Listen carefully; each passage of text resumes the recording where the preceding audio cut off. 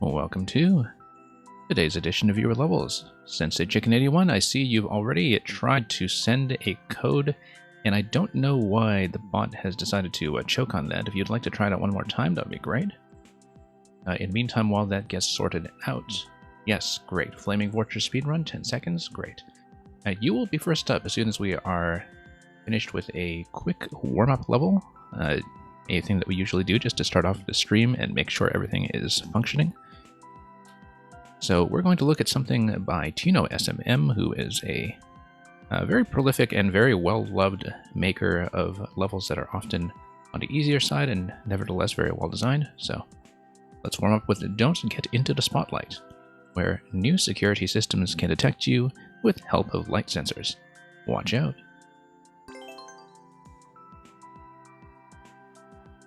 And yet, Sensei Chicken, thank you for that. We will definitely get to you soon.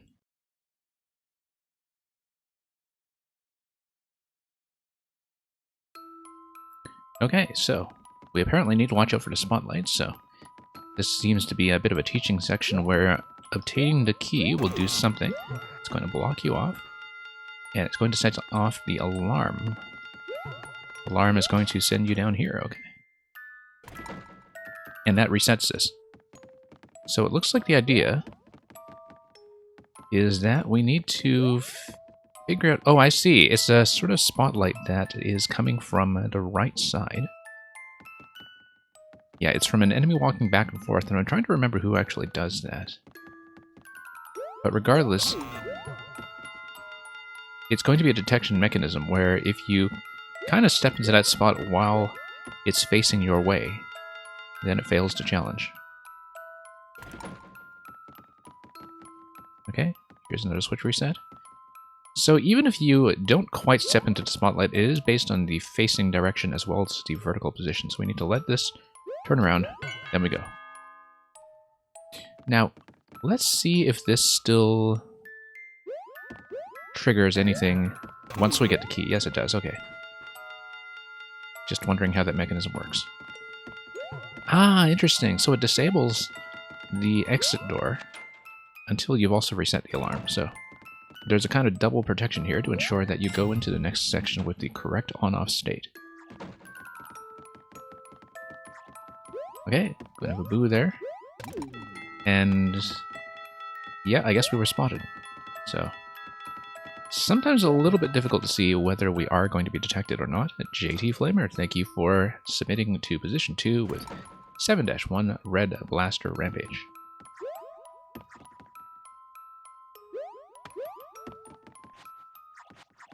Now, I recently played quite a lot of 3D World, and those of you who know 3D World well will know, of course, that there is a similar spotlight detection sort of level in it.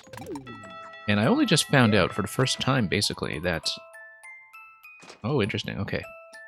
That in that level there is a hidden Goomba hat that does trivialize most of the level. Like, it's a totally optional thing, but just a really wonderful optional reward for those who bother to search. Okay, looks like there is a shell that if we hit the brick below it, it's going to bounce on a trampoline rather and hit the pokey. So we need to approach this by stealth. Oh, we set off the alarm. Okay, too bad. So we need to get a stealth kill without ever running into trouble. The alarm, it looks like the pipe will be our exit if it's not blocked off.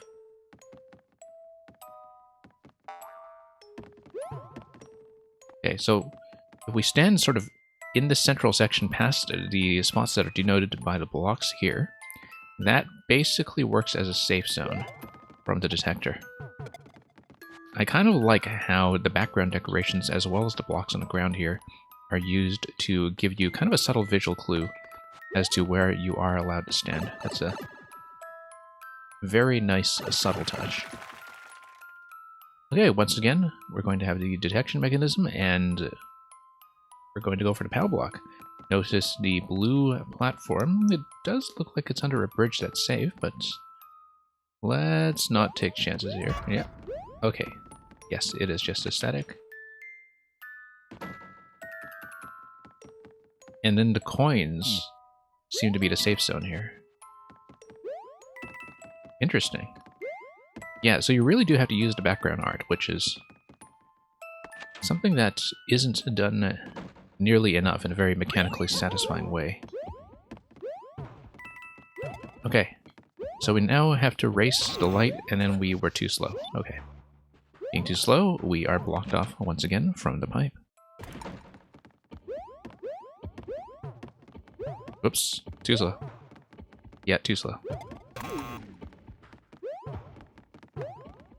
And then we still have to beat the auto-scroll to survive our way up to the door without ramming into the spikes on the left side. This guy. Lots of opportunities to do a soft retry, which often explains how you can get such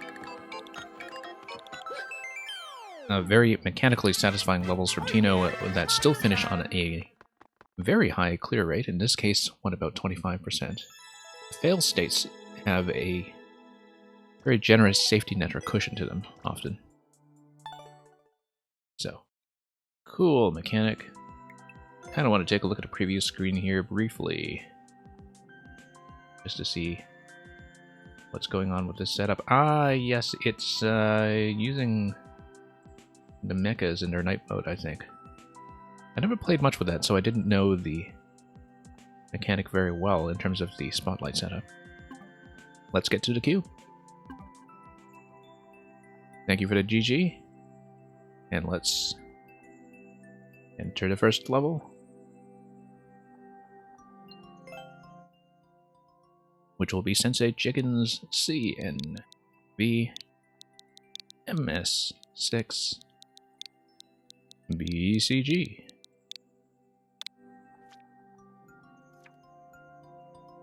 So, Flaming Fortress speedrun, 10 seconds, about 5%.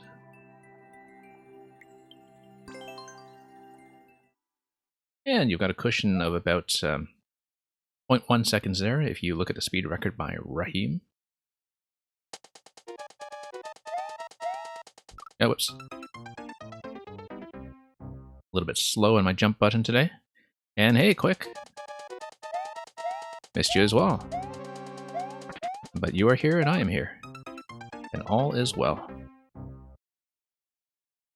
So, quick as well as Ba1000. Thank you for the submissions. We're just getting started here, so we'll get through those quickly, I'm sure. Interesting little misdirection there. Oh, I see. I do need to ride that out. If I try to jump off of it, I will not beat the timer. I think I was a bit slow on the timer regardless. So let's cut some height on some of these jumps and see what we can do. Yes. Okay. It's slow to react on the claw. And I don't really need to jump that high up to the diversionary block. You can cut a little bit of time by going low instead of going for the claw, I think. Unless that affects the activation mechanism for the P-switch, which I don't think it should. But you know, with hidden mechanism levels like this, you aren't always quite sure.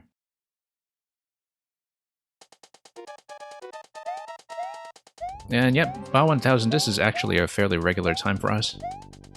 It is the most off-peak time imaginable when it comes to Twitch. In that it's very late at night for my NA viewers, it's very early in the morning for my EU viewers, and so we really get kind of a hardcore crowd here that all shares in the joy of sleep deprivation.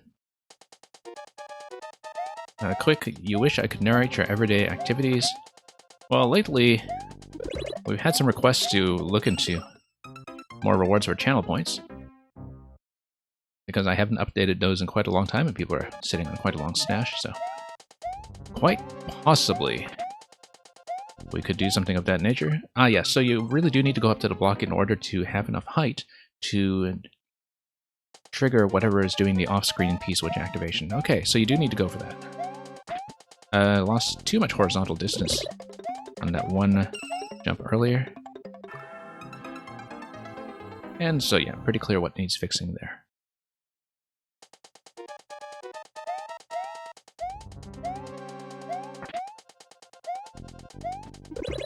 But yeah, we run it this hour because, I mean, traditionally it was the time slot that I took anyway. I used to do a day stream and a night stream in terms of North American times, I guess, but I'm not really able to do my old day stream schedule anymore for a number of reasons, and so this is literally the only time that I've been able to squeeze in Mario Maker, and speed runs of 10 seconds in length like Flaming Fortress. Thank you very much. Yeah, pretty relaxed, pretty readable. Just one of those levels that needed a little bit of incremental adjustment from the player as you figure out one or two corners that need cutting. I like that it's not too busy or over-indicated, actually. I like that you can actually have a chance to read the thing, and that's the fire bars, of course, are mostly just there to scare you. Because a lot of people make these levels and they just put too many coin trails everywhere, too many markers, and everything's just a bit too noisy, but this is very well balanced. So thank you for that. Let's move on to, I believe it's JT Flamer in second.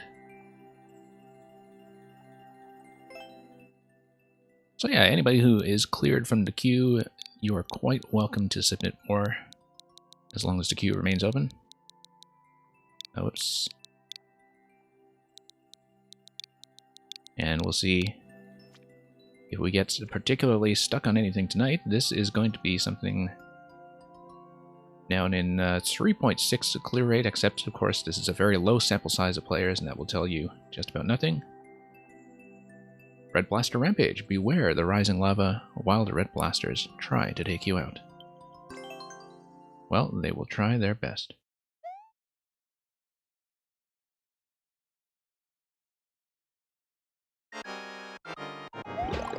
Oh, okay. So we do need a bit of a full-size jump there. This is technically a safe location, although interestingly, mechas are still well within firing range from inside the lava. Yeah, nice full jump there off the top bullet. I think that's the only way we can do it. Ah, no, you actually just need to survive there, in fact. Okay, I like this. This is interesting. That you have plenty of opportunities to kind of time your way around the central trap by just using projectiles to your advantage. Whoa, very close call there, and after that a bit too close. So yes, it is one where initially you do have to adjust to the fact that there might be a bit of a stop-and-go pacing. There I was just trying to do a speed shortcut to see if it would work, and it doesn't. So the name of the game here should be to try to preserve the mushroom and retain a bit of height, stay on a safe platform. Interesting use of the P-block markers here for the cannon positions, in case there is any trouble estimating where they are going to go.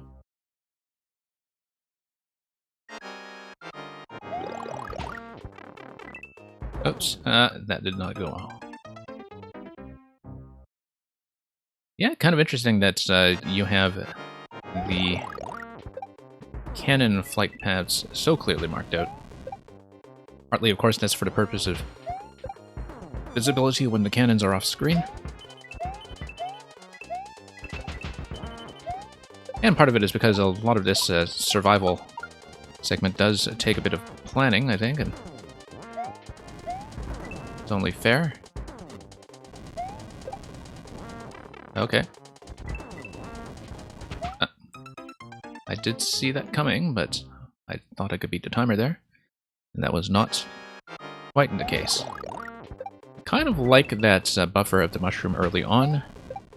It works here because the ceiling is nice and high, and when the ceiling is nice and high, you don't feel like you're constrained by the mushroom, which is often a mistake that some designers make, is that they get into situations where the mushroom actually makes things harder if they have low ceilings going on, but here looks pretty fun to me.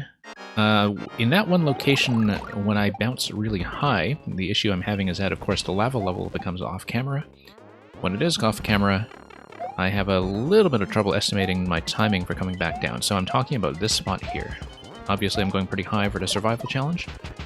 I think I should, in fact, go a bit low afterwards in order to see what my timing is going to be, but that makes it a little bit more difficult to do the dodging.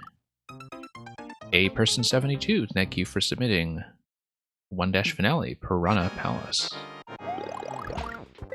Yeah, I really do need to go for the peak every time. I think that's something that I've been sort of establishing by trial and error. I think a lot of players seeing this for the first time are pretty likely to get hit, but we'll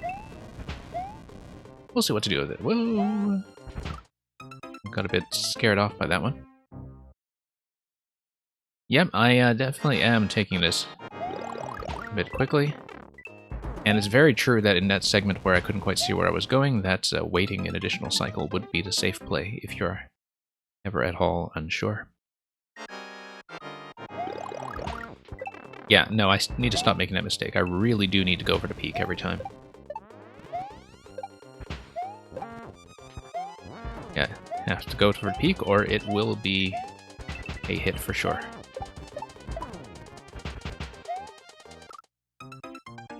Okay, trying to stay low enough that I don't scroll the camera too high. I just need to accept a jump there, but I think that actually is doable. Let's not be too ambitious here. It's very tempting sometimes to assume that most levels will be tuned to allow you to take the fastest cycle and be safe. That's sometimes a habit that's cultivated by the design of Nintendo games themselves, actually, where you know, you just get conditioned to expect that the speed method will always hit every cycle very well. There are a few designers who do operate that way. But, I mean, that's not a complaint at all. I'm just saying that psychologically, sometimes it's very tempting in a platformer to assume that fast means safe. And that's kind of on me, but also something that I think is an assumption we make about video games sometimes, that we don't necessarily stop to question or think about until it shows up to kill us. And yeah, quick, too bad you can't stay. I know I run at a terrible time, but we'll hopefully catch you again at some point. Always glad to see you here regardless. Oop. Shouldn't have been watching chat at that particular moment, but I was busy dodging bullets. Okay. This cycle, went a bit slow. And I should have known that, given how much time I was spending stalling when the lava level was perfectly visible on camera. Yeah, I think the temptation to go forward on the first jump comes from the fact that I always do have to aim for the peak in order to survive, unless I'm going into the pit first, of course. But because I have to aim for the peak to survive, there's a real temptation to just take all the momentum and carry it forward. And just kind of pray that I land somewhere safe. So I see what's going on there in terms of why I've been led into thinking that I can just do a full jump and just keep going right.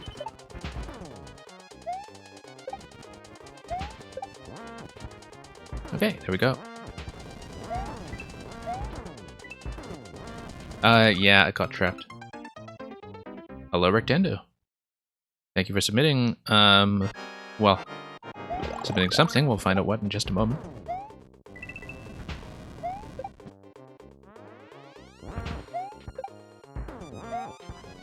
Okay.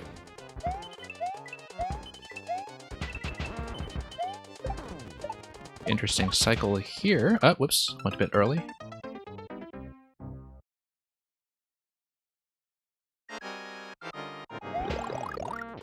Whoops.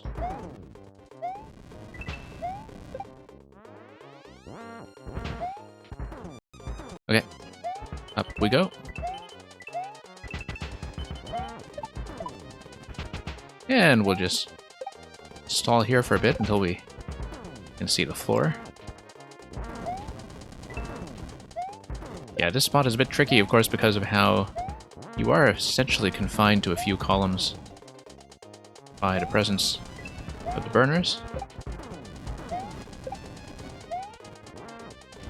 Whoa.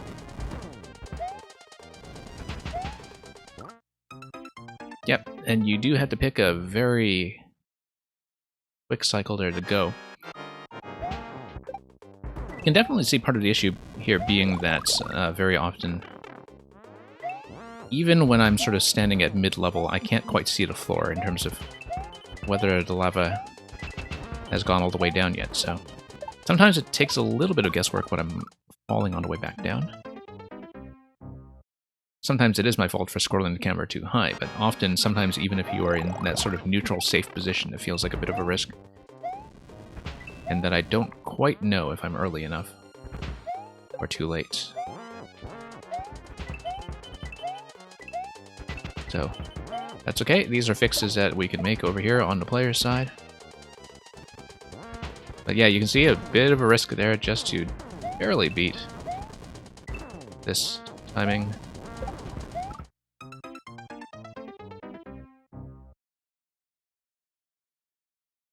And that's okay. Whoops, once again, letting up a little bit too soon. And yeah, I guess it is kind of designed for you to potentially take a patient cycle and dip low and then come back up at the start.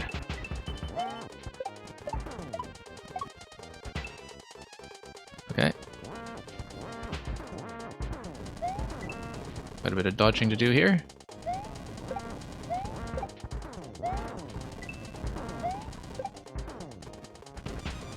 Yeah, that was not going to go. I knew as soon as I landed that it was much too late. Probably should have recovered back to the left side if I knew it was going to go like that. Yeah, this diagonal pattern, it really can be a little misleading in that bouncing off the early bullets still hits you in the face, but that's okay. We'll make do. I've seen this enough by now that I shouldn't be making quite so many errors. It seems extremely rare that I will get out of the first trap with the mushroom still intact. Okay, that was a good cycle. We got back down with everything disabled. Oops. And yeah, I do see what you mean there. That I guess this is time for you to go low and then high.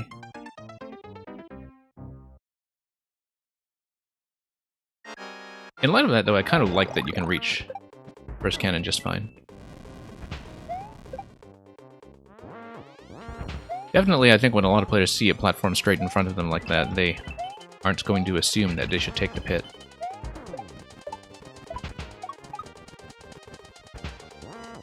Okay, there we go.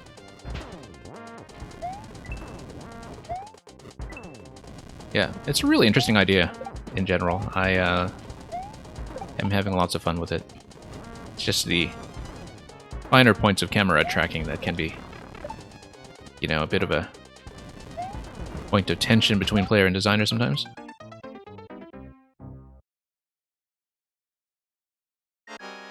And yes, I do like to be fancy. Sometimes it comes at great, great cost. But we do it anyway. Okay, there we are. Actually surviving with the mushroom for once, but not for long.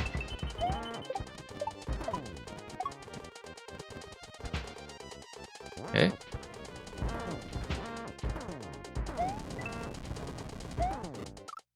Nope.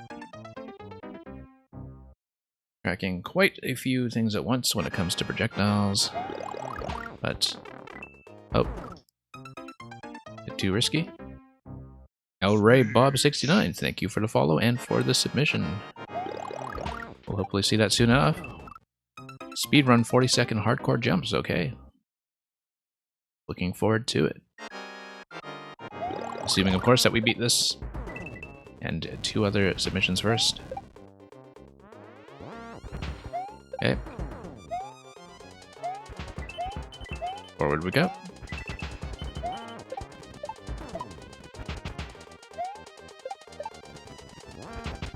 Okay, that felt fairly safe, but took a bit of an unnecessary risk. And I kind of mistimed that as well, so... that's okay, we're gradually muddling through it.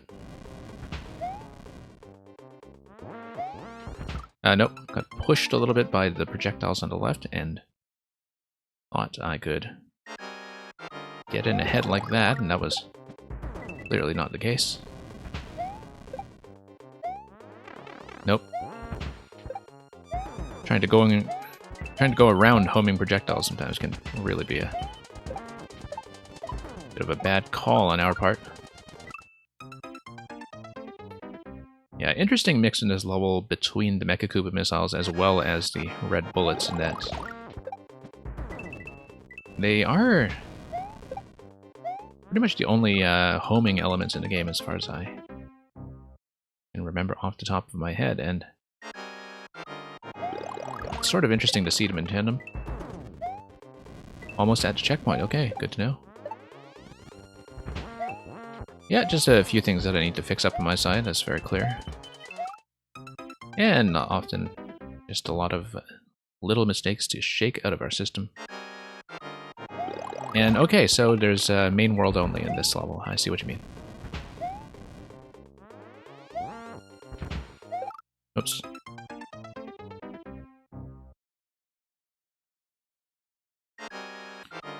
Yeah, we'll figure it out bit by bit.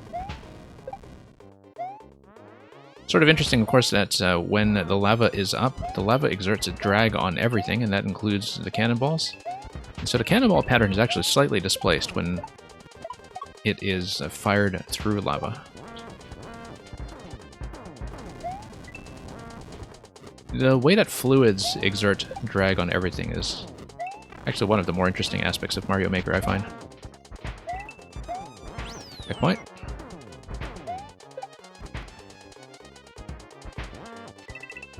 Okay, bit of a close call there. Oh.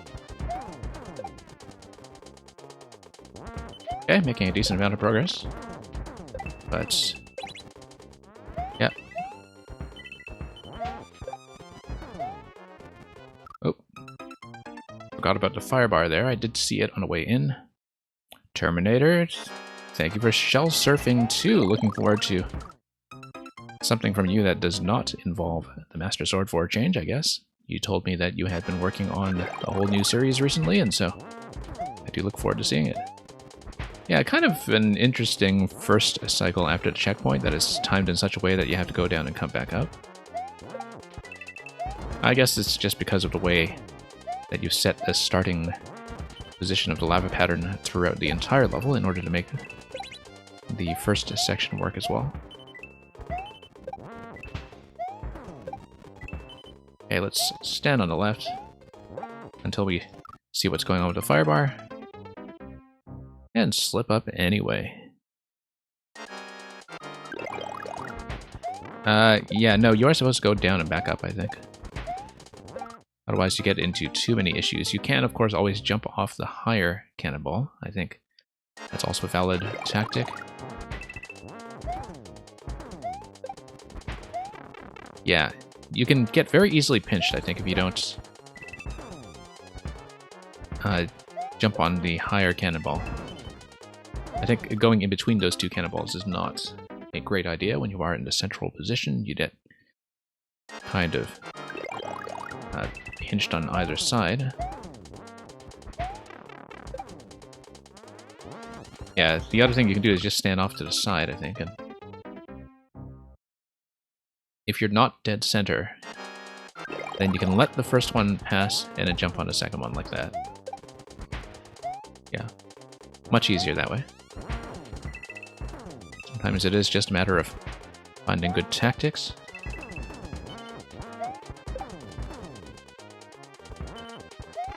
Nope. Really huge explosion range on those things. That, of course, being the primary difference here between the bullets and the mecha pattern. That's the mecha missile explosions do resemble bomb explosions. They have a very similar blast radius that applies to both the large and small sizes, so there have been many levels before where I died to the blast radius.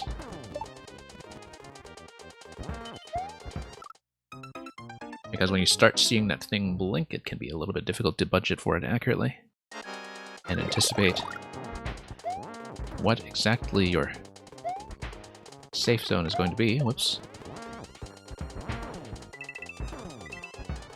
Okay. Interesting that the bonsai segment is one where surviving with a mushroom there is slightly more technical because of the necessity of ducking past the first bonsai. But your pace remains the same either way. You don't get slowed down excessively with the mushroom or anything, so it feels more or less safe.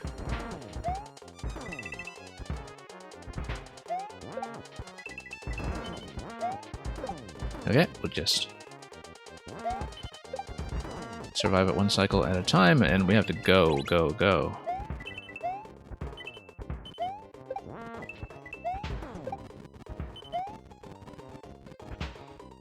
Okay. I was holding back a little bit because of the third and last of the cannon placements over there. And I didn't have a very good estimate of the time I had remaining. Some similarities between this and some of the very late content in the Bowser's Castle world of New Super Mario Bros. Wii, actually.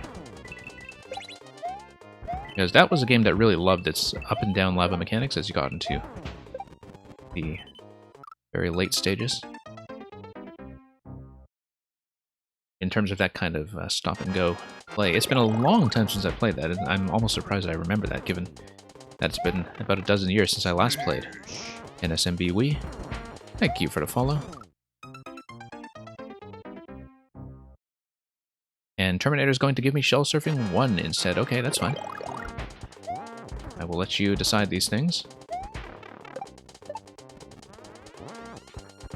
And so, we'll see soon enough what that shell surfing involves. I kind of pulled back on that a little bit because of the cannonball up top. Didn't really like my pattern there.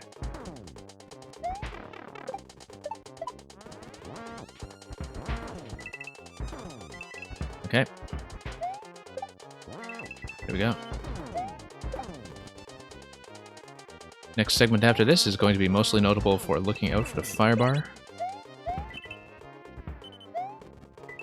Interesting that if you keep the camera low, you can delay the spawn on the upper bullets just a bit, because the muzzle of the upper bullet blasters isn't actually visible at first when you come in, not until you jump up onto the platform. So there is a bit of offset of the pattern that is within the player's control. I mean, everything is a little bit chaotic enough that you can't really harness that very reliably, but if you want to remain safe, you just kind of stay low on the camera, let things spawn two at a time like that, barely dodge the firebar, only to get sniped once more. Okay. Okay, that was a surprisingly decent pattern that time.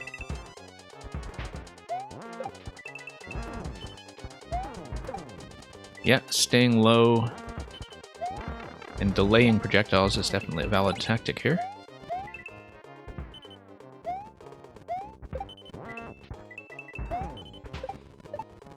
Gives you a little bit more space to work with, in fact, since you're not firing all of the bullets at once. So we'll see how else we can take advantage of that. Yeah, I like going right, left, right here now. I think that's a better approach than how I was taking it previously.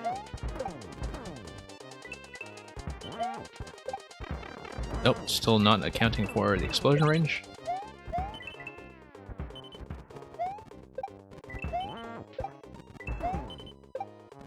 Okay, there we go. No, we're way too late on this cycle.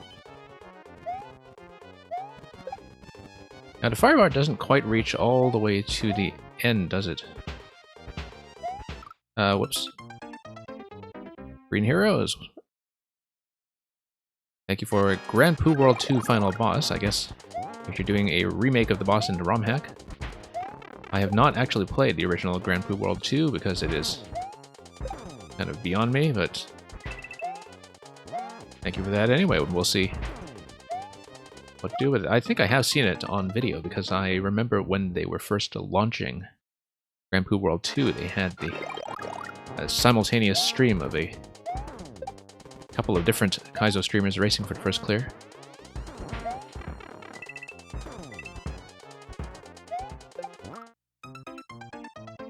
And we'll see how that goes when we get to it. Still lots to see before then. Lots of deaths to take in levels like this one. Nope. Missed a pattern.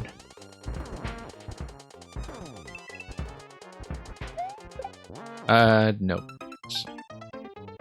Hedged a bit on that bounce once again. Not a good idea. Okay, right. Left. Right. There we go. Stay low on the camera. Yeah, you see I actually delayed the mechas as well that time. And that might have worked well if it were not for those meddling bullets. Once again, still trying to account for the sway of the firebar. Doesn't quite help that you cannot see the track when it is underneath the lava, but of course that is just fundamentally part of the design of that challenge. So, getting quite near the end, we did see the bridge over to the Golax on 1 or 2 previous attempts. And going into that final segment, so we're not far.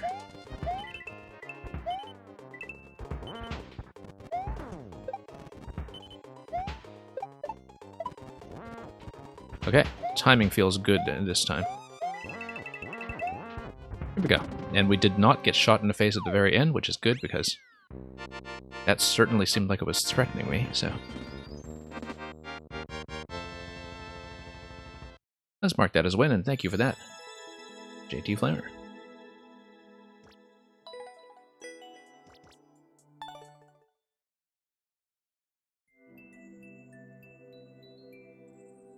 And yeah, definitely lowered the clear rate by a whole percentage point there, but of course, very small sample size on a very new upload. So, good luck with that as you send it around, and let's take a look what Ba 1000 has in store. And yeah, Terminator, I know that the bot said it was a shell surfing level, so eager to try that when we do eventually get to it. Ba 1000, I do see you in a chat, but could you please check in briefly just to confirm you are here? Otherwise, I will bump you back 1 spot. But you are here, great. Sometimes the indicator on Twitch is not always accurate when it comes to identifying who's lurking or AFK or whatever, so I always do check, but looking forward to the Spiky Games. Also something that's, considering that it was just uploaded today, already has a ton of plays. This seems to be hitting that sweet spot when it comes to blowing up quite a bit. So it's going to be 5%. Welcome to the Spiky Games.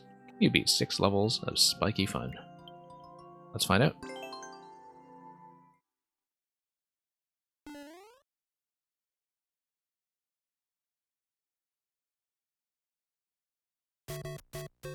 The Spiky Games. Well, glad this competition hasn't been cancelled by the pandemic.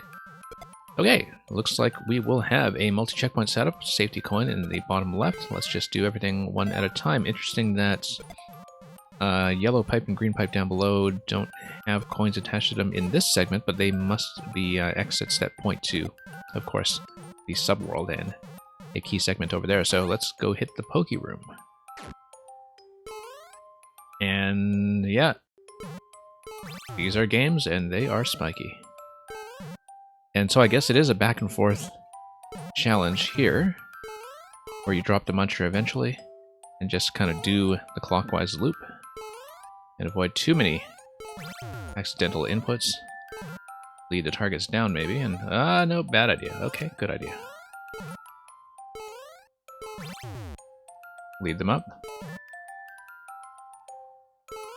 Yeah, it must be interesting to go for a speed record on this level, actually. The mechanic itself is pretty readable. I mean, it still have some potential for player error there, of course, but... the issue, of course, is that if you wait out the P-switch in the previous room, I think you just die. And so, you are kind of relying on a player to not be dumb enough to just wait out the P-switch. And that's fair, I don't think that's too much of a concern, but it is one of those things that just strikes me right away about setups like that. Okay, not against one-way panels we don't. What we want to do instead is just survive until the skewer goes all the way down, so... Okay, there we go.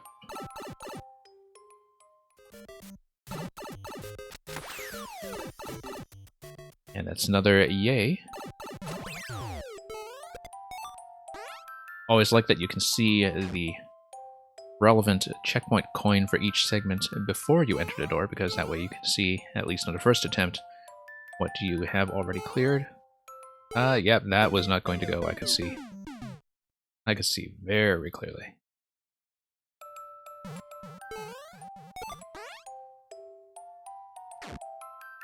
Okay, I should actually stay to the center. That seems much smarter when it comes to giving myself the flexibility to move in either direction. Okay, there we go. And we need to go again, don't we?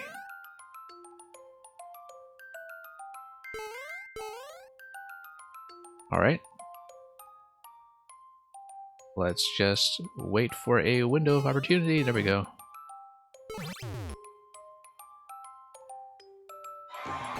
And that's yay.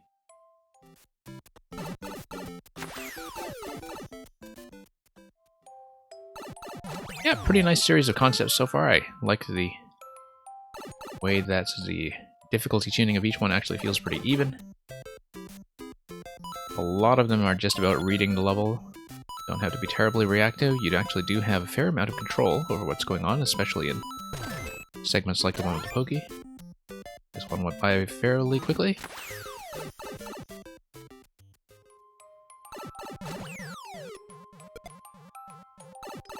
And yet, for a multi-checkpoint level, it's kind of interesting to me that this is designed such that there is definitely a very fair expectations that players will be able to do it in one segment if they don't fail anything. They, of course, failed one. Now, saying fast... Okay, I didn't read this correctly. Let's read this correctly. I guess, yeah, if I were reading that correctly, I would have known that the skewer is a death timer. Very clearly a death timer now that I look at it. Oh, I see. You bump the spike against Roy up there. Okay. Yeah, stalling a bit too long on what was actually a fairly obvious room. 2 more coins. We need to check the jump block room. And this will be a dodging room. Great. And we'll let them take each other out. I kind of like the middle track there, in terms of the way it constrains space. And adds a little bit of spice to your positioning, so you can't just stall in one position and jump all day. Yeah, a lot of nice little touches here that make these challenges work and feel overall pretty relaxed. I get sent a lot of levels here with repeating checkpoints and multiple segments, and often they tend to be epic length experiences where you can really see the time the creator put into the clear check alone. So it is kind of interesting to me here to see something where ideally, you know, you do want to do it in one segment and it's well within the reach of a player who's just not being careless.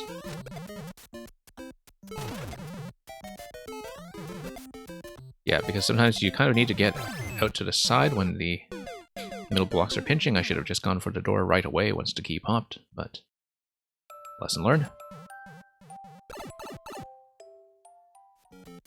Interestingly enough, while the spike balls on the side and in the middle have a totally consistent timing, the spike ball behavior in the center, I think, is going to have a little bit of dependence on player behavior. Of course, I wanted to say they always die at the same time from collision. I guess that is true, but the way it's spaced can have a little bit of variance in terms of the spike balls that are coming over from the lower level. Anyway, smiley face, lots of coins that we failed to take. And 1-ups for endless mode. And there we go. That was it for the Spiny Games, THX1138.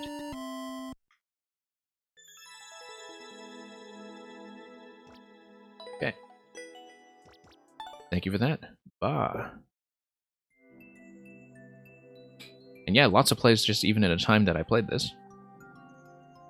5% feels pretty much on the ball, I think. I mean, everything feels quite relaxed, it's just that, you know, there is quite a lot of room for the player to just kind of blunder into things the way that you saw me do just now, so. Thank you very much for that. And let's see what's next.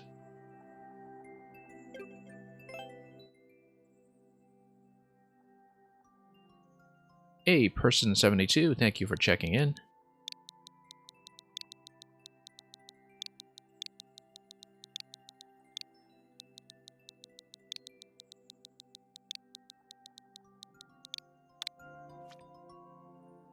And let's see what we're in for with one finale, Piranha Palace. Mario arrives to where the fire is coming from at the edge of the woods. Again, very new level just from this week.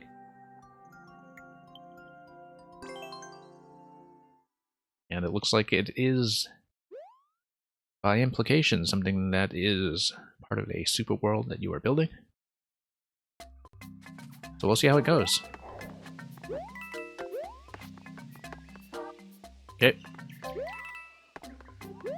Love the color work on the pipes so far, actually. I can see that you put some thought into making that look pretty, such that the main thing you're interacting with, of course, are the pipes as the main platforming elements.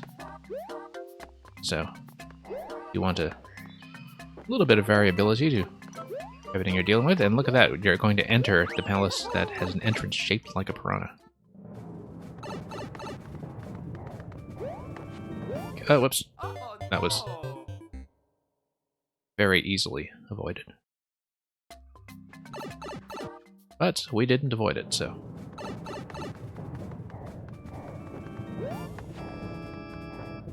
Of course, I'm looking at that piranha on the left side, and I'm thinking, oh, is there a secret? Or you spin jump on top of that thing somehow, but I see that this is also color-coded. That's none of the green pipes are spawning piranhas. All of the red pipes are spawning piranhas on a fast pattern. So is blue.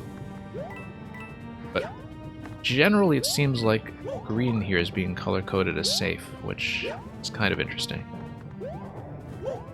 Alright, still haven't quite seen a good pattern here just yet. Yeah, we needed to go a little faster, compensate for the fact that red pipes are just spawning things constantly.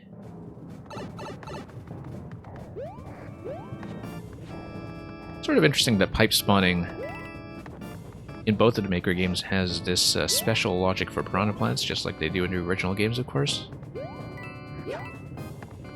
But it's kind of neat to see that implemented too fast.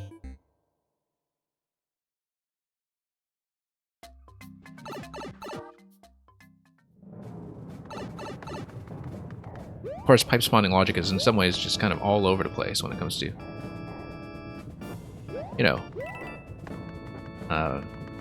where it's safe to stand and how quickly things spawn when they come on camera, etc.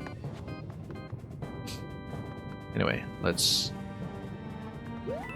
There we go. A little bit of a twirl would have just gotten me over that completely. Whoops.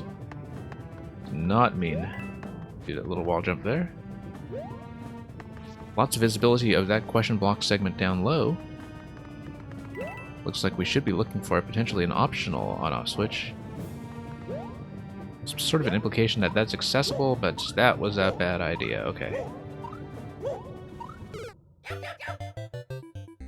Yeah, I was hoping to scout down there on the assumption that maybe I could wall jump back out. Because when I see a segment down below like that, I'm thinking, let's poke around for access ways, so... Definitely, in a segment like that, I would hope that I could get back out somehow, but in that case I was just mistaken. Of course, the implication perhaps is that we should be checking pipes. Given that if it's fully bounded down there, as we saw, and we just haven't seen the passageway for... Oh, the passageway for reaching that, of course, is the on-off switch. Quite possibly you've given me sight of the lock before the key, which certainly is a very common principle of puzzle design, but I think maybe I just completely missed the on-off activation. Ah, nope, here it is. Interesting that you have the two doors over here. Because when you see doors paired like that, they almost look like a reset, and I wouldn't know what that's for, really, except... Well, we'll see. Yeah, you showed me well in advance where that was supposed to go. Timing here is going to be a little bit tricky. That piranha on the left coming up fairly quickly as soon as you spawn.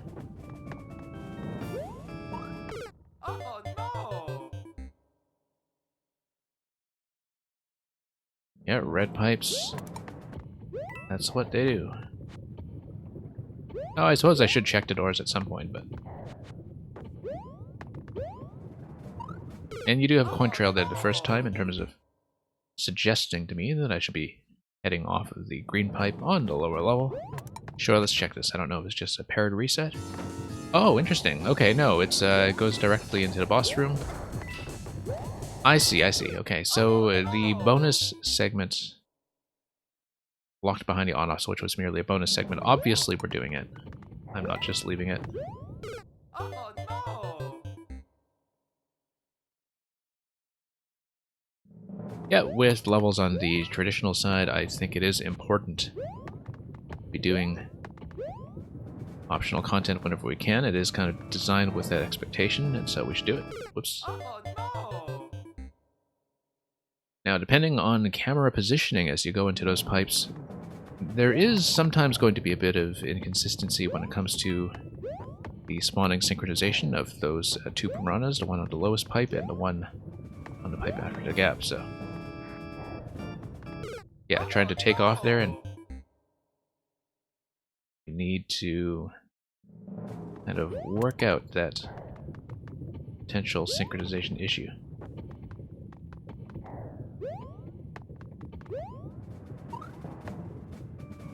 Yeah, you see, they have a very different pattern this time. Whoops. Got a bit over-eager when I landed. I did not really expect to land quite like that. Oh, it's just for Bitcoin? Well, I mean, we'll do it anyway. You put the challenge there, we're gonna do it. It's definitely a more involved task than we would necessarily expect, but...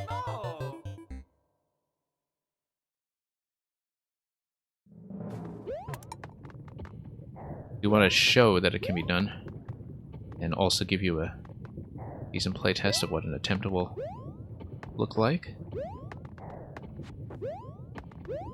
Decent might not be the most accurate way of putting it, but, you know, we could be doing quite a lot better here. Yeah, the timing can be a little bit rough depending on the synchronization of these two. But... Of course, I should be using more of the NSMB moveset in general when it comes to a lot of these adjustments that you can make. Yeah, that takes you back up. Could be some power-ups here. There are power-ups. Oh, I see, one-ups, okay.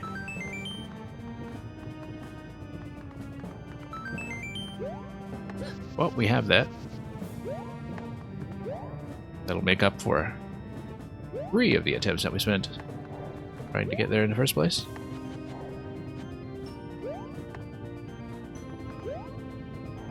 Sort of interesting sometimes to see conventions like that that are effectively built for Endless. When you see 3 1-ups. I don't really play Endless, so you know a lot of those considerations are often not things that I might think to look out for. Okay. Yeah, interesting that you give me 4 POWs here. I wonder if that's just a hedge against some kind of issue, like a double hit. Looks like a wall jump location here, but it would probably need a spin jump off the wall. Yeah, we're doing it.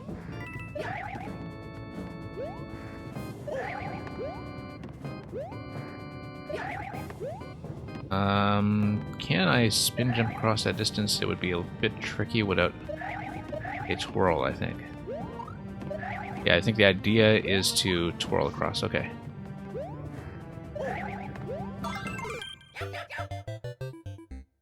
Alright, thought I'd try it. Not going to spend long on that, but I thought it was important to give that a go. Okay, not dodging as well as I did the last time. Yeah, I guess the placement of the POWs is to, first of all, give you a bit of choice when it comes to what you're going to hit, but secondly, I guess, if there's some way to have a POW just fail to get to kill. Whoops. Unintended wall jump.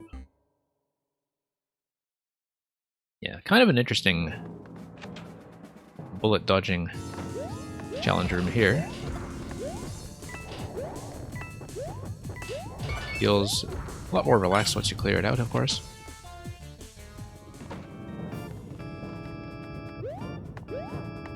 Gonna check all these positions.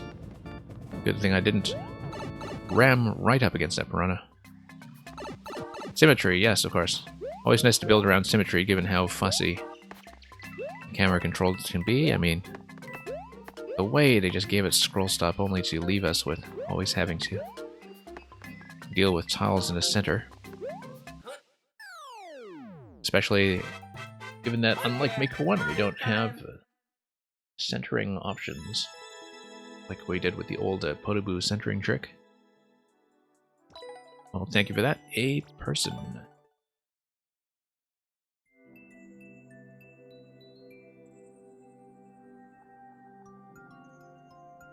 And thank you for the level. Elray Bob at 69. Please check in. I do not see Elray Bob 69 in the chat, so this will be a full removal if we don't have a check-in momentarily. Then we'll probably just move directly on to Terminator Mode 2016.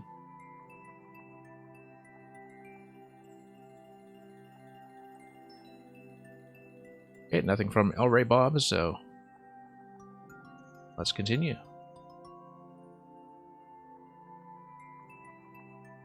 Now we've had a pretty brisk progression through the queue so far, but if Terminator's older levels are anything to go by, sometimes these take work, so let's see how this goes. Terminator, you might want to check in as well, actually. I didn't see you speak up, but I assumed you were still here, so. And you are. Shell surfing. Hey, dude, let's surf. Okay, this is going to give it 1.5%, 40 seconds. Yeah, we'll do it. Oh, also very new. Seems like this was an upload from just yesterday. Already with quite a lot of plays on it, so looks like it is something taking off.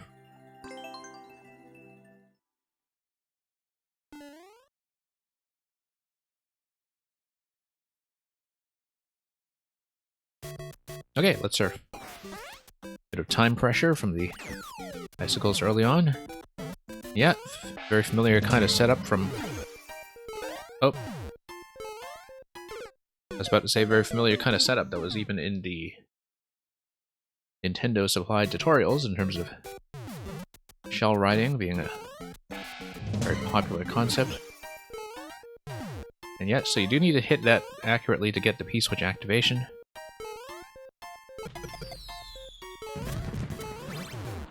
And of course, a bit of accuracy.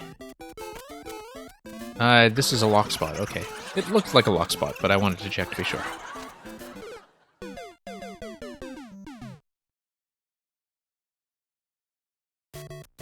And yeah, Terminator, glad you enjoy playtests. I mean, seemed like we really got to see your style develop over time when it came to the Master Sword series, so whoops.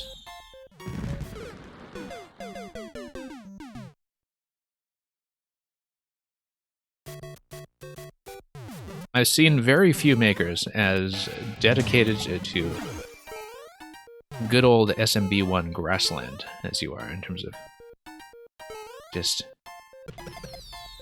making an experience out of the most standard of styles. At least what looks like the most standard of styles on the box.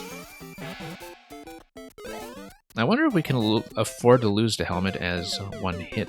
I'm not really sure yet. So far it looks like it's safe to do so if we just take one hit and get back on the surfboard, but maybe there's some kind of constraint on it that we'll only know about later. If it's anything like your other levels where keeping power-ups is very much part of the game, so. Vox Tactics Caliber, if that's correct. Thank you for the submission of Crypto Koopa Keep. Whoops, I should pay attention to the level. And you're saying make sure to explore? Yeah, that's how I play. We do plenty of optional content in many levels that are sent over here, so you don't need to worry about me being somebody who just blasts off to the flagpole. That's not how we play.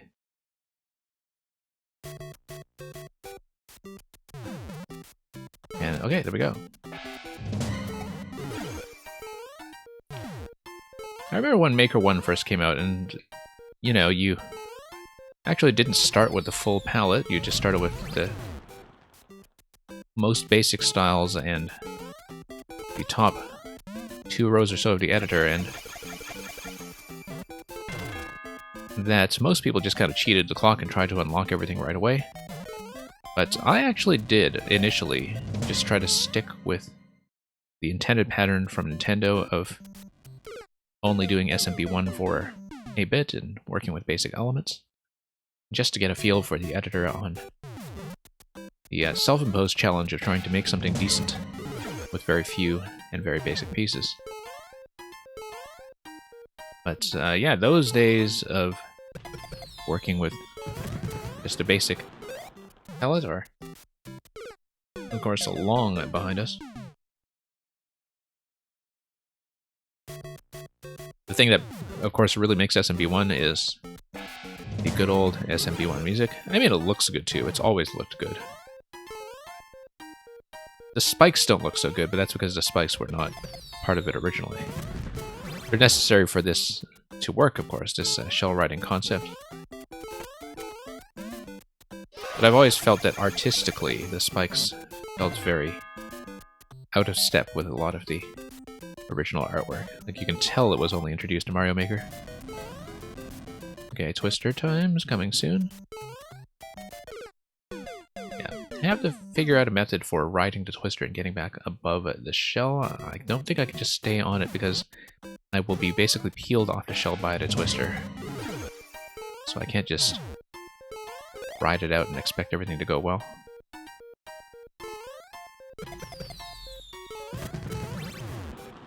Okay.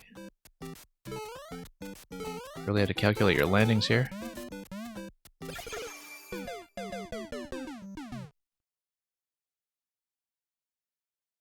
Yep. I mean, both from Nintendo and from a lot of individual makers, I've seen a lot of shell train levels where the shells just kind of gradually deplete as you make mistakes, but having one that's just a single shell from the beginning is kind of a neat platforming challenge on its own in terms of really requiring you to stick a lot of the landings. Because it is all about that tension between risk and reward in some ways, where, you know, you occasionally have to make some very bold maneuvers. And that momentary thrill of letting go of the shell and then trying to get back on the train afterwards. So yeah. When people are looking for level mechanics to work with, I think that's always a very good principle to live by, that you have that kind of tension and release where the player has to give up a certain amount of control and then regain that control. And you kind of have that push and pull. I think that's one of the things that makes a good platforming mechanic, that you really feel a certain thrill when you jump, where you know you're taking a risk and you have to manage how to get back out of it. So, whoops. Kicking the shell like that is not a good idea.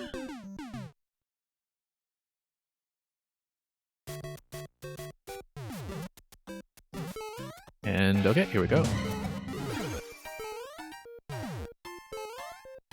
Oh, whoops. Feeling a little bit slippery here. I don't need to go so hard on a dash button. I mean, I do need it for something that, like the running jumps off the shell that we do later, but when I'm just riding it out, don't need to be quite so risky. I'm holding down a dash button anyway, just out of habit. But if we need a bit more fine control of our positioning, that might be a correction we should consider making. Guess we'll find out soon enough if keeping the shell is in fact required. Yeah, sometimes if I jump a little bit too high, I do scroll the camera too far, so I think it is important from my perspective to stay relatively low in the camera whenever possible, and thank you for the follow. Verbose Tactics Caliber. If I've read that correctly. Up we go. And forward. Yeah, I do love that kind of extra layer of protection against the piranha plants from the Buzzy helmet in that segment. You're really nudging up right against the piranha plants. Okay, twister time. Nope. And yep. So you can actually complete it after having taken one hit from everything we've seen. Which is nice. It's nice that you have a bit of a buffer there. Keeping the shell is most useful, I think, for the piranha segment. But yeah, you do need a shell to survive, and you kind of have a lock that ensures the shell survives. And that you can't just cheese the level without playing ball with that mechanic. Often that's a bit of an issue that I see in a lot of shell levels, is that they are very cheesable simply because of how you can take damage and just run across the spikes. But in this case, you have a shell at the end and force that you do need to play this properly. So, kind of a thoughtful touch there to make sure the player sticks with the concept. Oops.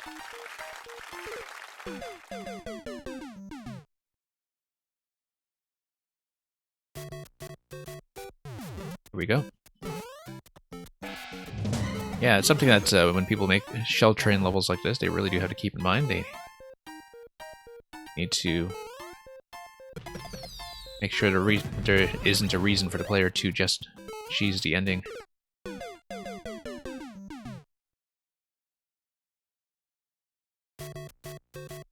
Okay.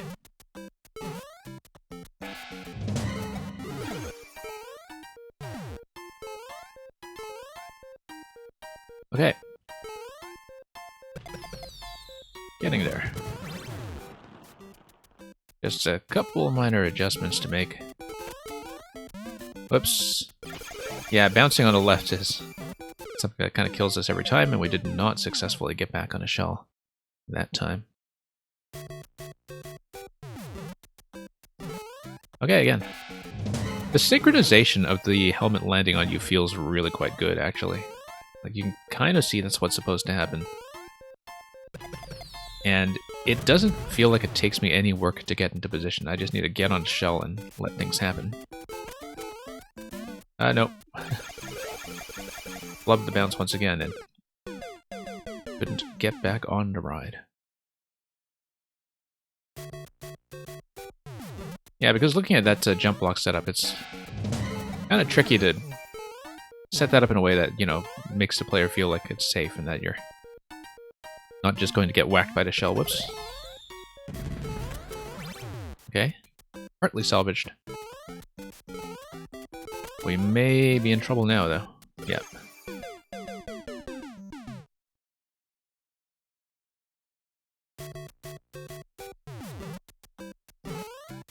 Really a bit of a test of your bumper control as you head towards the Piranha segment.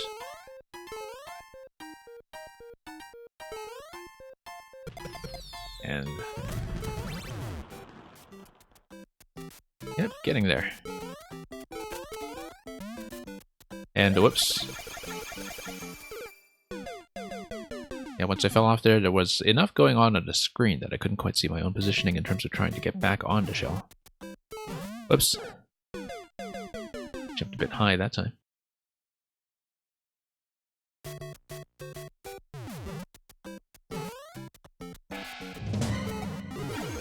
Okay.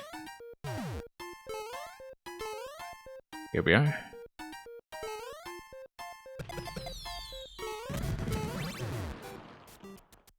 And we'll just ride this out once again until it works. Nope. However, I did get back on, at least briefly. So, as long as we make it past both the burners and the twister, we'll be fine, but... bit of a slip up there, I'm afraid. And even if I hadn't died there, I would have run into trouble with accidentally kicking a shell, I think, so... whoops. Let's just forgo that one. And try to bring a clean attempt into this. So yeah, Terminator, you work fast. I see that you're already up to number 2 in the series, from what you were submitting earlier. But I do remember how quickly you were getting through the Living on the Edge Sword series.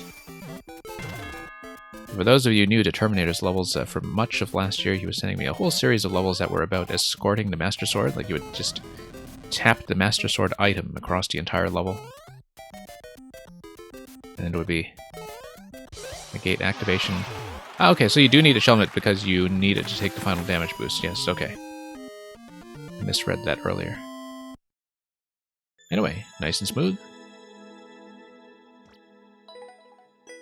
And yeah, about 10 minutes behind a world record. But that's what happens when you wipe out on the surfboard. So thank you for that, Terminator. Green Heroes, please check in.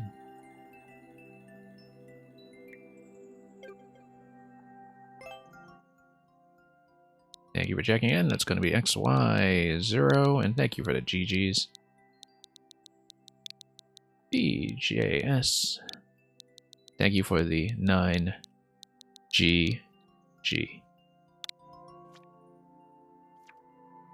Grand Poo World 2, final boss. Can we have some Barb, please, in chat?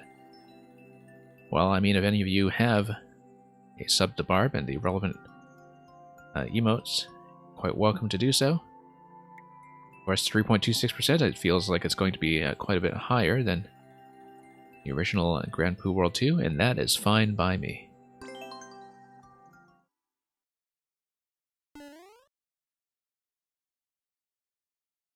And yeah, Terminator, thank you for shell surfing too.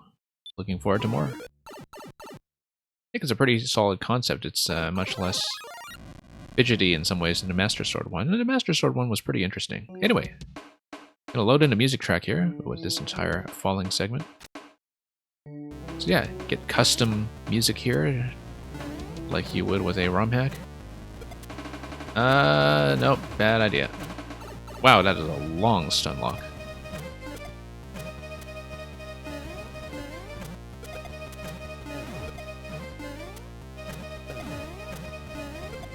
Okay. Yeah, as long as I don't get stun locked, I can just take my time with this, but...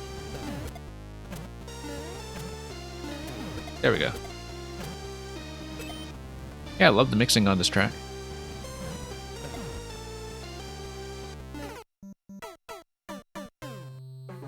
Much more accessible to me than trying to go through all of Grand Poo World for this, but I'm not much of a ROM hack player. I was originally kind of thinking about, you know, doing streams of ROM hack beginner getting into Kaizo about a year ago. And I was all prepared to do it. I got set up on the PC with the relevant things that needed to do to stream from the emulator, and then as I was preparing for that, that's when the big Maker patch 3.0 came out. And I was just so absorbed in Mario Maker again after that that I just never got back to that ambition of playing ROM hacks. So, eventually, someday, perhaps. And it's fantastic music.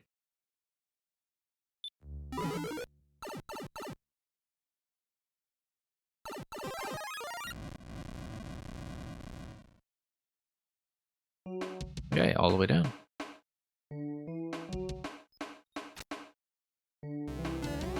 But yeah. I mean, it's been a while, obviously, but I do remember vaguely, as I was saying, watching the simultaneous stream of the 4 players on split screen just going for this boss and gunning for that first clear. Pretty big streaming event when it happened. I remember I just kind of lucked into it, and I didn't know really much of anything about the ROM hack scene at the time, so the fact that it was a big content launch was something I was just very fortunate to catch.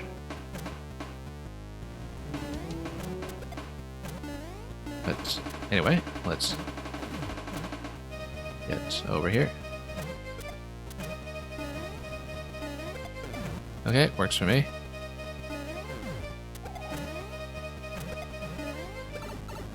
Alright, we'll take that.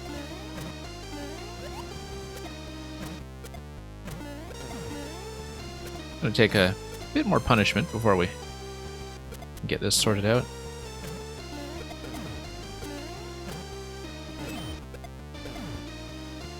And yeah, it's a fun fight though.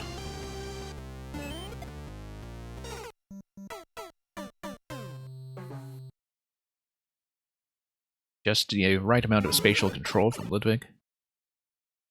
And Probot at Gaming, you don't sleep, so the title intrigued me. Well, I mean, you're a Probot. Why would you sleep? Sleep is for amateur bots. Thank you for a big annoyance, Probot. Whoop.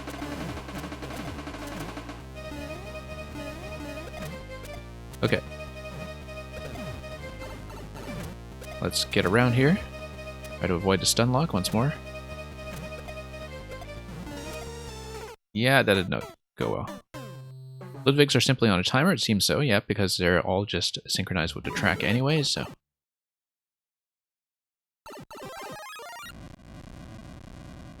I mean, I could see them being on a track pattern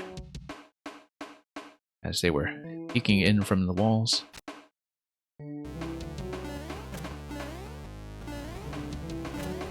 But yeah, what a great track. This is really just a pleasure to listen to.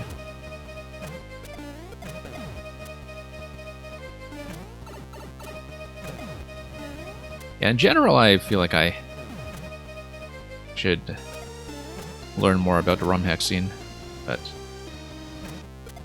it's kind of interesting how much the Maker community kind of fed into that and created a bit of a ROM hack renaissance in some ways.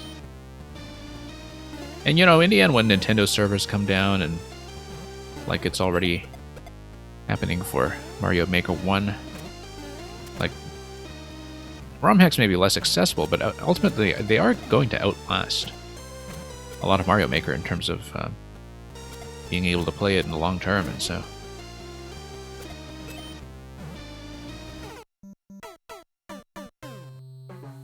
But in the meantime, we've got Mario Maker boss battles with all of the flexibility that the current engine provides when it comes to music sequencing.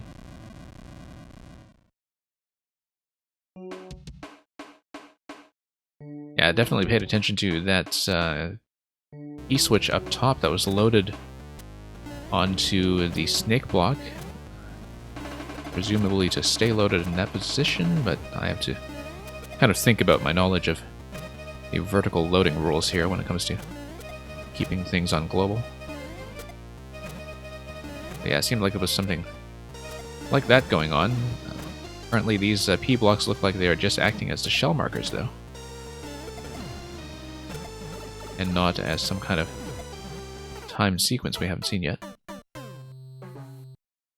But we'll see about that.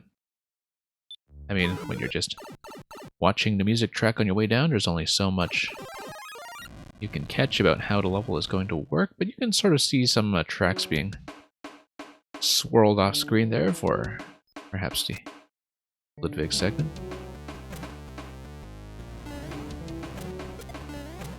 Anyway, yeah, it looks like he's going to do that. Really enjoying the shell dispensing, by the way. It's of course the mechanism on top of the conveyor belts that's, you know, making sure the Koopa gets killed and you just have a straight drop in a shell, but it's one of those things where you don't even necessarily need to think about it because it just works. And it works in a way that, you know, is at no risk to the player. You can always just run into the shells and catch them in midair and find some really good sequences with the pattern here. Yeah. Getting slightly better at this perhaps, but... Nope. At least we didn't get stun locked. Nope. Oh, I heard a switch activation. Sounded like an on-off. Interesting backspin on that shell there. Let's just try to get in position.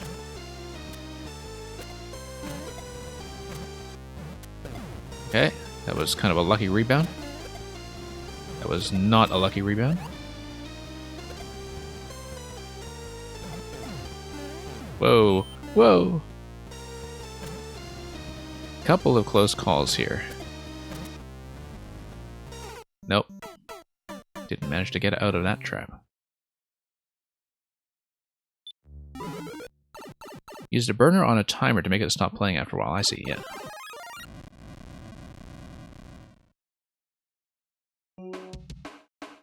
Yeah, definitely just catching fleeting glimpses of what's going on with things like the mecha setups. Oops. Yeah, very clearly lots going on and a few tiles off screen that you have on either side.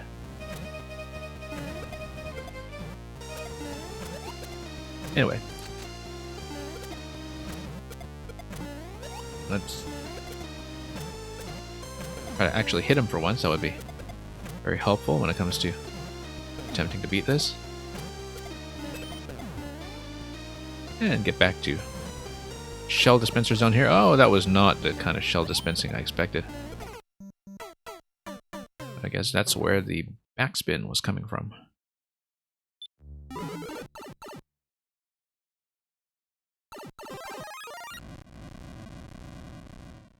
Okay, dropping in once again.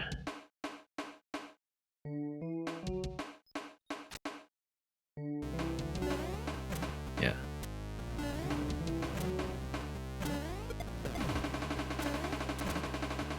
Always a good touch to see, too, just the rhythmic synchronization, actually, of the track. Like, this is rhythmically a very complex track when it comes to the degree of syncopation in the various lines that, you know, are kind of following their own patterns within the meter.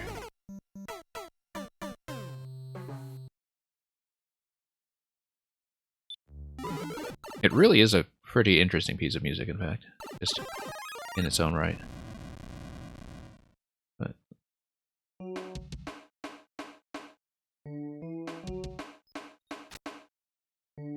that's because wasn't it a Metroid track originally? Like I feel like my memory for this should be much better than it is. I used to notice stuff very well, but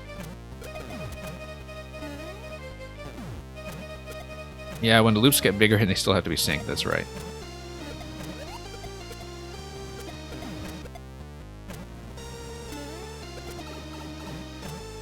Like, I know there are a lot of tools, you know, web tools, for instance, to get a lot of music synchronization in from source MIDI tracks and so on, but still, it's something that's a big undertaking, I think, when it comes to making sure loops get layered as intended when it comes to big track setups like this, or global setups. But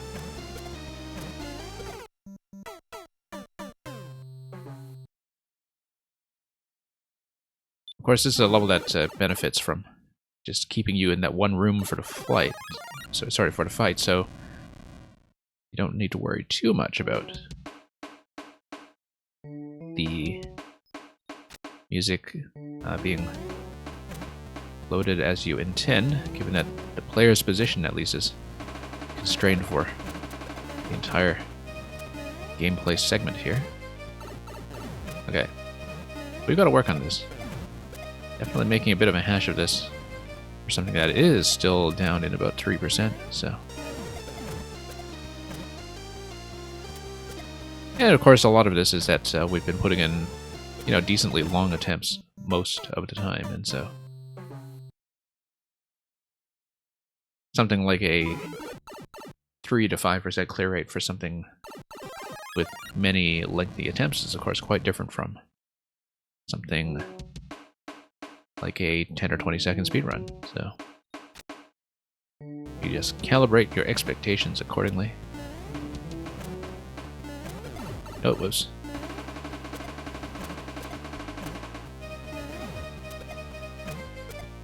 Because in many ways, this is just, you know, standard old winged Bowser, except with Ludwig being introduced later on, of course, and just the fact that the shell throw is going to be your main interaction, and that just takes so much punishment from it.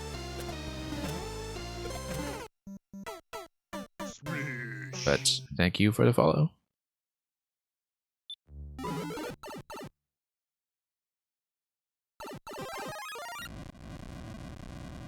And down we go once more.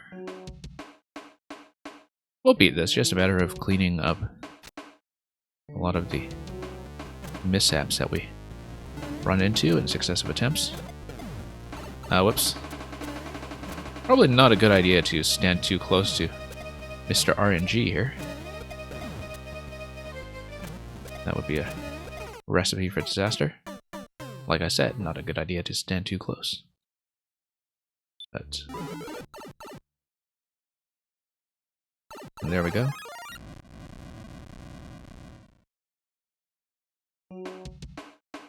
And yeah, I guess I really do think of him as Mr. RNG in some ways. I mean, given just the difficulty in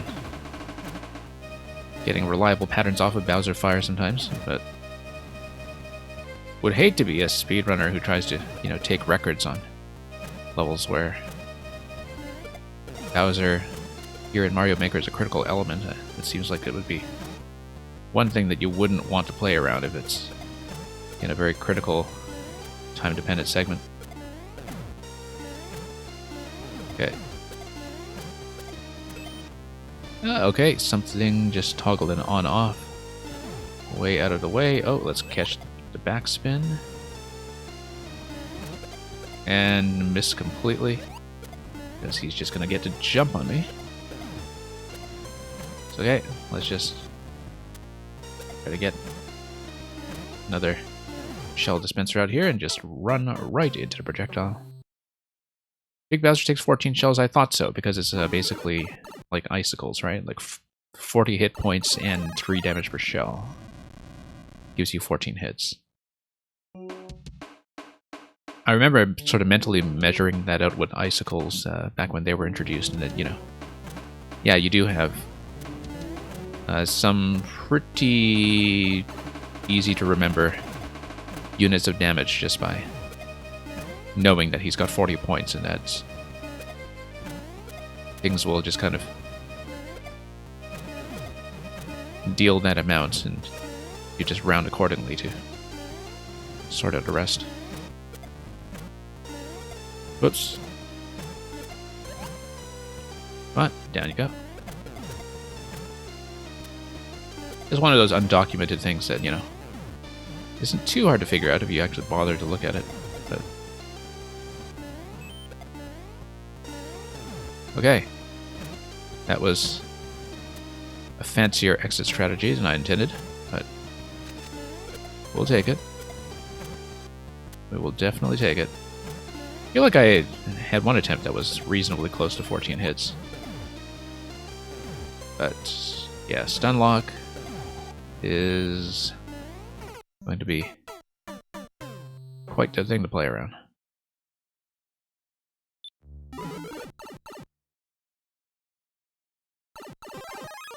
That's okay. I haven't really been counting the hits, I've just been mostly focused on the dodging pattern. And the thing is, 14 hits is not that much, it's just that you have to stay on your toes for a lot of misses from time to time when he just decides to go into the flight pattern.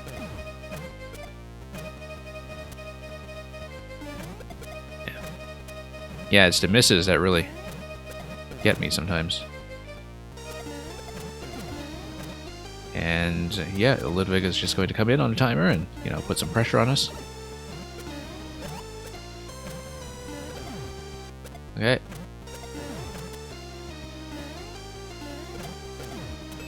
That could have gone very badly if he decided to fire low. Whoa, backspin. That was a more accurate shot than I imagined it would be. Nope, that was not. Oh, nope. Lots and lots of room for choking.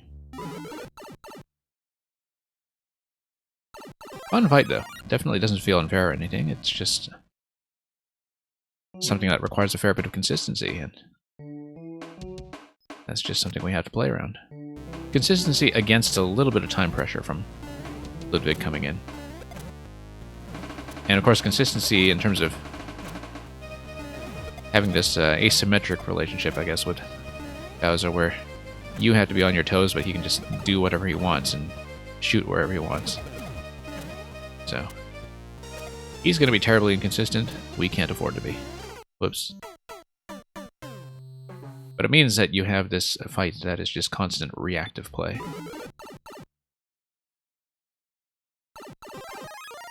Because you are only going to be so much in control.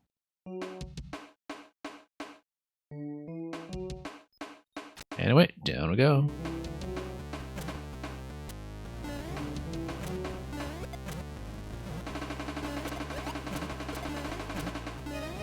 Yeah, I need to handle misses more gracefully. I think that's going to be one thing that will improve my time in this fight quite a lot, and also not standing too close in case he decides to fire directly in my face. Dodging the stun locks, of course, being one of the most important parts of staying out of trouble. Watching his winged pattern, so I actually managed to wait for him to come down before I get some of the hits in. There's definitely having him jump up as soon as I fire has been a bit of an issue. Ah, there's the backspin shell, just got us right in the face. That's something that happens.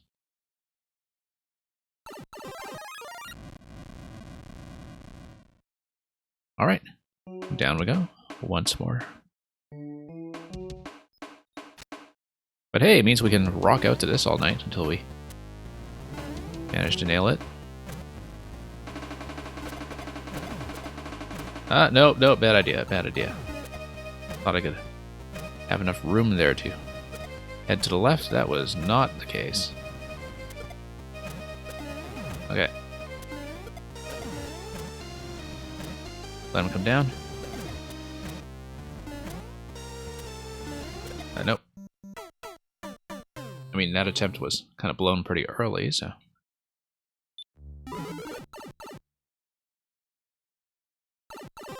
Back down we go. Happy time all the time. Hello. Hope you're having a happy time.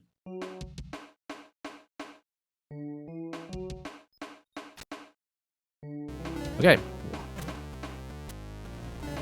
We're having a somewhat happy time over here. Could be going a bit better. That was kind of a nice... It's off the back wall. Doesn't always work out so conveniently. Okay, gotta get out. He's totally gonna fly, okay. Alright, for once actually managing to dodge everything. Oh, no, spoke too soon. This really does fall apart on me very quickly sometimes, so. And happy time all the time. Thank you for ghost pepper sauce. We'll hopefully get to that soon enough after we come through this fight as well as everything on the list following it.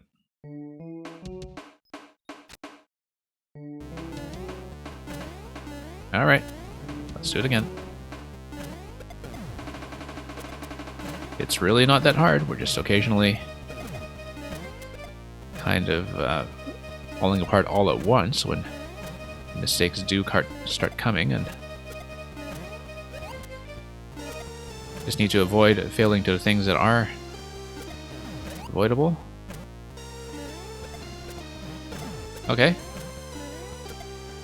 Always nice to get an unexpected backspin. Whoa. Oh, no, that did not go well. Stun lock followed by hitting myself.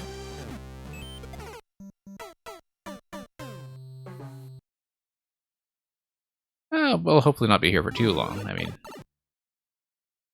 we'll see. We blasted through a lot of levels very quickly earlier on in the stream, so, you know, that's why I don't really set a formal time limit, because some levels just take a bit more time, and so sometimes we get through them quickly, sometimes we take a bit longer.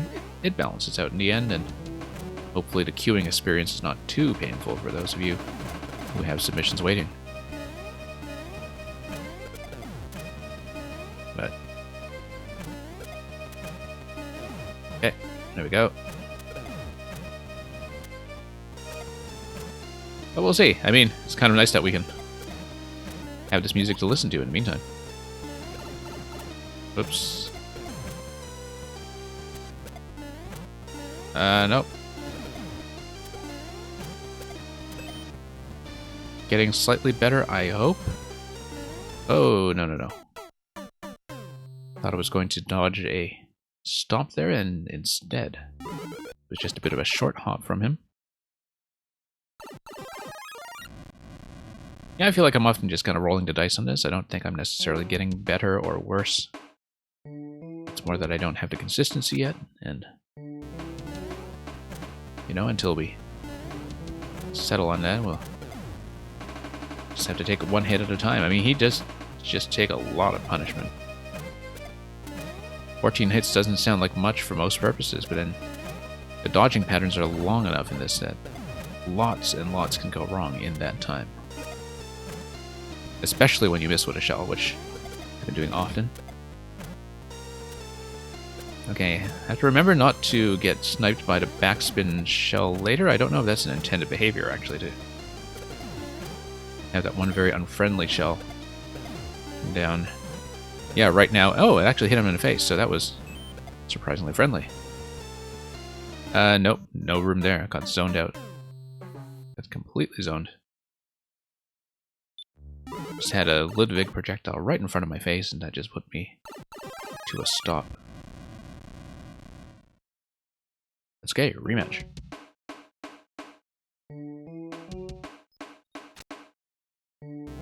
Alright, we can do better than that.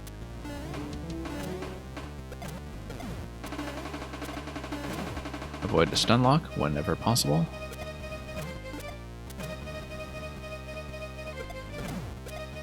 And let's just get out of position here. Yeah. Okay, that was a surprisingly convenient hit. And then... Oh. Okay. Pretty good series of hits there, actually. This attempt is not looking as bad as some of the other ones.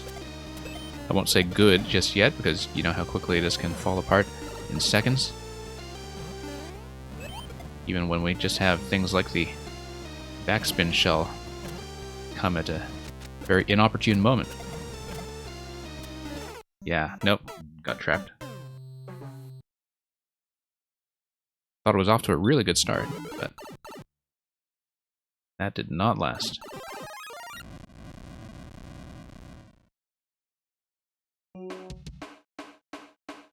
Oh, back down we go. And, yeah. Let's not stand too close. I'm gonna give myself plenty of movement here. Can't stall forever, though, because of the way that Ludwig comes in and exerts a bit of pressure later on.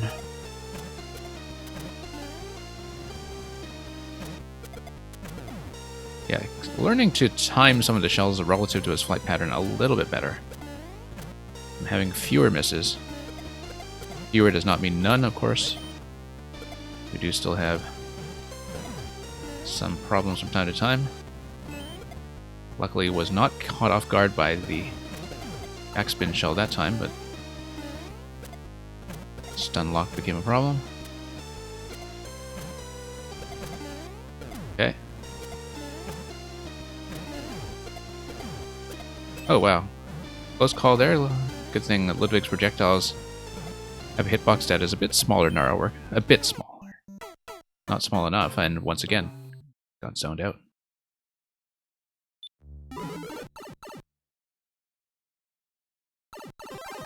Yeah, all about spatial control, this one. Making sure I have a way to get out. So...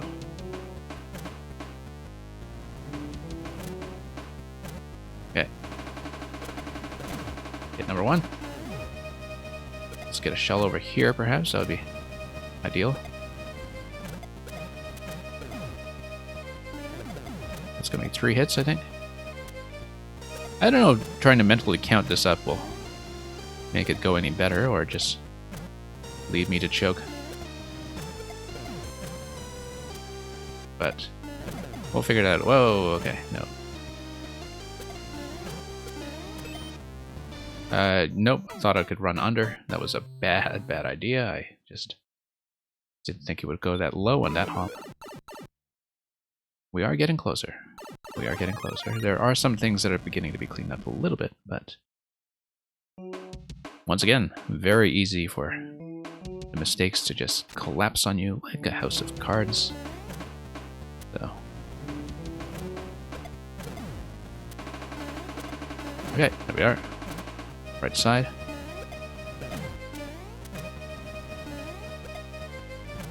And of course, dispensing with the shells quickly is probably a good idea, because you kind of get a little bit more throughput from additional shells spawning.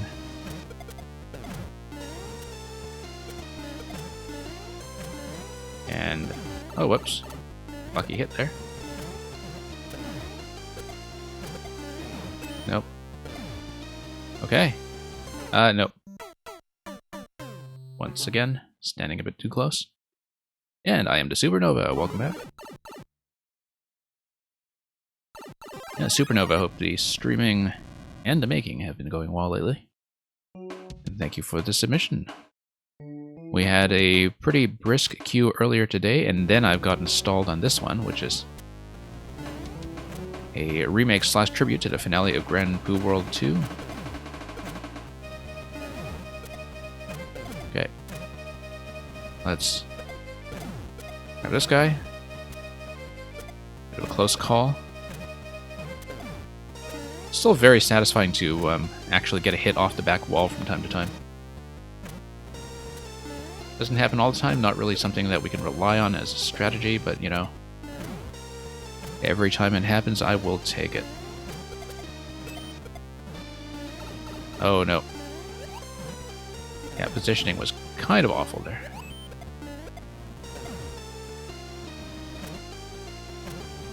Just watch me finally get him only to be sniped by a Ludwig projectile or something. Okay. Whoa, okay. Nope. Getting close there. I thought I had a couple of really fortunate dodges. Stream's going fairly well so far.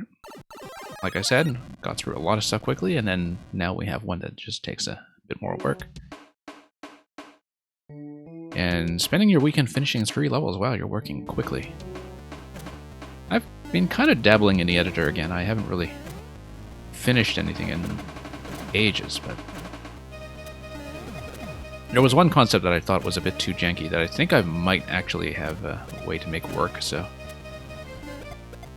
it's always nice to see a mechanic that you thought you had written off finally come together in some way. I feel like that's the way things go with a lot of creative experiences, actually. That sometimes, you know, you have some things that you take out of the trunk because they don't seem like they're working at all, and then it's a real pleasure just to fix it up and get some motion going again. I had so many good dodges on the last attempt before this one. Many of them just kind of lucky, but, you know, you have to take that sometimes when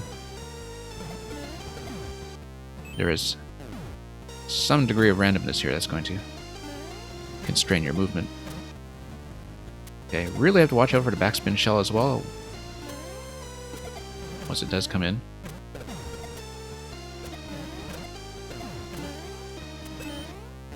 Yeah, get out, get out.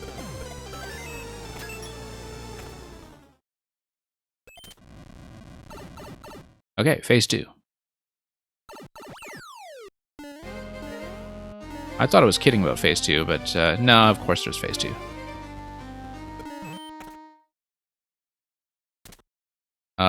Wait. Oh, I missed something. Okay. Nugukaza, welcome back.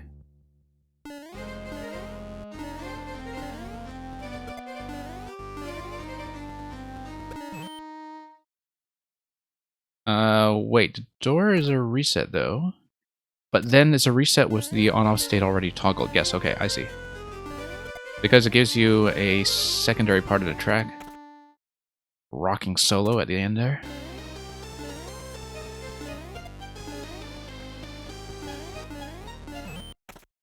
And once again, you're going to have a second pass that drops you down to the lower level, yeah. I've seen this in a couple of music levels, but it's always kind of fun to see it as in action. Whoops. Definitely feels much more relaxed in phase 1, I will say that, just because at least this is under your control. Kind of reminds me of that one Mega Man level in or YMM. I think it was one by Nicole, who is really quite the speed record sniper when it comes to Mario Maker.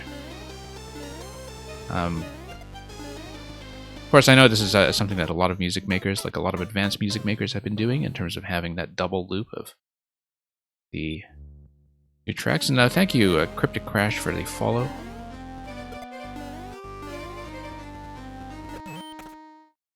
Yeah, where you just kind of do. First phrase here, you have an on-off toggle. Whoops, you have an on-off toggle, and then you die. But more importantly, you have a bit of an extension of how much you can do musically with the set of elements that's available to you within the entity limit.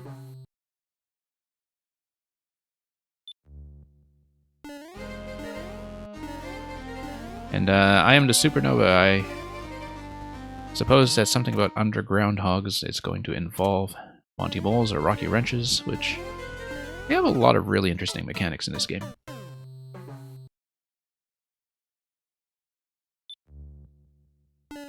I think, in terms of an element that has surprised me with its versatility, Monty Moles are definitely up there. Even beyond the old functions that they already had in Maker 1, you know?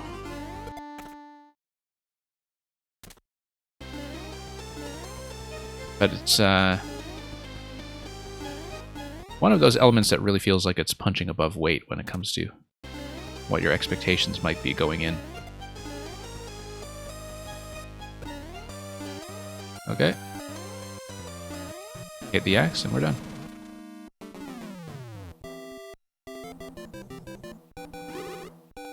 Alright, thank you for that, Green Heroes. And thank you to everybody else for your patience in suffering through phase 1 of that. Look at that, we even disguised the mess we made out of phase 1 by posting a 3-minute record, because of course that's calculated from past a checkpoint.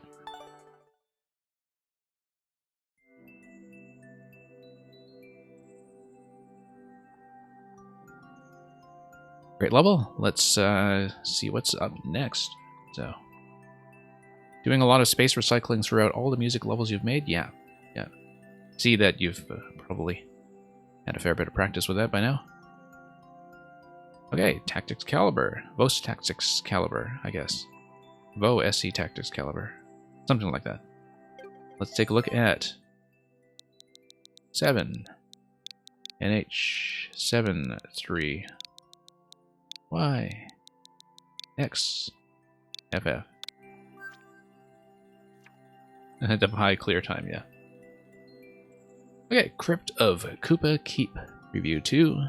And you told me that you wanted me to explore, right? So very, very fresh upload. And yes, I'm always happy to do preview playtesting on this stream. I've had a lot of people send me multiple versions of things, so no stranger to that experience. And yes, remember to explore, we'll do so.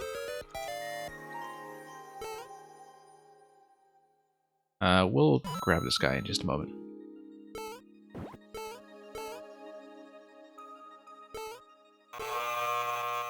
Well, we explored.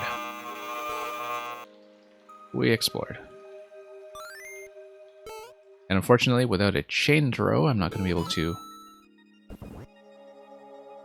clip it through the wall the way I often like to do. Not quite enough height there. Whoops. No, bad idea. Survival. Still a bad idea. And SMB2 is just going to have to wait. Okay. Yeah, we missed a train. We can just catch the next one. Look at that. We certainly practiced for this in Terminator's level earlier. Of course, at a very different speed. Oh, hey, that's definitely something. Oh, I see. Okay, no, you have to just make it back first of all and grab another power-up, but I do see what's going on. Let's just reset this room. Taldir, thank you for... Or Taldir, I guess. One of the two. I see it's both spellings. But in any case, thank you for the submission of what looks like your Maker code. Okay, so we have to get the bounce first, and then we go up to donut blocks.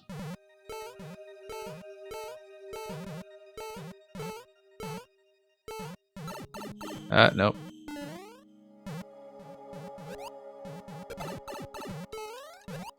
Yeah, I thought I could salvage that. Cursed key. Let's do it. But I will need to replenish SMB2 first. Otherwise, Fanto is just going to cause us all kinds of pain. Perhaps. But a lot going up here in the upper level. We do need it. Well, maybe not the SMB2 jump, but we're just going to climb to the find. There is a pipe, however, on the lower level. I'll check this first. Oop. And let's see what's up here. Oh, whoops. Yeah, it seemed like it was a bit of a dead end. I don't know if there was anything awaiting me there. Unfinished section, I see, okay. Right, because this is a preview build, as you were saying. And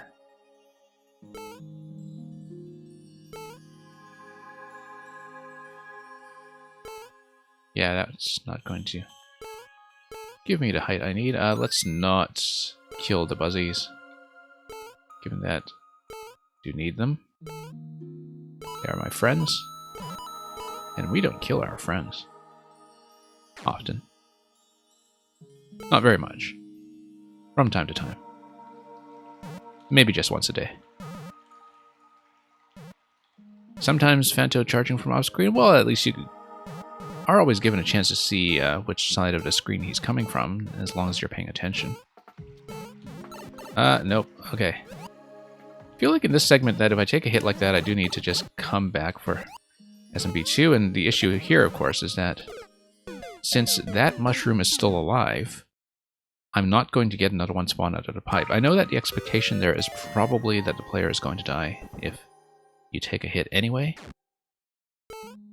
But it seems like the nature of the reset might perhaps need some polishing off, because I know that my instinct there is to think, okay, let's try to reclaim the mushroom, particularly because you have a bit of flexibility on the spike blocks when it comes to running around in your damaged state. But the fact that you still have a mushroom bouncing around and preventing a second one from spawning, particularly if it ends up in a location like that, might lead to some issues. That's okay. We'll get it. I don't think I even need a spring for that. Let's just grab all this stuff. Yeah. Kind of noticing that you do have these one-up locations, or these blocks in general, placed one tile high, even though you are kind of expected to be 2 tiles high to get into this. I know that maybe the expectation is that you hit them from below, but from a platforming perspective, that can feel a little bit weird. Particularly because you also have this 1 tile gap here. Yeah, let's grab the key.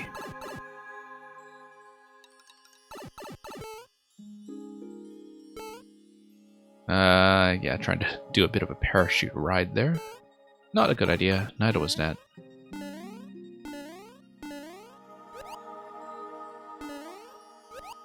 Nope, not going to get enough height. Right, we already checked that section, so let's just move on. Yeah, the mushroom was either trapped in its spawn location from that blue pipe we were talking about earlier. Sure, let's just take the key first.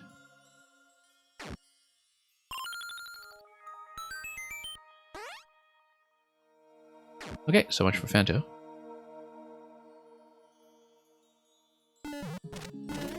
But yeah, I mean, lots of different solutions you can try for that, obviously, with the SMB2 mushroom situation earlier. Anyway, Wendy's just going to give us a pattern of angular reflection in what is very clearly a survival room, as indicated, of course, by the highly visible shell timer up top. That's going to nuke her. And of course, we still need to survive the firebar sequence afterwards, which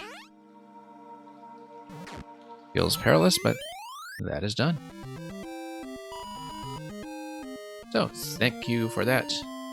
Post Tactics Caliber. I don't know if there were any other corners in there that you particularly was hoping would look into, but good luck with completing it as you move towards the next version. So, yep, I can tell it's a work in progress. I'm fine with that. We playtest very often on this stream. Congratulations, Probot, by the way, for grabbing the record. I assume that maybe you just grabbed a code and did that just now.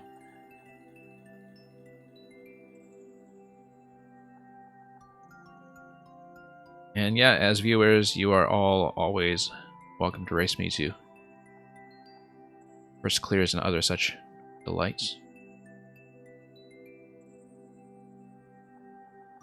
Sky City area is going to have a side quest mini-boss and such. Yeah, I think that, you know, in general, balancing the risk and reward is a good idea. Like, if you're going to have a long survival challenge with Phanto over a long scale, I think there's definitely... It's not just about the reward, I guess. Like, you know, definitely want something captivating for the player at the end of it. Could just be cosmetic. It doesn't need to be like anything more substantial than the 50 coins, I guess, but you know, think about it. Let's take a look at Terminator Mode's sequel to the level we saw earlier. Thank you for checking in, as always, and happy time all the time. Thank you for following me for even more happy times. 2SF.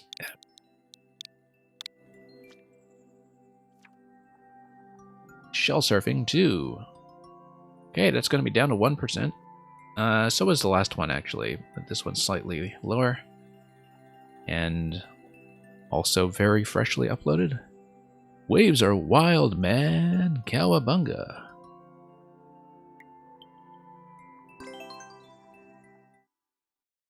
I haven't heard Cowabunga since the heyday of the Teenage Mutant Ninja Turtles. I don't even know if that's part of Michelangelo's characterization anymore, but my knowledge of Ninja Turtles has not progressed beyond the 80s or 90s, I guess, television show.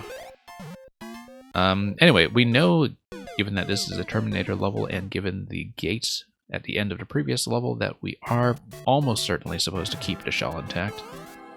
So let's not lose the helmet, but if we do, we'll practice. And we'll... Oh no, we need to get on top of this shell, obviously. Although, yeah, we need to get on top of that shell because it needs to stay alive on the top track in order for the setups to continue. Okay, I get it. One of those things where it's obvious once you see it. So. Yeah, it seems like there have been so many revivals of the Ninja Turtles since they've tried it so many times, sometimes in live action, sometimes in animation. Yeah. I think the spacing from one jump to the other looks a little bit weird because there's a strong temptation to just bump the shell even though you're clearly supposed to land on it. But we'll see. It might just be some issue on my part. But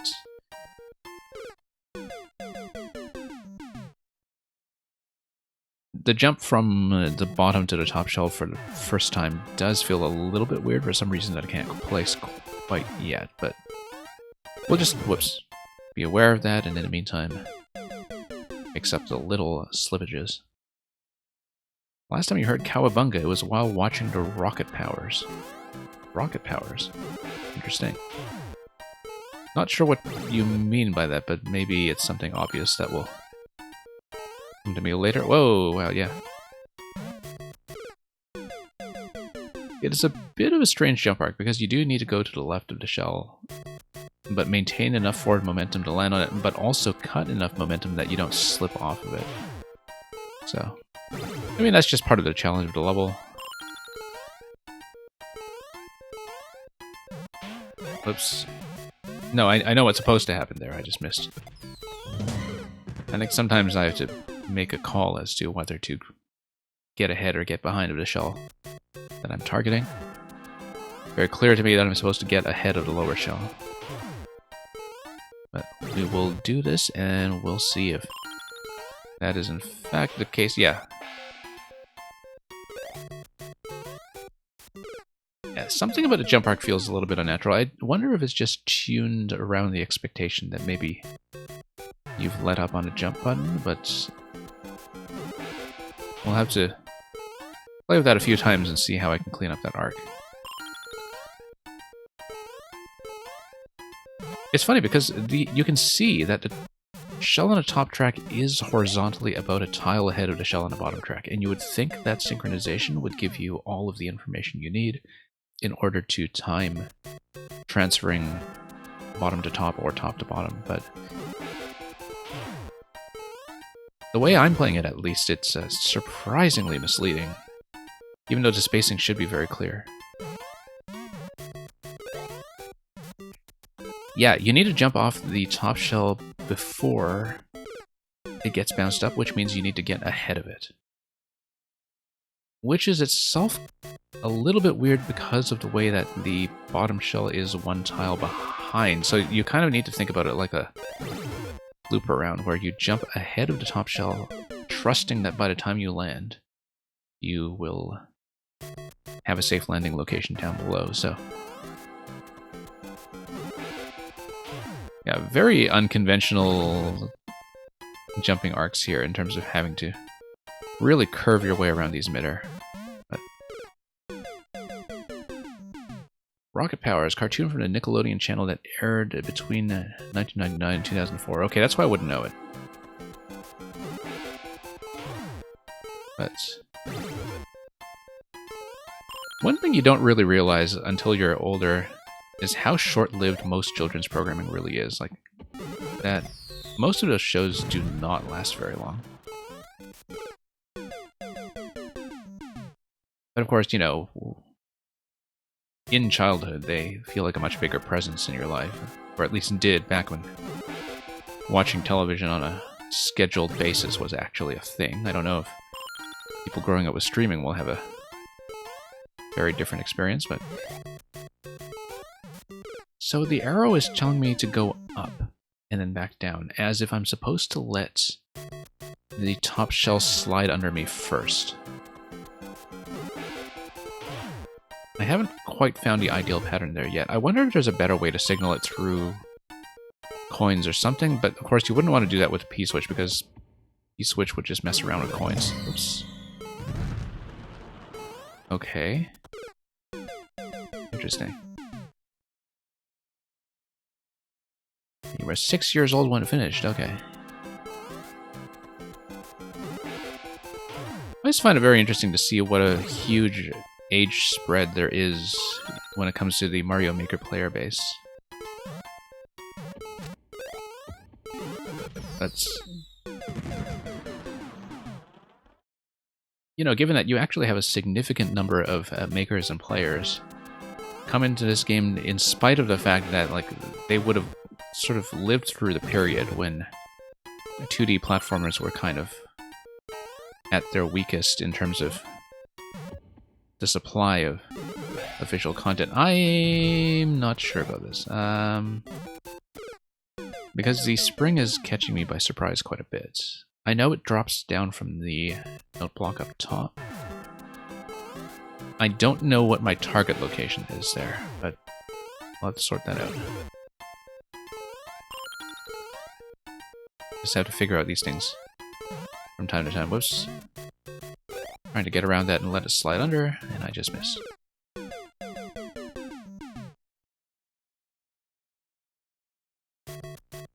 Okay, let's go again.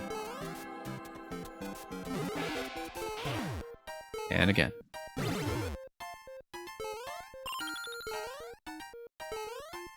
Yeah, always have to do a bit of an adjustment jump there. I don't know if that's the right idea. I think I am actually supposed to bounce over onto the top segment because that is a safe landing location. And then I guess I have to catch these shells on my way back down, but... we'll see. I don't think I understand the way it's supposed to... Oh, question block. Okay, okay, I see. I'm missing that every single time, yeah. Yeah, Terminator, I wasn't really sure about the arrows. Like I was saying, normally coins are the better way to do that, but I understand that here coins are impossible because of the P-switch.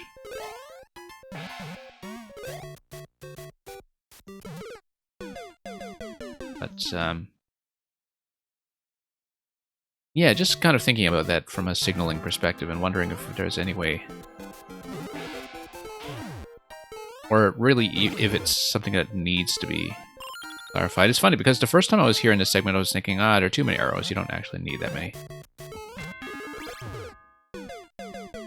But then I gradually began to see that, like, that is trying to tell you something about getting around a shell.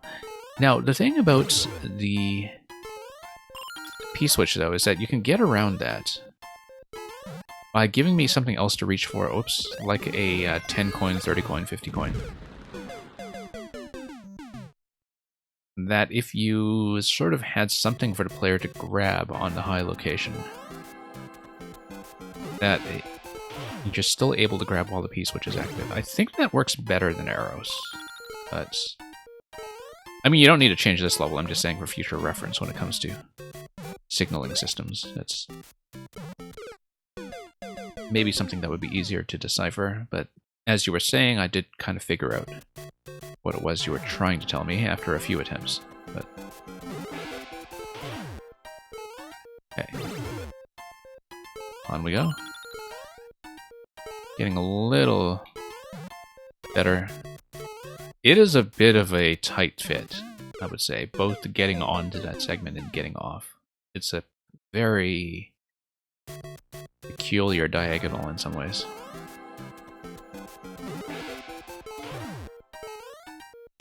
But that's okay, we'll live with it, we'll suffer through it and see what happens. Whoops. Oh, disaster. You thought you were supposed to kick the shell so it hits the switch? No, no. Oh, well, yeah, I guess if you don't catch the first time that there are the jump blocks buried under the bumper before the on-off switch. But maybe it's just sort of, from my experience in playing a lot of Terminator levels last year when he was making levels with the Master Sword mostly, but often in these levels, like, there's a very clear sense that you need to keep everything alive. That everything is going to be required in order to have some kind of locking mechanism activate at the end. So, you know, you just kind of err on the side of keeping everything active. Which is why the element up ahead with the spring drop isn't clear to me yet, but that's because I've been missing the question block activation of the on-off switch pretty much every time. And that will probably clear things up. Need to actually hit it first, but yeah, because that way I ride the lower shell, it's going to kill the pokies, and I just kind of do that thrill ride without too much additional disruption. Oops.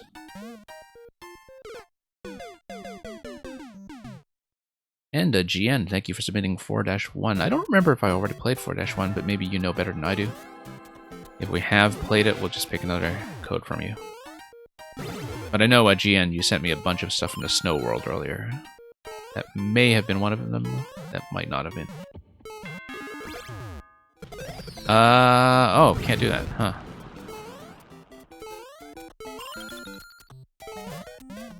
Yeah, once again, you have to jump ahead, okay. Not once again, rather. This time you do have to jump ahead. Okay, interesting segment of Pokies. Maybe I was just standing a little too far to the right, where if I stand a bit to the left, maybe the Pokies die quickly enough for me to not clip through. But we'll have to find that out the hard way. So, back we go. Nope. Nope. A little bit of a bump there.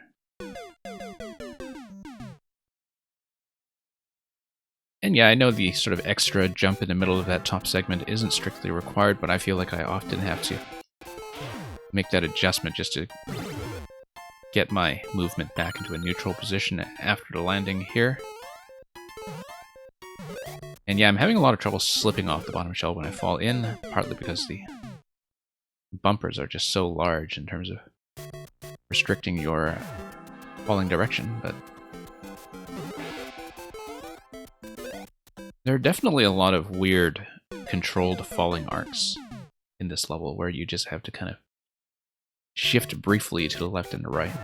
And, you know, it's signaled fairly enough and the level is spacious enough that you can usually see that coming, but it still can be a challenge to execute, just in terms of the amount of twisting back and forth you need to do.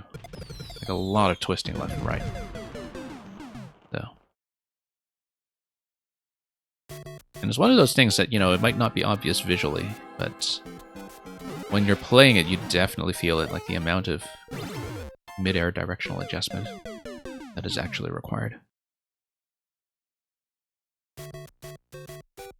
Anyway, let's ride this out.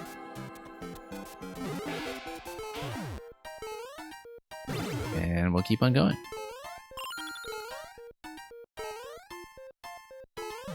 Okay, much better. Much better. Stand to the left. No. Even wearing the shell, that's not quite going. I wonder if that's supposed to peel out the shell, but I don't think so. I think I just have to jump. Yeah, so let's try jump after trampoline so we can keep the shell alive, because, as I was saying earlier, it seems to be a safe assumption that I need to keep the shell alive. The shellmet, rather. And the shells.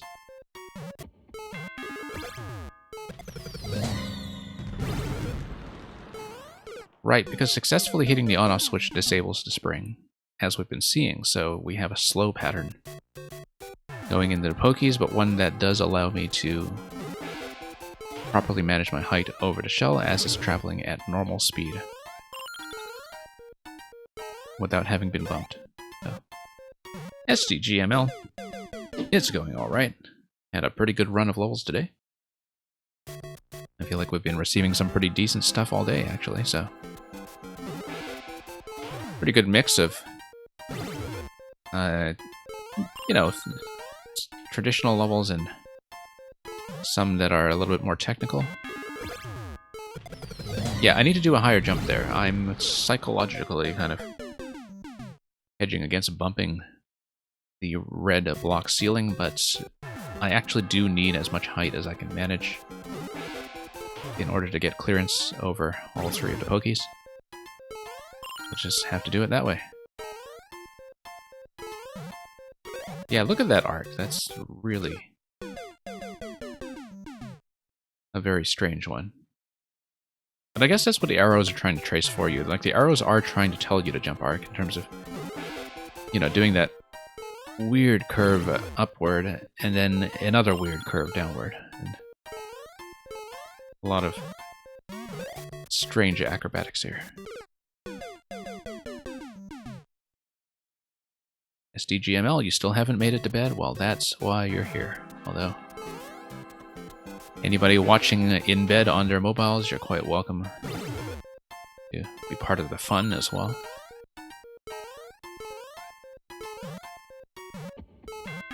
And okay. Nope, still too low. Let's ride it out and see how much more we can do. Yeah, that's as far as I've gotten because I keep forgetting to get ahead of the top shell and fall into the bottom.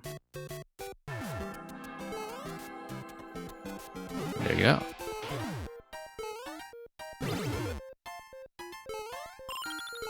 And okay.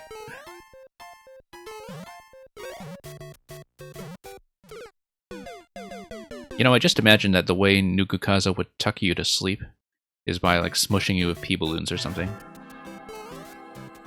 It seems like the kind of thing that Nukukaza would do.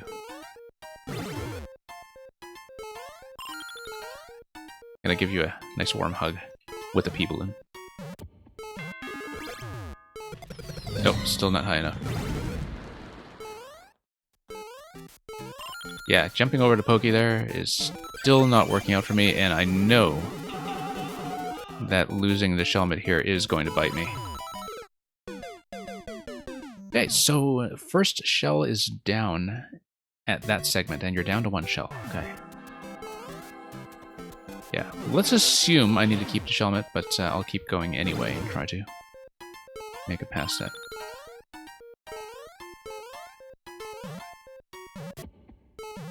I will say that Terminator, I mean, you know, I'm kind of familiar with your levels sort of requiring you to keep everything. But definitely a player seeing this for the first time wouldn't necessarily be sure if your own Shelmet is just a one-hit damage buffer to kind of keep things relaxed, or if it's actually required. I think it's pretty clear to me that it's going to be required.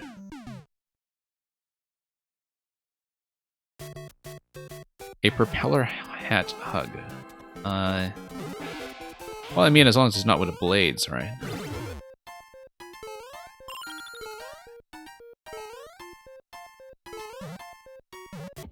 Now, here's the thing about the Mario Maker propeller hat, though, is that you can only spend a hug for 3 charges.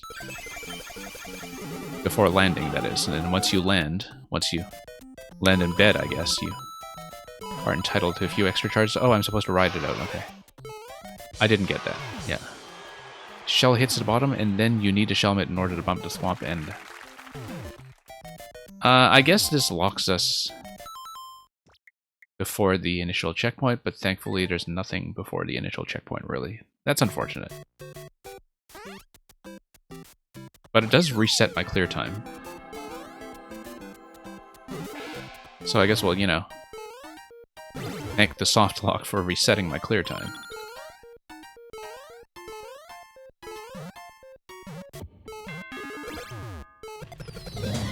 Yeah, luckily the checkpoint doesn't matter. Otherwise, you know, the soft lock potential of a gate like that is really kind of unfortunate. Now, we've lost this already, but let me practice the last bit just so I know what the pattern is going to be. Might as well do what we can to spend this attempt fruitfully. Yep. Okay, if we trust the arrow, we will land accurately. If we trust the coin trail and the arrow, we'll land just fine. And then we'll be able to escort the switch, the shell rather, over to the switch on the bottom row, just in time to bust through the swamp up above. Whoops. Okay, this is going to be death, but I was about to say we'll practice it again, and that did not go as planned.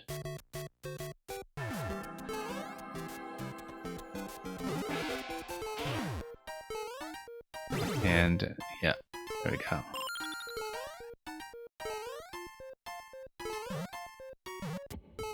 So the funny thing about soft locks is that before I played Mario Maker, I actually used the word soft lock in a totally different sense. And as something that was not like a bad thing, but... Whoops. Too busy talking, not enough playing. And I wasn't the only one to do this.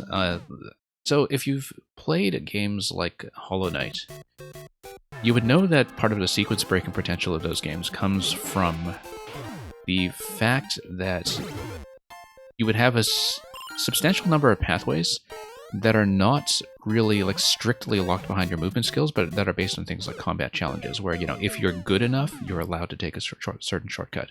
If you're not good enough, sorry, but you have to do the relatively standard item progression, right? And I used to refer to those as soft locks, that, like, you know, okay, you're not like hard locked out of a pathway by something like double jump, you're kind of soft locked out of it by combat, for instance. And I was not the only one who said this. I know that, I think Mark Brown from Game Maker's Toolkit actually did the same thing, like, independently. Like, he was also referring to stuff like that as soft locks. But then I started playing Mario Maker, and of course, like, you know, we now know soft locks to mostly refer to what we were talking about. Like, to stuff like the end of this level when you have that trap, but...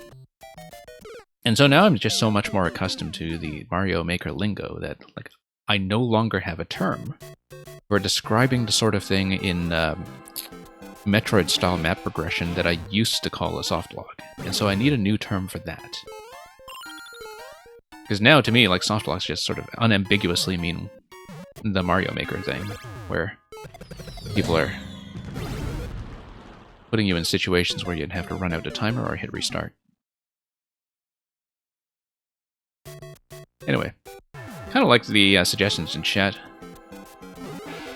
which I'll read when I'm not playing the level, but we have Cushy Lock, Cuddly Lock, Snuggly Lock.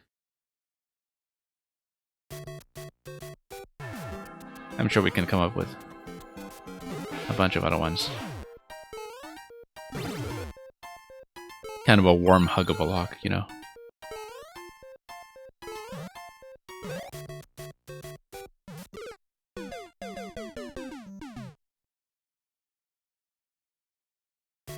Okay, there we go. I mean, soft and hard reboots for PCs make sense because they're just kind of partly paralleling the relationship between hardware and software, right? Like whether, you know, you're really pulling the plug on a hardware side, or if you're doing something that's handled in the OS, or something that's software is able to do gracefully by itself. And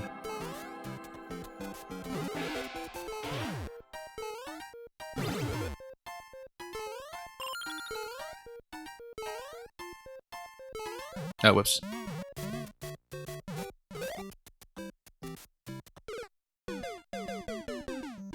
And yeah, I guess Nukukaza, when it comes to speed levels anyway, if you're likely to die to the timer, obviously you're not as worried about stuff like that. You know, about the lock potential of staying behind a gate or going backwards or things like that. Look at what we did to that upper shell there, just bumped it in such a way that left it in a static position.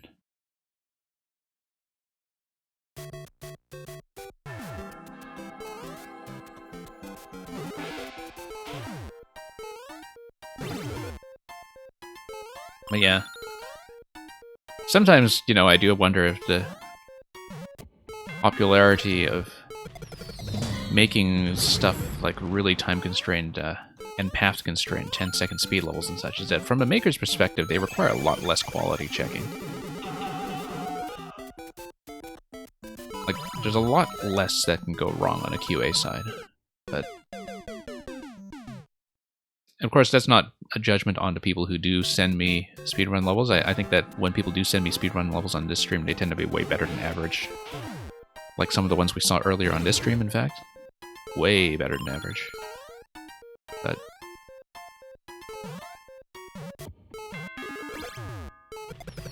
But yeah, you can definitely tell that with a lot of really strictly linear levels that just kind of... Well, that's what happens.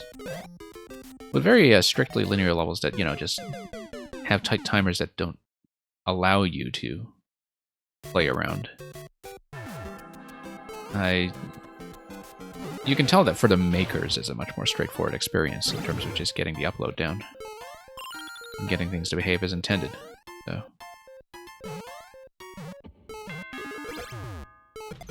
Oh, whoops. Yeah, that's still kind of a weird jump over to Pokies simply because of the vertical spacing, I think. You know, it's a little tricky to do a full jump there because you know you're going to bump your head. And that's going to affect the jump arc. But maybe I'm just shying away from the ceiling a little too much right here. Yeah. Definitely one of the tighter margins in this level.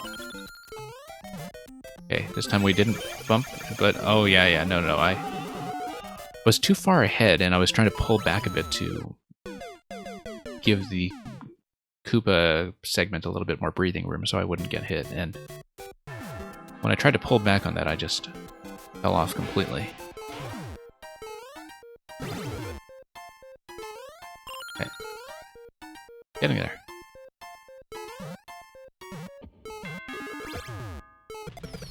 Yeah.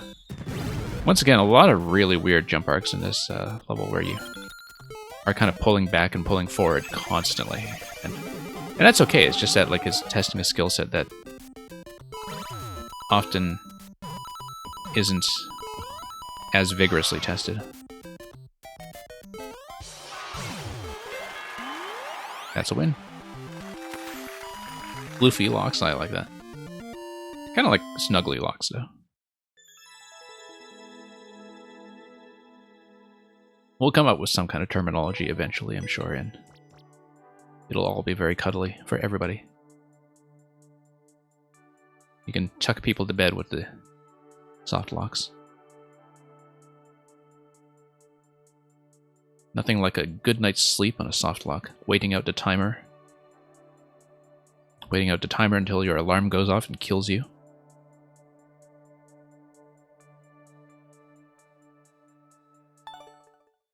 Thank you for the GGs.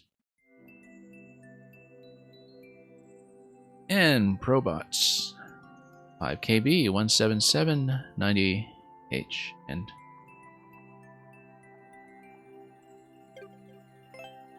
You are definitely here, having just checked in a moment ago, and also excited to see whatever you have thrown my way. So, let's punch it in.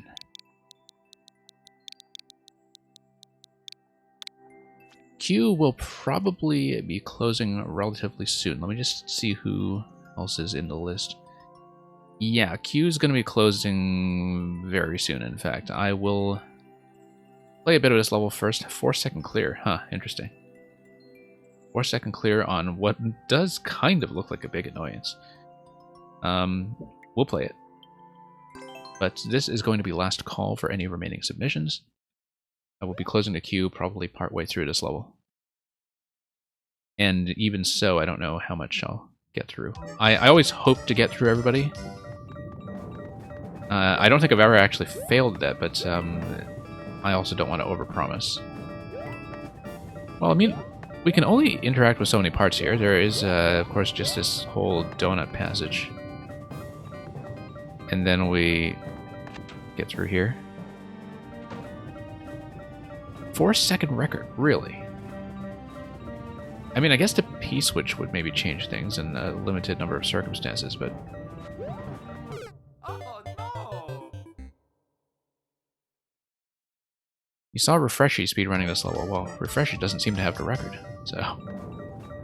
Maybe he did temporarily. But, yeah. I mean, Refreshy is a pretty good record runner, so...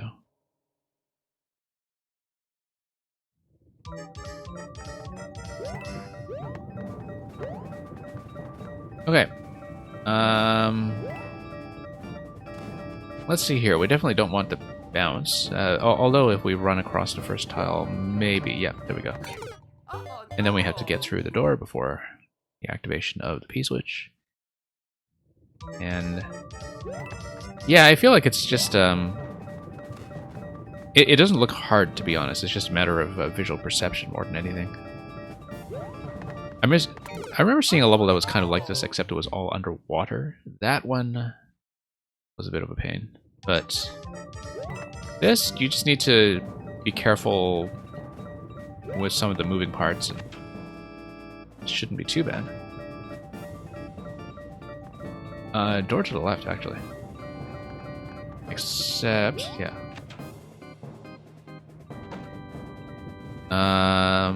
That doesn't seem to be it, unless, of course, we... yeah, we're going to need to find a door that is matched to the door that is to the left and down from us. And then we kind of need to lean out of it to touch the X before the spike on the bottom, I think. I don't see another way to do it. And then this is just going to kill you, so... Oh no! And Doge, wow, thank you for Kirby's Victory Dance team. I don't know if I'll get to it. I did say I was going to close the queue, so let's close now before we have too much overflow.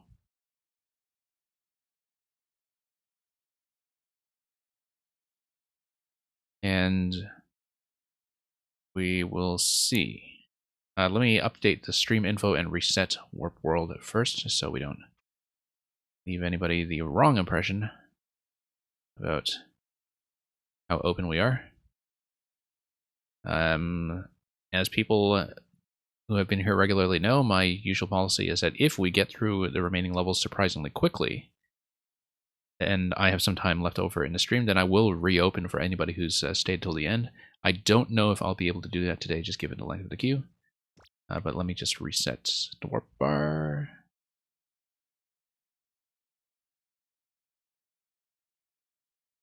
Oh, I'm not really thinking of that as the easy route, to be honest. I feel like that actually gave me a bit of visual focus for inspecting what was going on with the axe, even if it is, you know, kind of scrolling you forward beyond the initial screen here. I mean, it is a maze level. It's not like it's going to be too much of a pain here, but it's okay. We picked that door. We got the information we want from it in terms of... I guess we didn't really find out anything valuable about it that we didn't already know, except, of course, now we know, for instance, that the question block and the ice block underneath the right side door aren't blown up by a bomb or some kind of trick like that, right? Like, we know it isn't some kind of off-screen trick from the right side of the screen. At least, I don't think so. Okay, let's get on this. Let's Oh no! be a bit careful about that spike. Yeah, not too fond of spike deaths like that, but that's the nature of the beast, I guess. Oh no!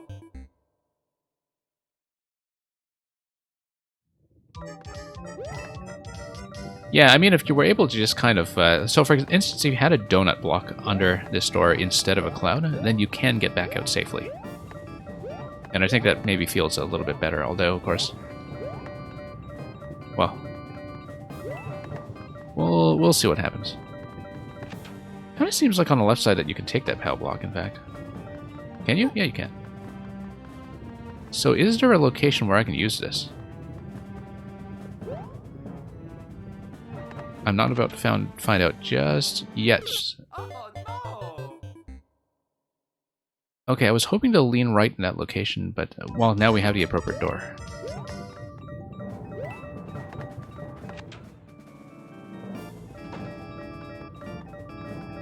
I wonder if I'm required to take the POW and drop it, but... Whoops. Oh no! And thank you for the replacement, Talia, with Airship Infiltration. I guess you sent me your maker code earlier, so that would be a specific request, and that's fine.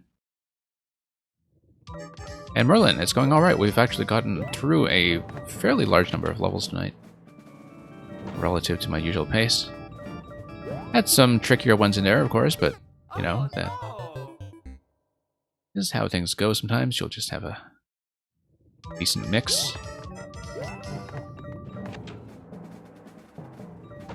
Alright, back. Up we go. Lean right. Done.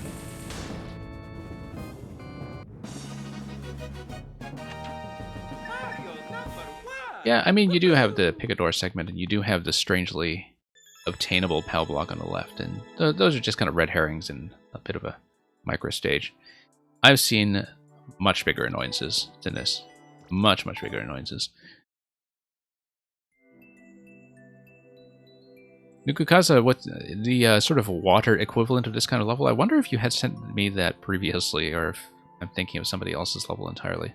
It's the one that I described as like this parable of ecological disaster, where it's like, you know, microplastics have clogged up the ocean or something. This was months ago, but the fact that I still remember that water level tells you about that water level.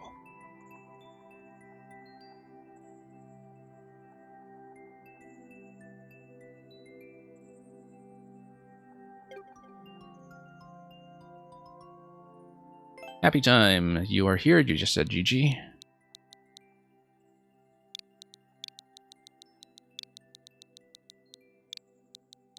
Yeah, that's the thing about Orator's audience, I think, is that they have been cultivated into this crowd that, like, really feels rewarded for sending him that kind of thing. Where they know he's going to suffer through it, right? Like, he's going to hate it, but he'll suffer through it, and they'll just give him... give the audience an ample time to, you know, send in their RRRs and all that. But anyway, here's Ghost Pepper Sauce. Avilan 1-1. Spicy platforming. To the tune of about 1.8%, so. Merlin is going to edit a new Team Jump level for a bit. Good luck with that, Merlin.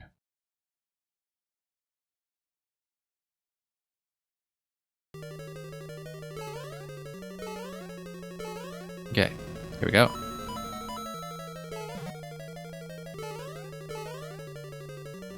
Okay, this is pretty neat so far. Everything is actually quite visible. Oh, yeah, just didn't quite time that pattern accurately. There's actually plenty of room underneath the photo boot track on the right side, so I shouldn't have been too concerned about it. Despite the burner timing, I actually like how visible that burner trap was. I felt like I had ample time to anticipate it.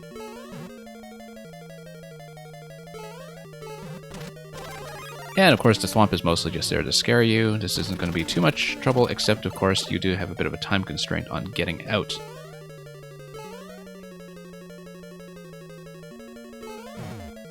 Yeah, actually the amount of reaction time you have in this level feels generally well balanced. I see that the mushroom was a bit of a hard requirement on the right side in terms of getting through the bricks before the Muncher Gate there. That was not clear to me earlier, but it is now. So that's the only thing so far, is that it was uncertain to me that the mushroom was a hard requirement until I was already at the end. But generally, the amount of time I have to read things in this level feels quite comfortable, which is always a good sign. And this has, what, thousands of plays and about 1,000 likes on it, so seems like it's been very well received by a sizable audience.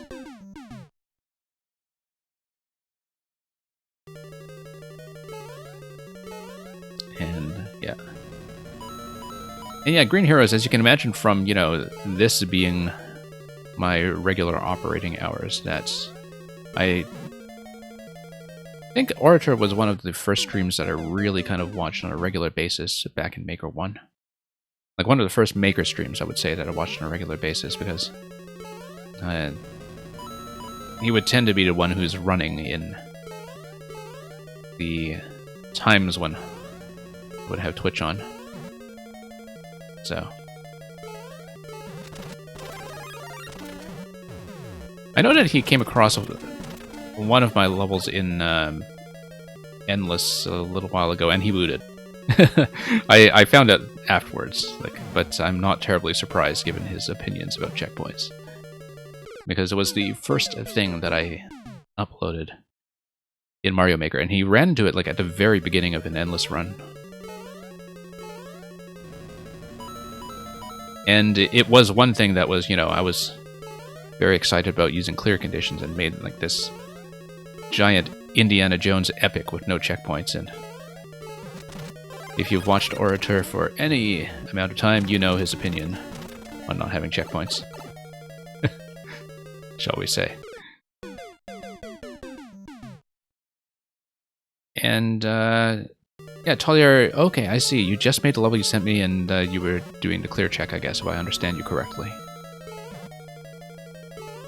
Yeah, that's okay. Totally acceptable to, you know, queue your maker code until you kind of know what's up with that. No, just you inched a little too far forward. But yeah, there's as I was saying, a fair bit of lag time between obtaining the mushroom and then realizing you are required to use it. That's the only thing so far that feels like a bit of a moment of guesswork, but everything else seems abundantly fair. Okay. Particularly this segment, it seems like, you know, the swamp is just the roomiest thing in the world, and you realize, okay, we have to actually race this thing. Yeah, interesting that the Podoboo fire gate there also just kind of shuts on you permanently. But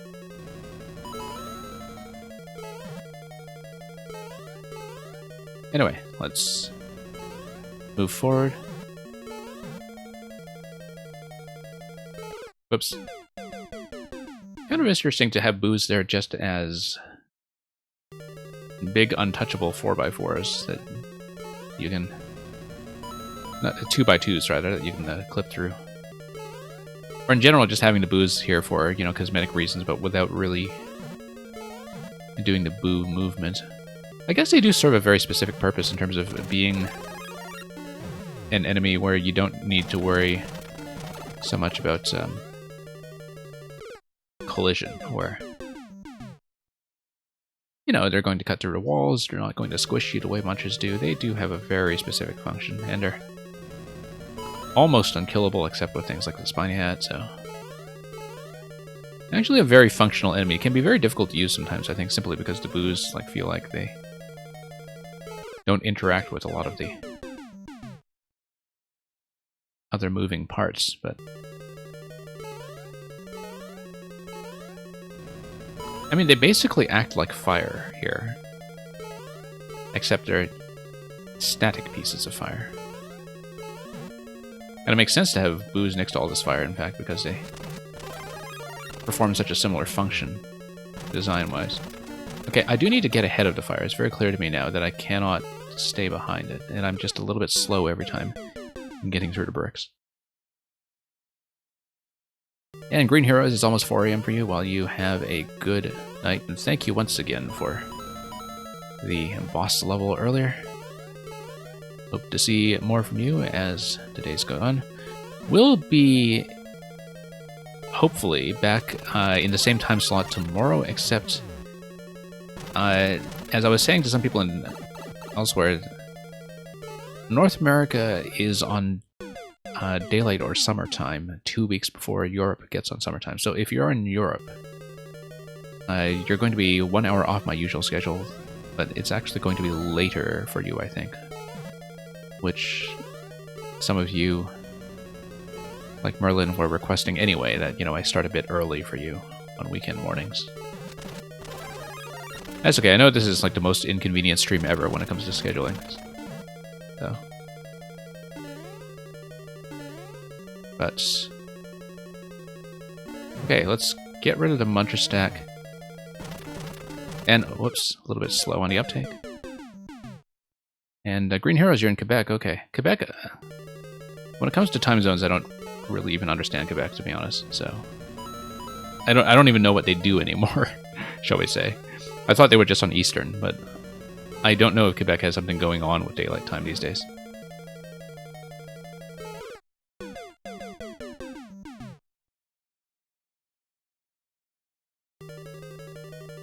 But in any case, bonne nuit et à bientôt.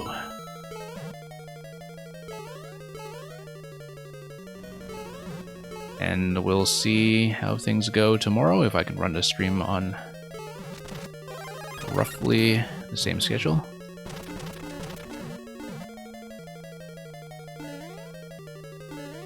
Oh, nope. That's gonna be death.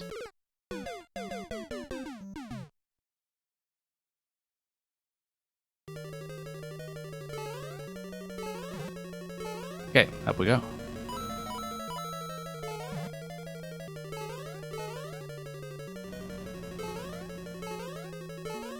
And back down.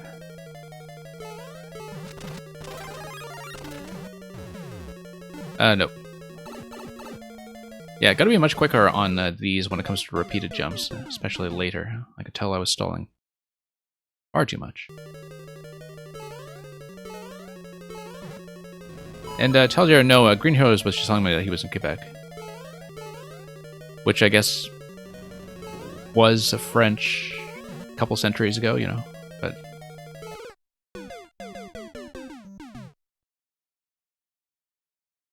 But yeah, there are significant parts of Quebec that are majority French. Also, some parts of Quebec that are majority English, but all the signs are in French because that's part of the provincial law there.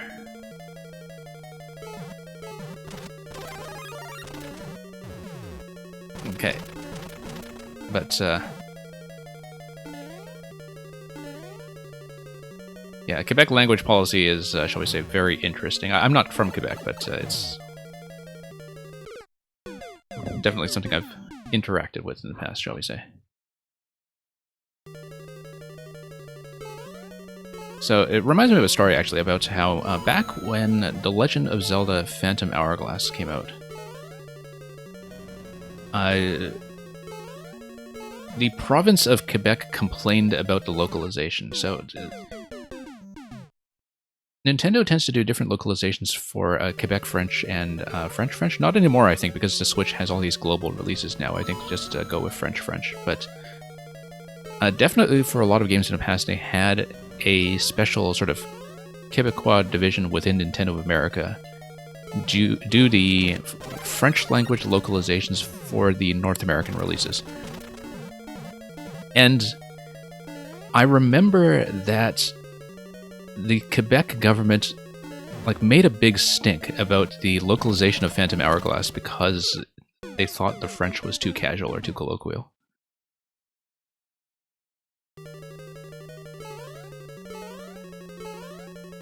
I don't know if there have been similar instances since, but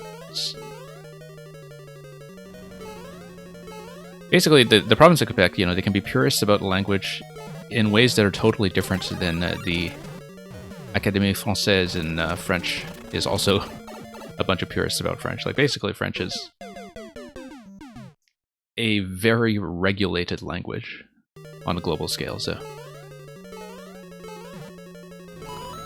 I'm not a terribly fluent French speaker, I just am familiar with a few of these issues. That's...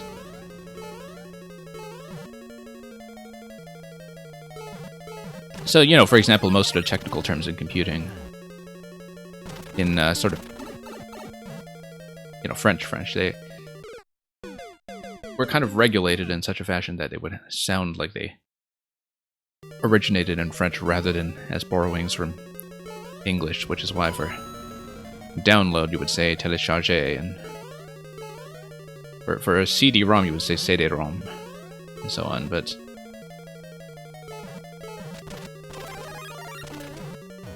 Yeah, there's a lot of politics bound up in all that.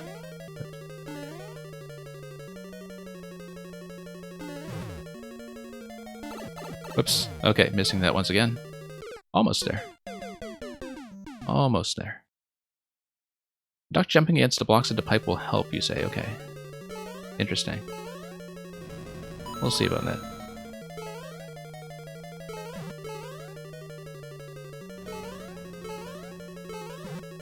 Yeah, the thing that Quebec tends to be fussy about are, like, public displays of language. So, in terms of signs on buildings and such. Even in majority English-speaking communities, which are in a few pockets of Quebec, especially close to the border.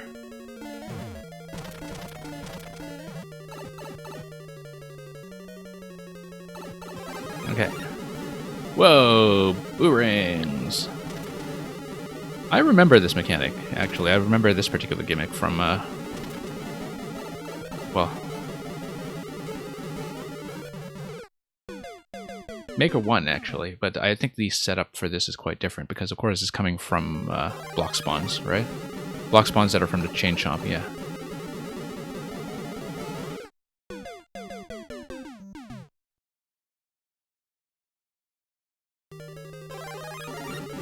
And you were saying that, yeah, it was translated as though the characters were from Quebec, yeah. And oddly enough, that was the thing that, with the other Zelda games, like, the Quebec government did not like.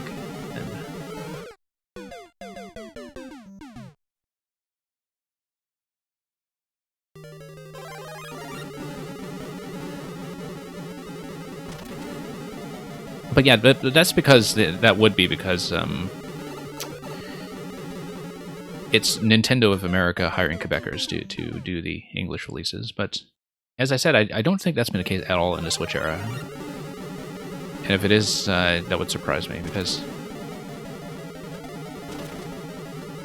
Whoops.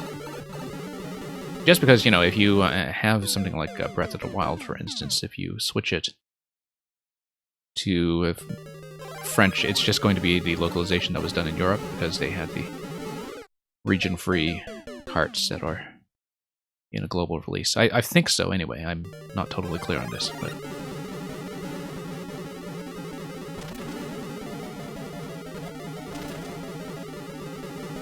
Oh, yeah, I need to bump my head past that a lot faster. Like, when I get into the crouch in that one spot, I really do need to just do a multiple tap and bump my way over very quickly.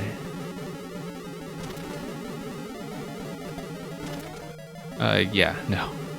Too much stalling. Way too much stalling after the shell.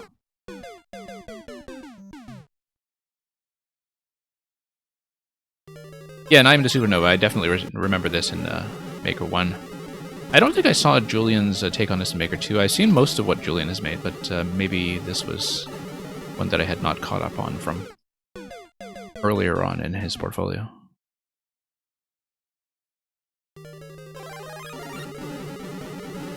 Yeah.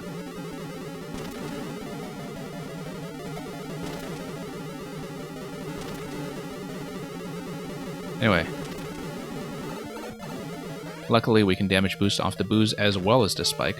Okay. That was something that I read as an instant takeoff because I knew I would have to beat the melting of the ice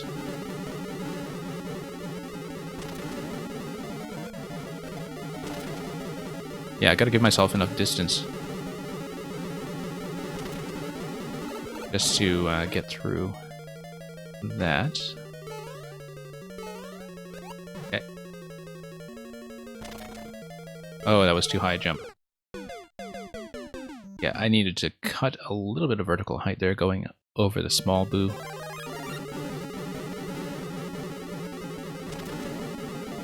And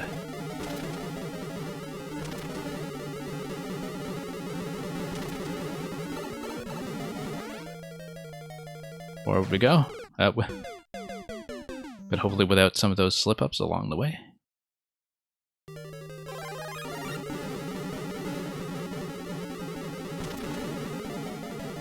Yeah.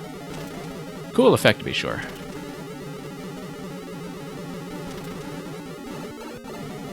I feel like most of the time I see boo rings in this game, it is for some kind of visual spectacle, and of course, Supernova knows that very well, having made a really good boo ring spectacle boss himself.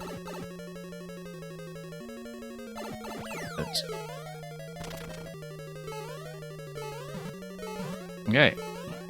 Oh, I like the dry bone setup there in terms of this spring getting it into position and giving you a bit of a repeated element.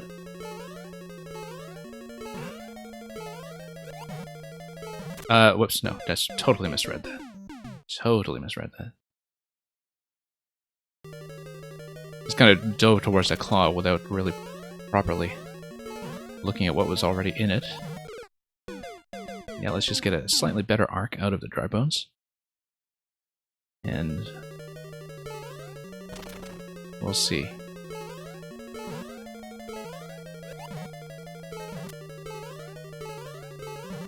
Yeah, that was a joke.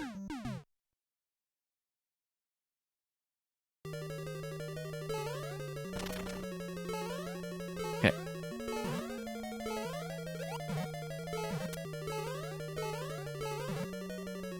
Up the pipe. Always a bit of a thrill to see if we actually make it up a pipe. And hey, it's a boss.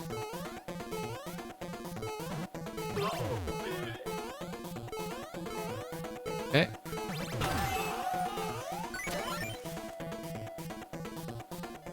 Okay, nice finish. Let's not sink too far. Great. GG. Pop some of these. We're endless. And very nice work. Happy time all the time. Lots of variations on a very controlled concept right from the start. Yeah, and I guess, you know, after you see the first required mushroom gate, you aren't so surprised to see it a second time. And Ghost Pepper Sauce, yeah, okay. I'd totally forgotten about the title by the time I was commenting on how, you know, you had so many synergies between boos and Podoboos here. Not just in the name. But yeah, that's pretty much what Ghost Pepper Sauce tastes like. With more on-off switches than you normally find when you have, you know, Ghost Pepper wings. But see, it doesn't really give me a craving now for Ghost Pepper wings if they are in season at Popeyes or something. But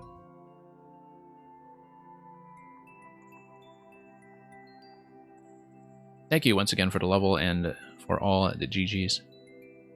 Let's get through as much of the queue as we can. I believe this is just Supernova's maker code. I don't know if you have any particular suggestions.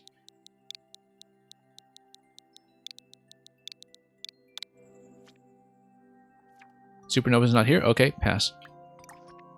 Skip, skip, skip.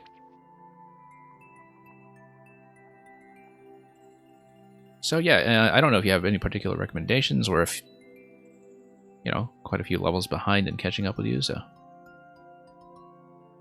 take your pick. I will say that because we do have a decently sized queue as well as a reward redemption that Merlin has requested, we may be taking our time with this. But yeah, Merlin, I will redeem that reward in just a moment. No, let's do it now. Let's do it now. Okay. It's reading time. Let's see. Requested number 1. Been a while since anybody has requested number 1, but here's how it goes. From fairest creatures we desire increase, that thereby beauty's rose might never die. But as the riper should by time decease, his tender air might bear his memory. But thou, contracted to thine own bright eyes, feedst thy light's flame with self-substantial fuel, making a famine where abundance lies. Thyself thy foe, but thy sweet self too cruel.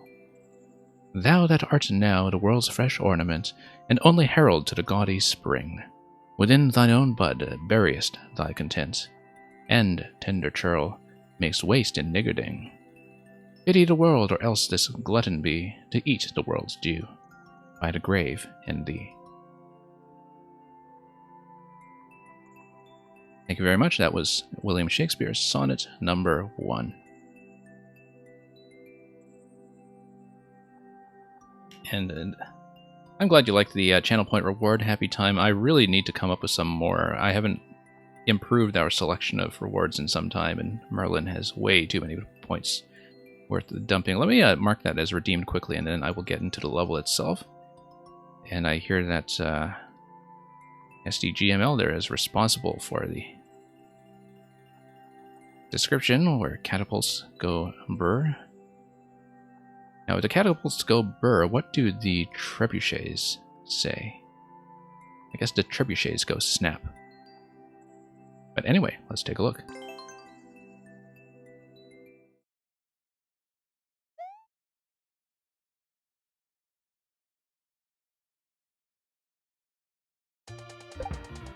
Okay. Oh yeah. They totally do go brr. Wow. Okay, checkpoint right after the tutorial zone. And same setup after that.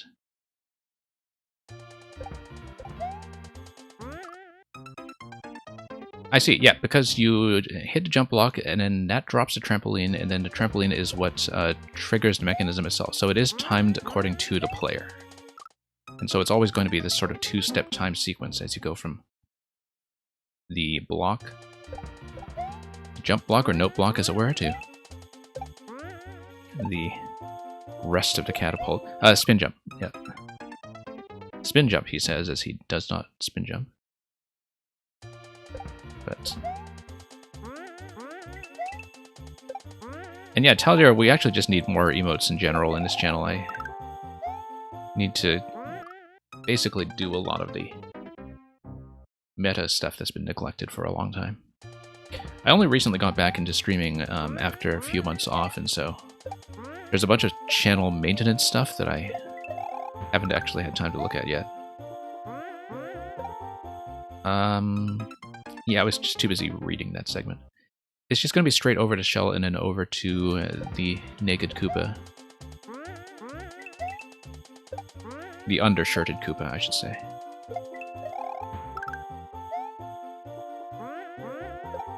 Wrong way. There is a reason that the arrow is slightly offset to the left of the shell. And regardless, the setup tells you that's obviously what's supposed to happen. Okay.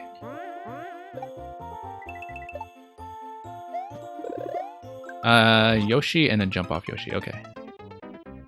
I saw it was going to be a winged block. I didn't know what to anticipate from that, so that's just something I had to learn on the go. Also, can I just say how much I like it that you don't have a Z marker on the Goomba bounce? I mean, I find that sometimes after a lot of time off that the spin jump interactions can be easy to forget, but I still prefer that to, you know, having Z just scrawled everywhere in tracks every time. I mean, there are definitely some levels that go back quickly enough that the markers are necessary, but I'm kind of glad that you went a bit sparing over here. And yeah, we're not judging the Koopa for his fashion sense.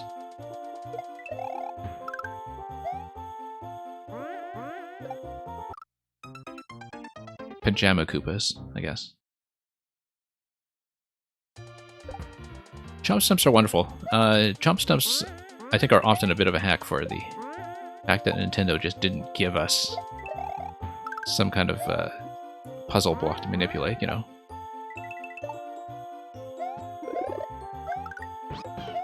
But they serve an essential function that's probably should have been a little more elegantly served to begin with, so we wouldn't always require the extra bomb for setup and so on. I feel like there's a lot you can do with this game just with stumps that didn't require setup, just given, you know, how chaotic the behavior of the chomps themselves can be when you're trying to blow them up on the fly. Like, you do have to spawn them in under very controlled circumstances. Usually, I think with the crush block setup. Not necessarily the bomb, but like maybe with a flying block. But even with a flying block setup, you are expending an additional entity just to get this stump in place. So, nope. Going a bit early on that still. And there we go. Yeah, I know what you're talking about in terms of the spike ball method as well. Particularly because, you know, when you control the scrolling position like this, you want everything that spawns in to be vertically aligned, right? Like, so flying block setup does that for you, spike ball can do that for you.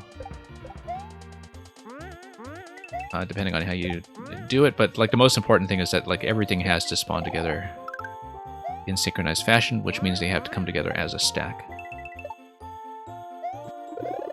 Whoops.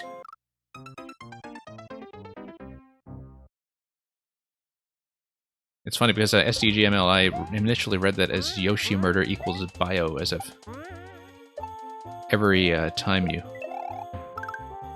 see a Yoshi murder, you have to head over to the toilet and do what that poor Koopa just did and change his pants.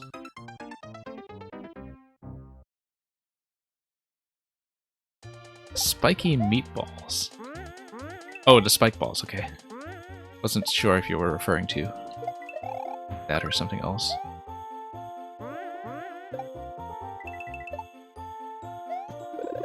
Oops.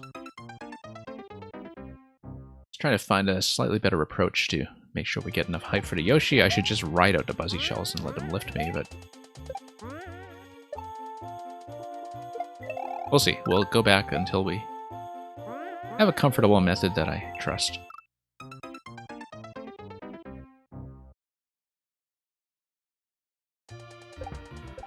It's sort of interesting to see everybody just have a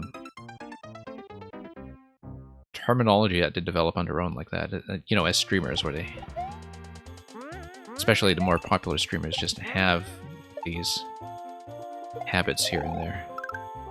Not even the most popular streamers. I find that, you know, for things that don't necessarily have a standard shortcut terminology, that's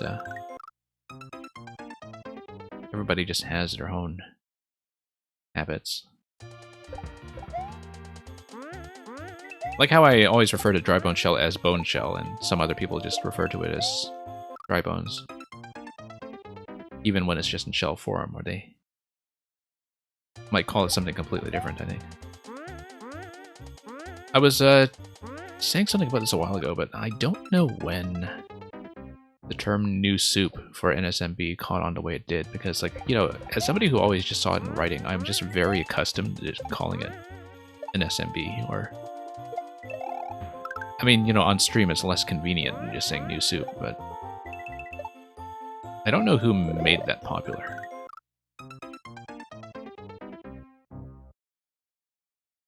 And Ryu says new soup, yeah. I haven't watched Ryukart in a long time. I don't know how active he is on, like, Maker YouTube or whatever, but I feel like it's been a while since I've caught up on anything of his. Part of that is, though, that as anybody who has streamed at this game a great deal can attest, streaming this game does mean you have much less time to be watching this game. Now, I say that knowing that, like, a lot of these small streamers around this scale actually do hang out on each other's channels quite a bit, usually because we raid each other all the time, so I think a lot of us are at least kind of casually acquainted with each other's content when you're talking about small streams of attendance under 20 to 30 people, say. Where most of us around the same time zones have interacted at some point, but when it comes to the really big content creators, when you're streaming yourself, like, it's actually very hard to make time for any of them. You know, like I was saying earlier about watching a lot of Orator back in Maker 1. I don't catch him much anymore because I stream during his time, and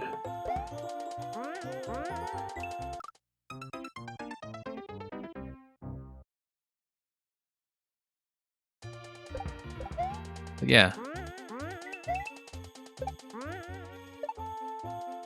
And yeah, Carl's someone who definitely has his own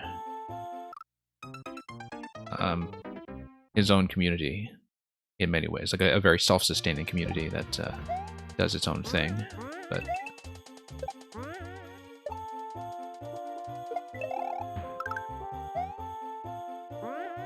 the best thing about Mario Maker 2 is that, like, it is in many ways a good thing that is big enough that it can sustain a lot of different scenes at once. But it definitely is a very fractured community for the game in some ways, and that you definitely have circles that just kind of mainly interact within the circle, I would say. But that's just kind of a function of, like, what kind of content you want to focus on and how you want to devote your time, and what also feels like a social experience where you can make, you know, meaningful interactions with people. Like, for people who are already very well established, you're not going to have that much of a personal connection with a streamer, right? Like, you might have a very good sense of who they are and what their content is like, but you're not really going to have as much conversation with them the way that the people who are kind of small to mid-size Mario Maker streamers are constantly in conversation with each other, so. But yeah, in general, you know, I play a lot more Maker than I used to. I watch a lot less. I'm not really on Maker YouTube at all, really.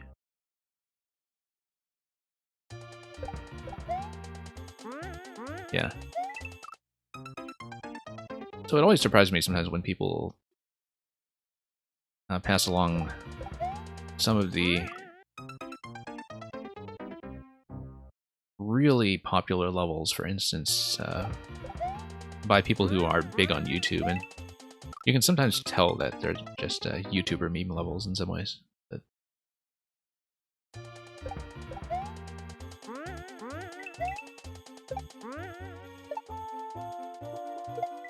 But yeah, there are a lot of corners of Mario Maker that I don't look at anymore.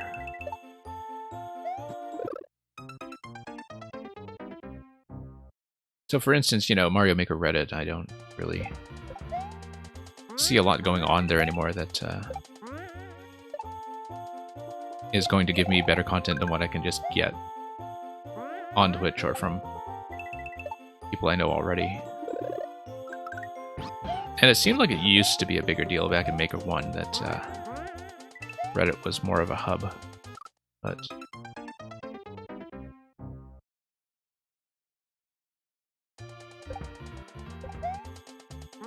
and yeah, I think I was in a very similar situation with DGR where I did watch him play or YMM, I believe. But I don't think I've actually ever watched him very much. I know that he's supposedly got a much younger community in terms of having a big kid following for some reason.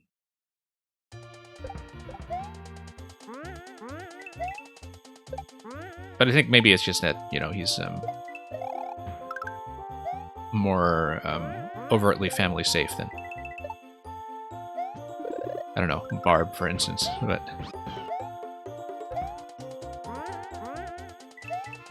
But yeah, no, he definitely has like a particular following.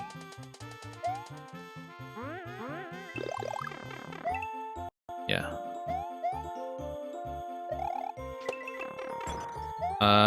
No, I needed to spin jump on top of both of these so I can break this and then fall on the jump block, get over, and take damage on top of the muncher on the other side and fall into the pipe. Yep. Okay, I see.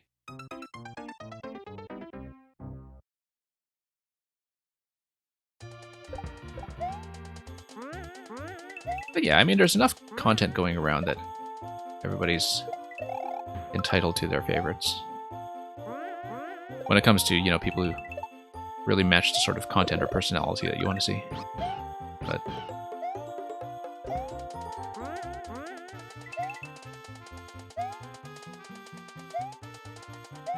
okay, up we go. Nope, took that too early. I do need to survive with a mushroom. Spin jump under the icicle, so I was going too late earlier when I was doing the read. But yeah, spin jump on a spike top under the icicle, do the next catapult launch, take the damage boost at the very end. Fall into the pipe.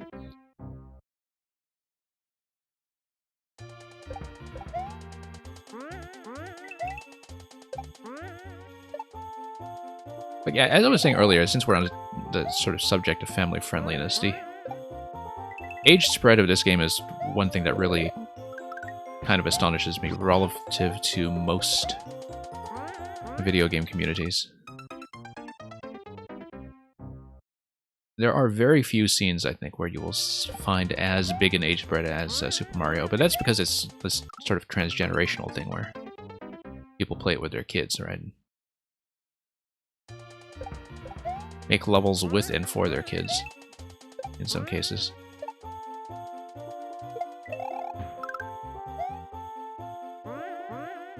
Okay.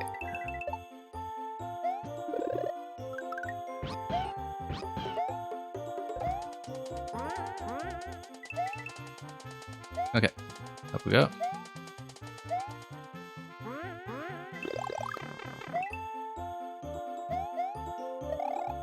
Up we go.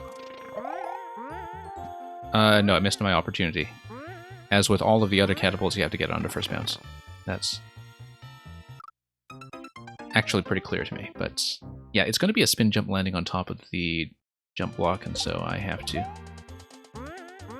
take it. Okay. Also, people who have been on the stream regularly have heard me talk about this before, but the terminology for the block that has the 8th note on it is actually a sign of a Super Mario generation gap. You can tell how old I am and how long I've been playing these because my habit is to call them a jump block. So, because back in the manuals for Super Mario 3 and Super Mario World, that's what they were. They weren't called note blocks officially until much, much later. Too much damage. And you know, if I wanted to mark my stream as family friendly, I probably could do it without having to change very much, but I don't really enforce any of those restrictions on my chat, right? And so people just voluntarily keep things clean around here for the most part, I guess. But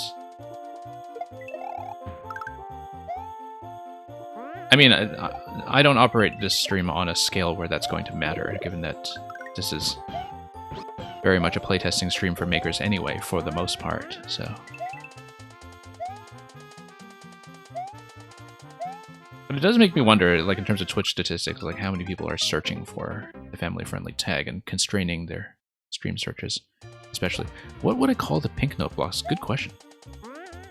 I don't know, because that's more of a maker-specific thing, right? Where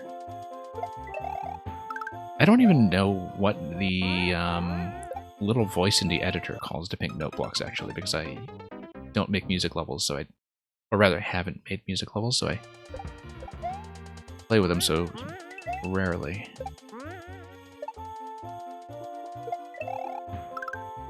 I do kind of like how the voice in the editor when you place elements has given us official names, or, well, for now, official localizations of a couple of things. Kind of like how we have the Blasta Mecha Koopas and the Zappa Mecha Koopas, which, for various reasons, I'd like to think of as the Moon Unit Mecha Koopas. Anyway, up we go.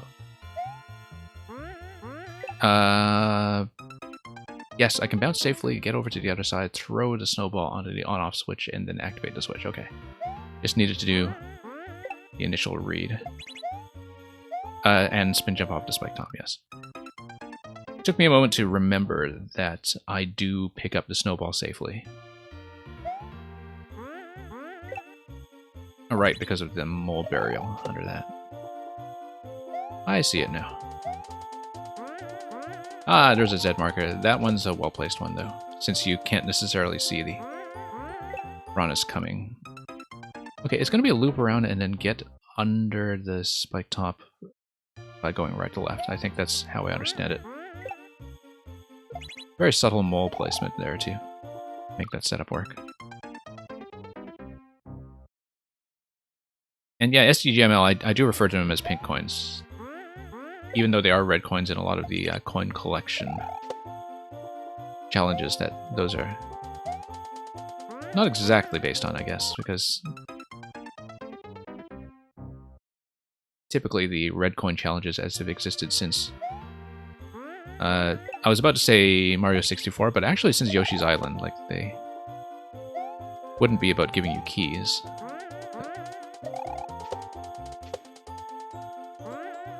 Well, I mean, I guess the sort of modern Mario form of those isn't really how they were used in Yoshi's Island, but okay.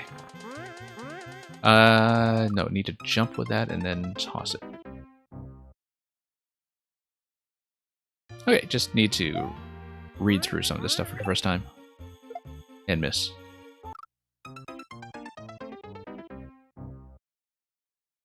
No, I've always called them pink coins, I think. No, I did kind of call them red coins in Maker 1, but then I didn't do much of Maker 1 in the era when they had come in. Like, I got most of Maker 1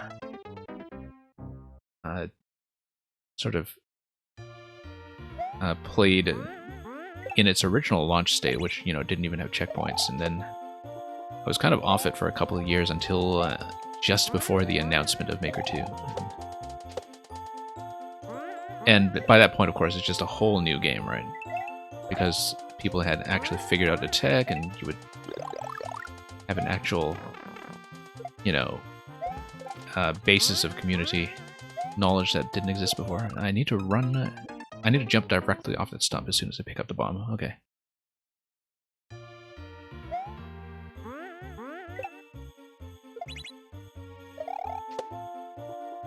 Nightbot has been on a tear lately in terms of actually successfully spotting spammers and not accidentally banning anybody else. It took a while to sort that out, just to get that done, but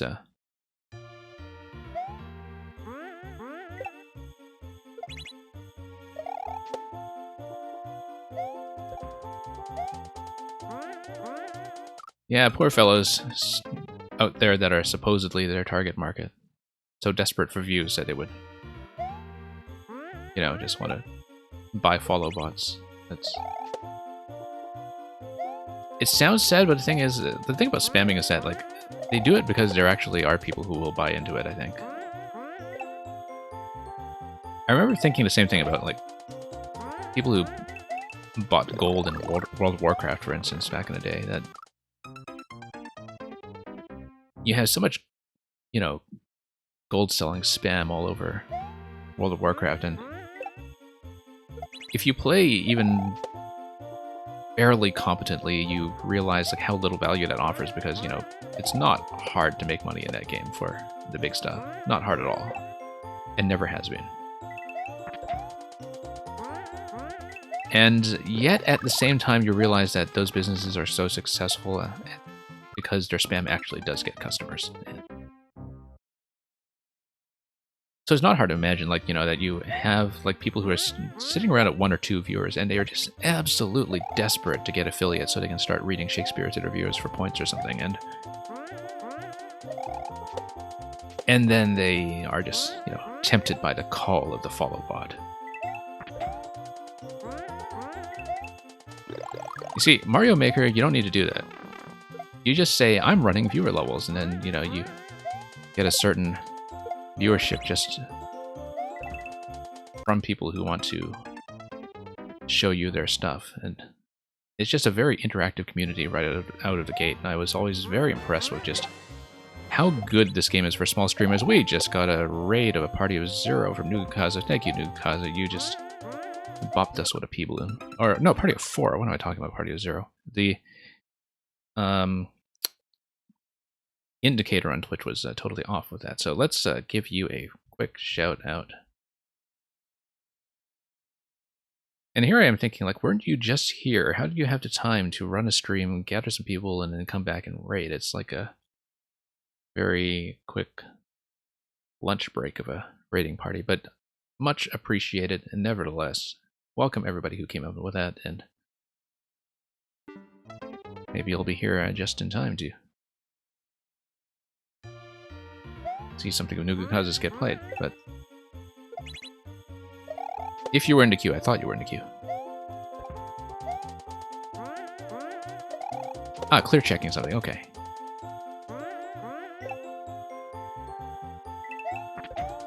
Well,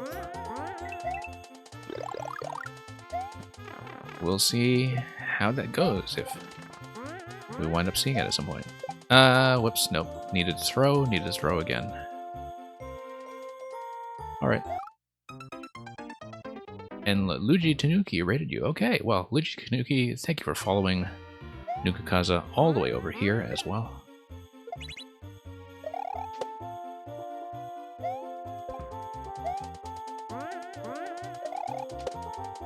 Okay, there we go.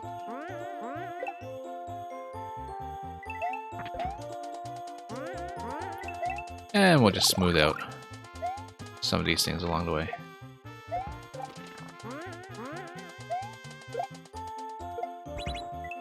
Nope. I'd seen that last time too, and I still overcorrected for it, so.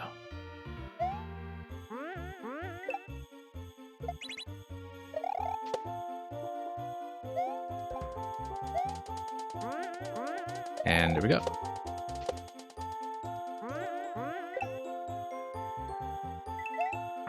Okay, more catapults.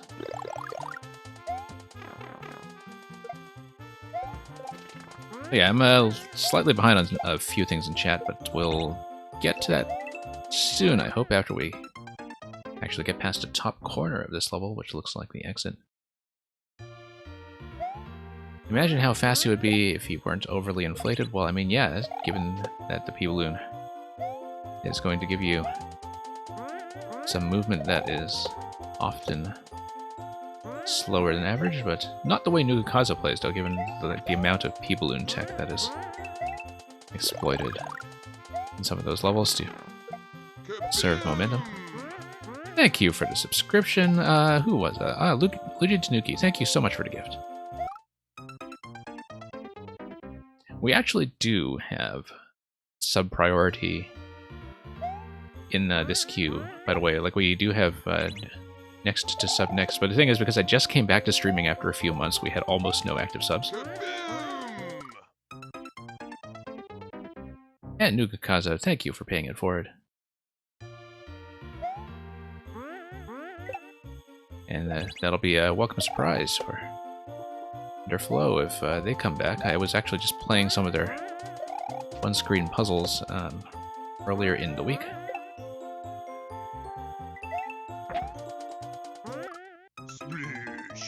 And thank you for the follow. As well as the patience, Teldir. I know I've kept you waiting for quite a while at this point. But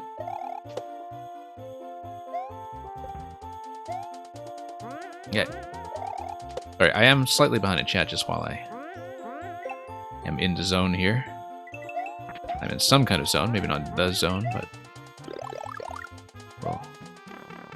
this sorted out. Okay.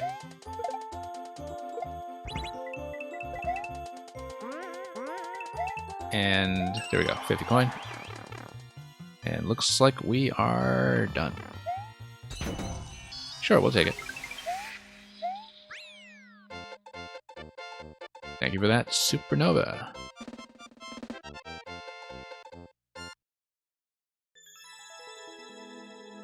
Yeah, we had a very quick queue earlier tonight, and then we had a fairly long string of sort of moderate levels, I would say, like, you know, sub 3% or so. Very doable, but sometimes prone to many mistakes along the way. Yeah, a lot of that was just about getting to read occasionally, sort of understanding timed and damage boost segments, and of course, just really straightening out a few of those jumps. So, good concept. I sort of like that, you know, single-use nature of the catapult mechanism, in that it gives you a certain time pressure and forward propulsion, but also something that's very player controlled, right? Like you bop the first block and then you yourself have set the fuse for how the rest of that platforming element will go. So. Okay. And yeah, as usual, thank you for the patience of all those waiting. Like I said, I hope to get through the entire queue. I usually am able to do so. I think I always have, actually, but I'm reluctant to promise it because emergencies do happen. Reasons to leave also do happen, so. We'll see, though. We'll have 5 remaining in the queue, and we'll see, well, after Nukaza, who came in just in time. Let's see, 62D. Now, given that this was the code you submitted earlier, unless you replaced it, I guess is not the thing that you just clear checked. Unless, of course, it's also the... Ah, yes, maker code. So. Streamer's choice. Okay. Kaboom! Oh. And thank you for the gift, Luigi Tanuki. So yeah, so sub-privileges will kick in beginning with the next queue, just so we're absolutely clear. I do typically alternate between next and sub-next when there are subs that are hanging around, but the way that Warp World processes the queue, if you're already queued by the time you're, you know, a sub, it just kind of treats you normally, and so hopefully everything is fine with that in terms of waiting. I mean, you two are next in line anyway. That's Boo Precision. This is also people in. Let me check the clear rates on this, just because since we're kind of past closing, I'll want to pick something that's not too punishing. So I think this is actually going to be a good choice. Okay, before I start, let me just catch up in chat, because we had a lot of stuff come in during that level. But once again, thank you so much, Luigi Kanuki, for the gifts, and for Nugukaza for passing that on as well. And I think we caught everything up to the raid earlier. Okay, what's going on? 1.84 is not too bad when it comes to P-Balloon flights. It's something that may actually be doable for me, as opposed to some of the precision stuff. So let's see how much of this clear rate has been tilted upwards already by people who actually know how to fly with the P-Balloon. Keep in mind, I am currently on a Super Nintendo controller with no stick, but if we are really struggling with a flight, we'll switch to the stick. Interesting upside down Morton intro screen, by the way. Now, given that this is a flying... Whoops. Segment... let's just take the reset. I was thinking initially, like, you know, since the P-Balloon kind of goes in all directions, is there a particular reason why upside down would matter? And it looks like it's because you have these setups of Photoboos firing upwards. Okay. So we'll just navigate this. Actually pretty generous spacing as far as P-Balloons go. Yeah. let's just follow to some of the markers. Whoops. Let's not take too many risks. Not exactly going for a speed record here, but whoa, no. Should have seen it coming. I have a little bit of lead time on visibility there from the double tracks, but I definitely initially read that as something like an exit pipe. In spite of the fact that we are doing one collection. No, hang on. The boss is hard. Okay, I see. The level is a bit blind due to vertical scroll. Yeah, it's actually the aspect ratio, I think, sometimes, that you have so much less space to work with, you know, along the y-axis. That's where the visibility challenge is coming from in many ways. Whoops. No. Yeah, once again. I think maybe we should just stay out of the center column unless we have a very clear reason to believe it's safe. No, hang on.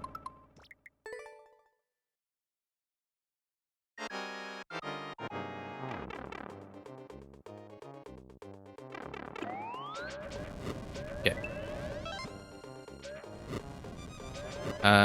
Yeah.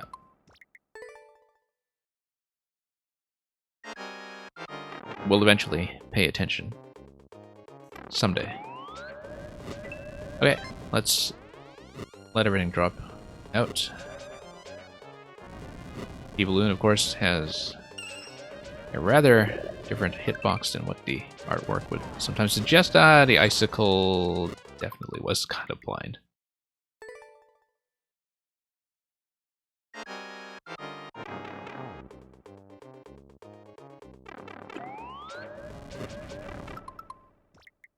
Alright, let's try not to rush that.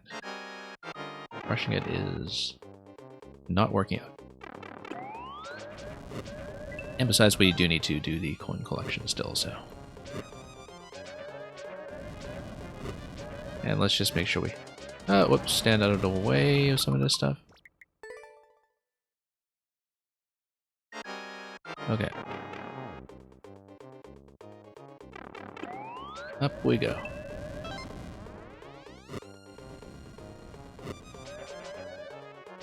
Yeah, you can kind of see the icicle drip, actually. It's very subtle, and of course, because everything is moving upside down, it'd be very easy to fail to account for that.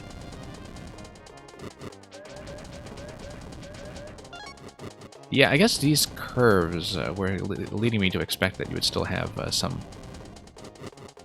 horizontal fire that was about to drop in, but appears that's not the case. At least not there. Yeah, some of these are actually fairly relaxed timings once you begin to read them. It's just sometimes the vertical scroll can catch you. Coins might be safe, actually. Let's follow the coin trail and see. Yeah, looks like the coin trail is there for precisely that reason. Okay, so now we have a targeted bump into the on-off in order to create access to switches on the side. Okay, backspin there is actually exactly what we need, and we have the key. Here we go. Checkpoints.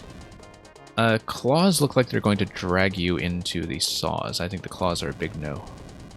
Brush blocks are for if you get caught. We kind of got caught, but looks like coins are our friends. And we do have a chance to get out of the claws. It's a very narrow window, but it is a chance.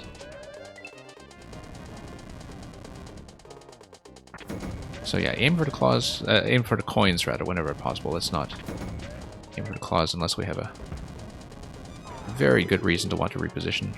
Oh, wow, saved by the claw that time. Didn't really even see what Morton was doing for me there. Alright, crush death. Okay, no, claw death, okay. Sure, fine. We'll just take one of those. Sorry, Taldir, I only just saw your request for Toad. Sorry about missing that a few minutes ago. No, Toad. There we go. And let me just mark that as redeemed. It will kick in with the next attempt.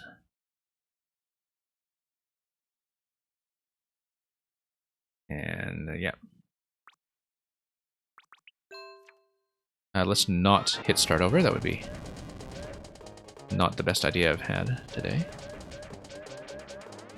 Okay, forward. Not start over, okay. Amazing what a habit it can be.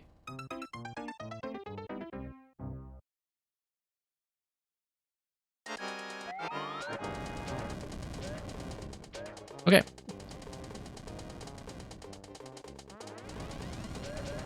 You'd have to wonder if eventually in a Mario Maker 3, say, there is a change to how they handle restart from checkpoint. So let's say, you know, they make it possible for the player to just restart from checkpoint. You would think that that would actually have some pretty dramatic effects on certain kinds of levels, like the whole troll metagame, for instance. In terms of how things like checkpoint resets, as well as multi-checkpoint puzzles are actually handled. Like, I would actually think that because of some of those difficulties in checkpoint logic, that's why they haven't implemented it. That you can imagine just with all the checkpoint setups that we've created now, sort of on the assumption that the player does not have control. That, you know, with things like tracking pink coin collection, etc., like a lot of that stuff creates complications. But what I'm saying is that, like, the very nature of what levels people choose to make would change with a change like that. In the same way that, you know, losing editor access as a player in Maker 2 compared to Maker 1 lets you some pretty dramatic effects on its own, I think, in terms of what people are creating. Okay. There we go.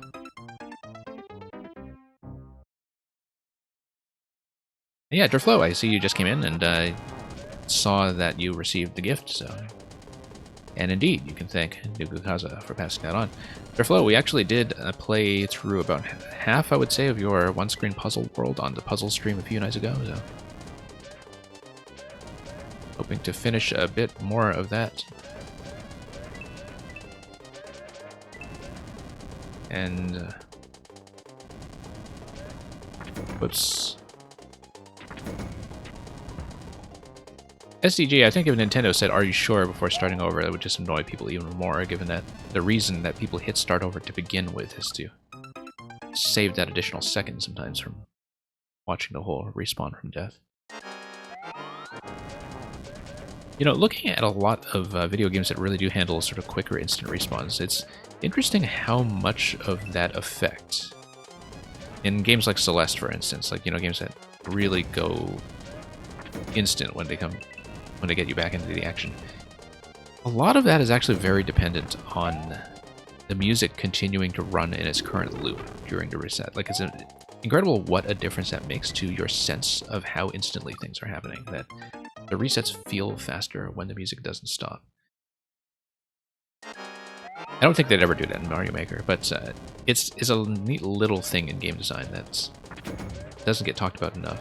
I recently played Ori and the Will of the Wisps on stream, and where some of the speed challenges in that game and the escape sequences, like, that game also does the same thing, where it just keeps the music running to make it feel like you haven't skipped a beat when you do take a death.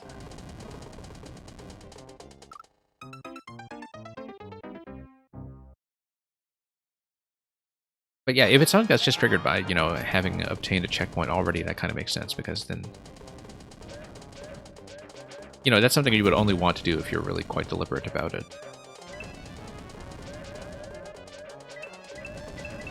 No.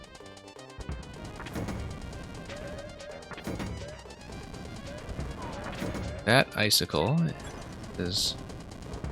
Okay, so we want to aim for the POW.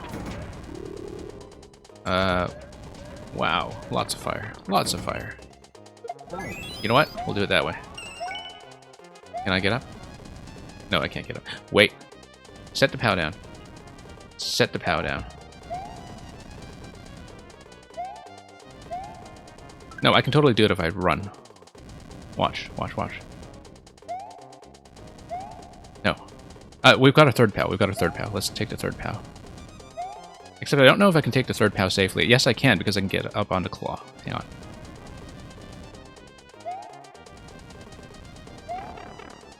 Okay. No. Fine. We'll just keep the PV. Fine. We'll do it your way.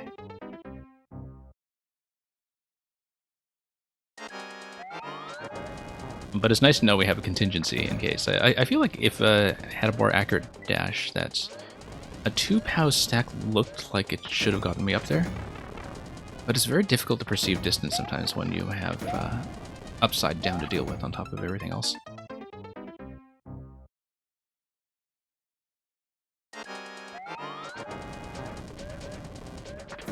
Okay. Thank you for the follow. Leandro Sniper Pro. It took me a moment to read your name because I thought, that looks kind of like Leonardo DiCaprio, except it's not. But I think it's Leandro Sniper Pro. I think I've read that correctly now.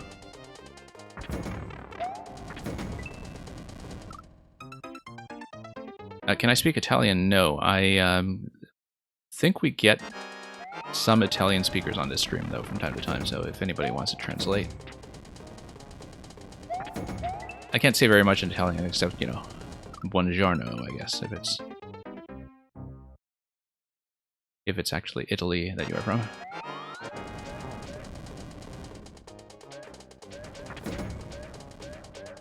Yeah, I can order some food in Italian, but that's about the extent of it, unfortunately.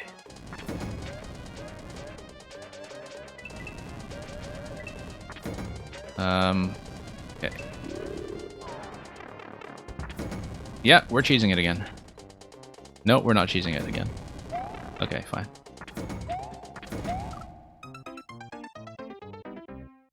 Yeah, the queue has been closed for a while. I am hoping to get through everyone, but again, no promises right now because we had a lot of people get in before closing.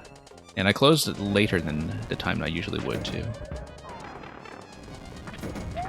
Because I usually run for about 2 hours, close, and then by that time it usually takes about another 2 hours to actually get through the levels. And today I was running that on a slightly extended schedule, which may or may not have been a good idea. But we will see. We will see.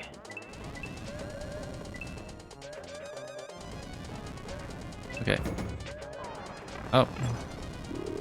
Yeah, the icicles are definitely something to deal with, I would say. They really do control quite a bit of space when you think about it, but yeah, we got reasonably close. I mean, you know, 1 POW activation we've discovered is enough, as we would expect. And, yeah, the rest is just...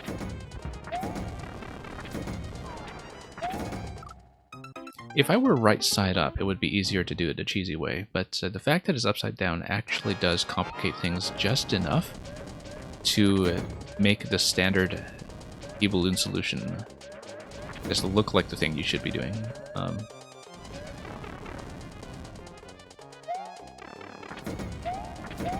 Yeah. Because doing it without a P-balloon, like, even though it's technically possible, I think,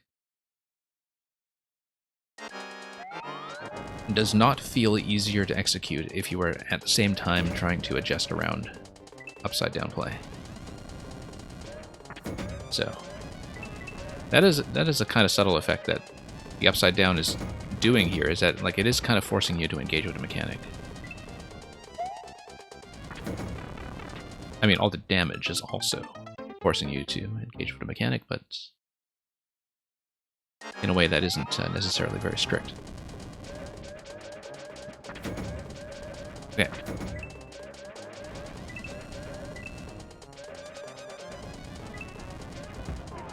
Oh, icicle. Okay. Nope. I was trying to gun it for the POW in that segment right there, and then that's when I got zapped.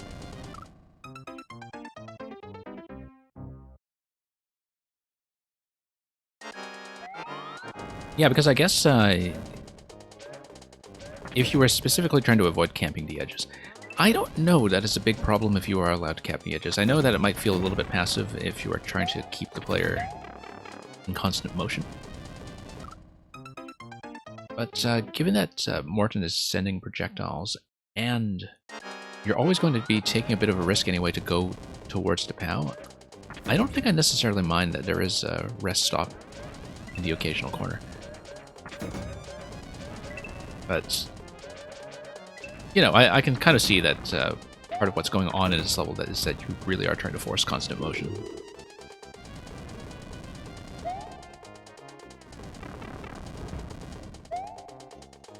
Do I call TJ Team Jump or Team Jamp? I'm pretty sure it's just Team Jamp.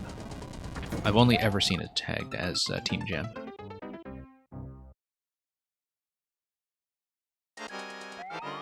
Yeah. And yeah, I can tell that, you know, like that's part of what the Upside Down is doing as well, is that you're kind of deliberately making the player a little bit uncomfortable, so you can't rely too much on instinct and muscle memory. Like, you know, even when you get trapped in a claw, right? Like, you're usually going to be impulsively trying to struggle to get back out.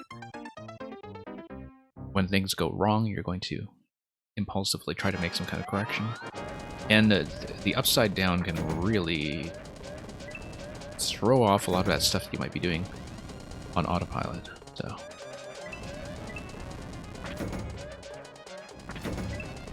Okay. That surprisingly worked. Okay, that surprisingly worked as well. There we go. I should have stolen another POW, actually, to make it through to this segment here, but, you know, down arrows are going to lead me to Phase 2. Okay.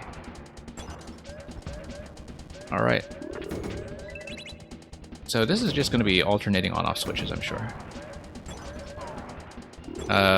We gotta beware of the fire trap over there. Everything here was fine until the Fire Nation attacked. Or however that works. Is it just switch alternation, or is there a second mechanism I need to activate up top? I haven't even scouted there, so I think maybe there's another interaction that I'm aware of. Oh, good, more P-balloons, okay. And a finite number of P-balloons, I like that. I like finite refreshes on these things. Find that they can really add a good sense of balancing to a fight.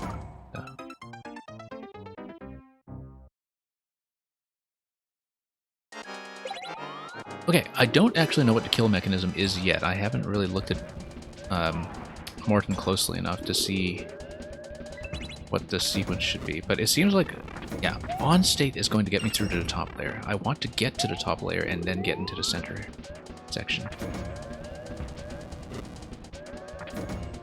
No. Just, okay. That's okay. Yeah, you do one switch activation on the bottom half, and then you do one switch activation on top half. Now, if I'm not mistaken, I should actually be able to sneak into the red pipe, or not?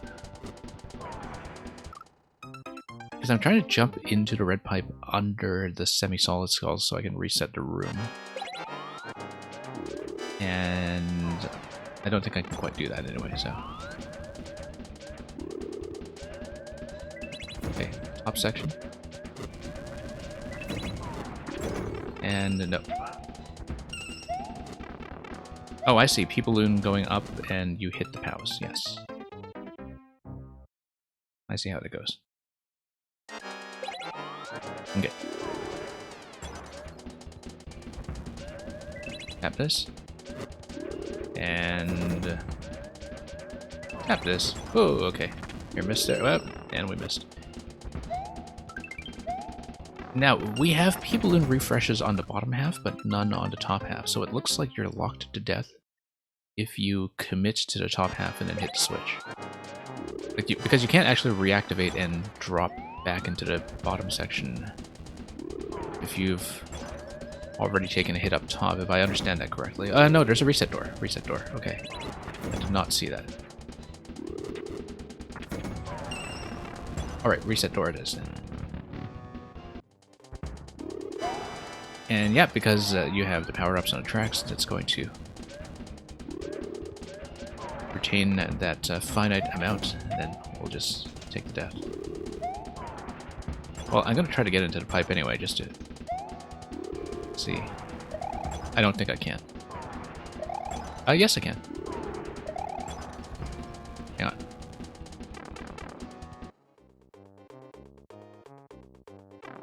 And one-way panel traps you back up. Do we get... No, because the P-balloons are all finite. Yeah, that's right. Because power-ups have their own respawn logic when they are consumed. I thought so, but sometimes, you know, with the power spawns based on tracks, yes, the track power-ups can only be consumed once. But I wonder sometimes if, you know, as a player community, we've become too dependent on memorizing, like, editor rules that intuitively, like, aren't going to be obvious to a lot of new players, but...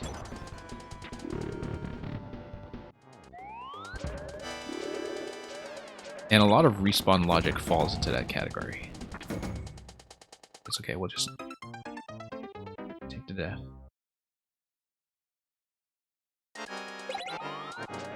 And yeah, Merlin, it is kind of really too bad that we never received the stone object, or really any kind of single tile block that must be picked up. But, I mean, you know, you have the chomp stumps, you have the breakable blocks in 3D World, etc., but like, there are certain functions that that's not going to do for you, at least not very conveniently. Alright, let's take the death.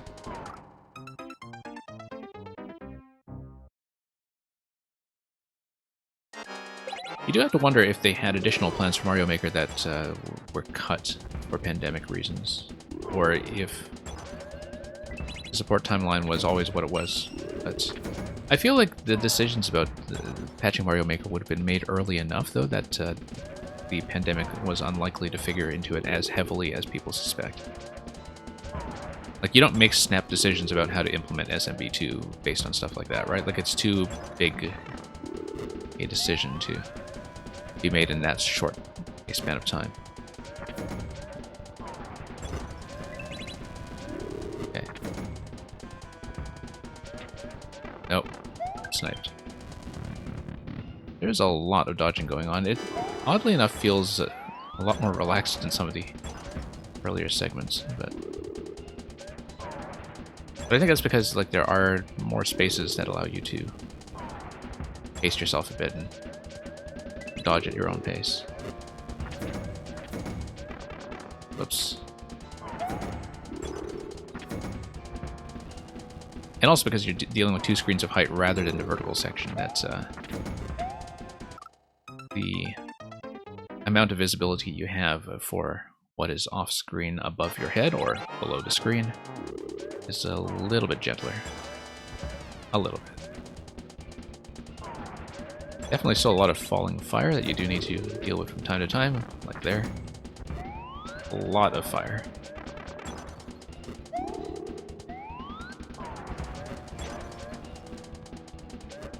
Now to visually keep the Morton fire apart from all the other fire, yeah. The Podoboos do often feel like they're coming out of nowhere. I mean, I know that everything has the curved track markers the way they do in the first section, but there's a lot of visual information on the screen. And so we just need to deal with that accordingly.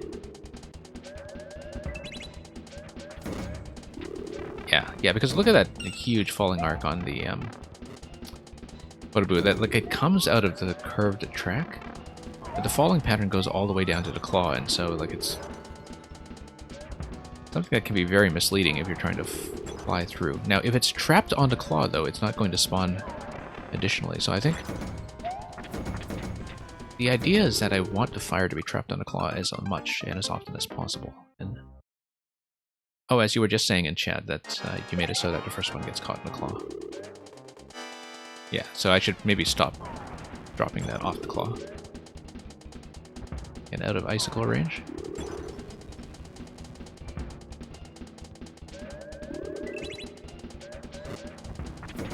And yeah.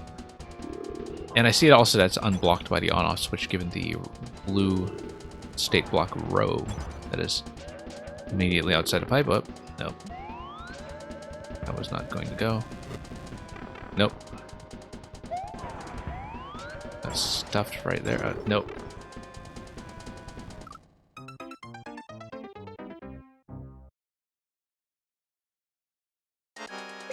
And okay, there we go.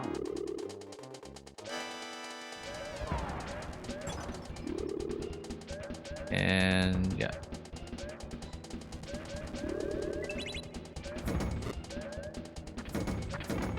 But yeah, it would have been nice to see a longer support time frame for this game because, you know, as I was saying on one of the other streams earlier this week, I think, the unfortunate thing is that, like, it seemed like a lot of the stuff being added to Mario Maker was really going in the right direction, design-wise, in that it was getting more and more interesting in terms of how the pieces could actually interact with other pieces. Oops. Okay, that's it for the P-Balloon supply this time.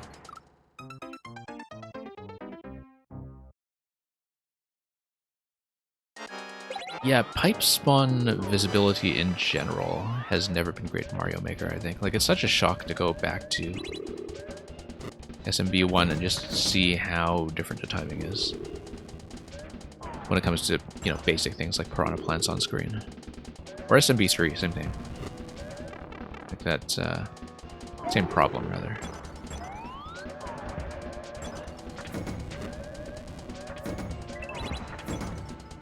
Okay. This is almost a safe location. No.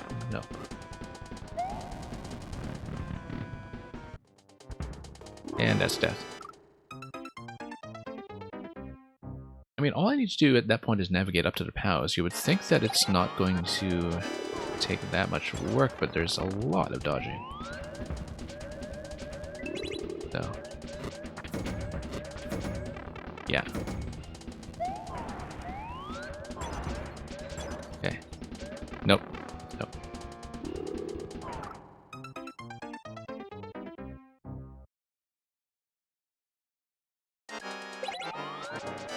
Okay.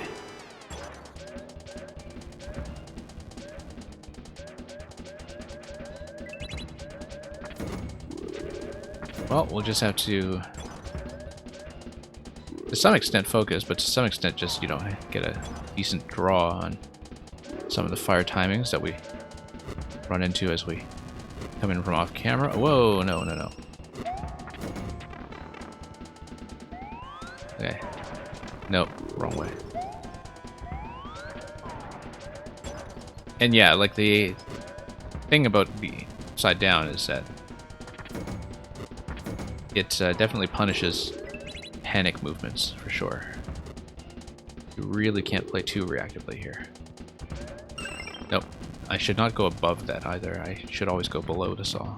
I'm going to wrap around that section.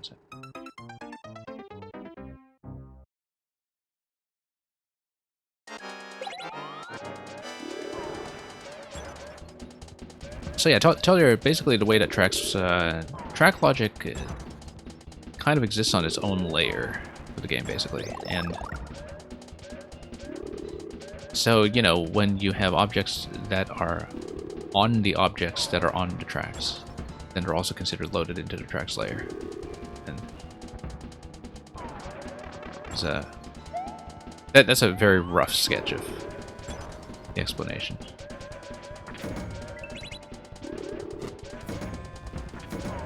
That there's like a...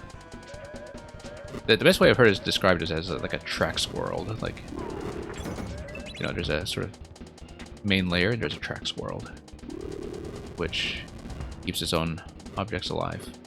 Once loaded in, like the initial load still follows its own, well, it still follows, you know, Mario Maker rules, but Okay. Ghidorah. See, that wasn't so bad. It's just a matter of actually aiming correctly. And there we go.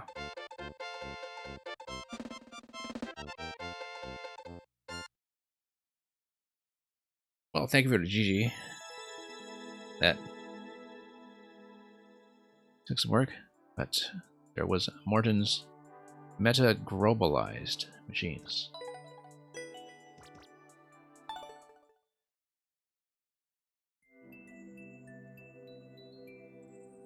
Now, Taldir, can you make a totally impossible level?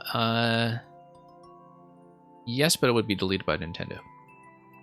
That's the short answer. Like, if you're trying to make it impossible due to some kind of, edge case glitch in the engine or something, you can do that. There is quite a bit of theory behind how to do that, in fact, but the level would not stay up. But yeah, you can make a level that's practically unguessable, or...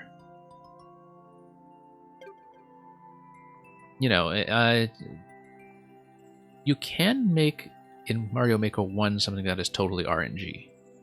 In Maker 2, you can do something similar, but there is a limited amount of player input control when it comes to RNG manipulation, and so, like, things are theoretically much more clearable. Whereas, like, in Mario Maker 1, there actually is kind of a pure random roll. Well, I mean, pseudo-random, like, within computational limits, but... did I mark that as a win? And thank you so much for waiting, Taldir.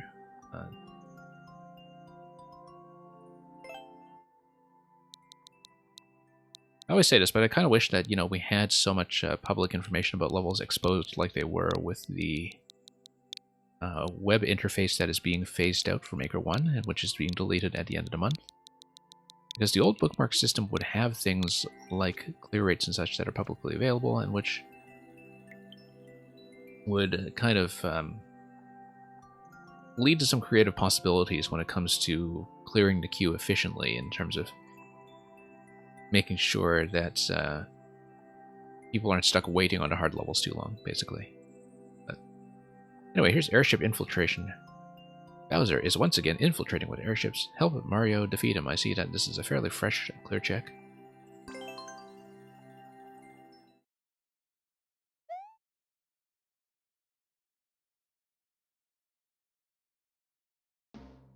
Okay, here we go.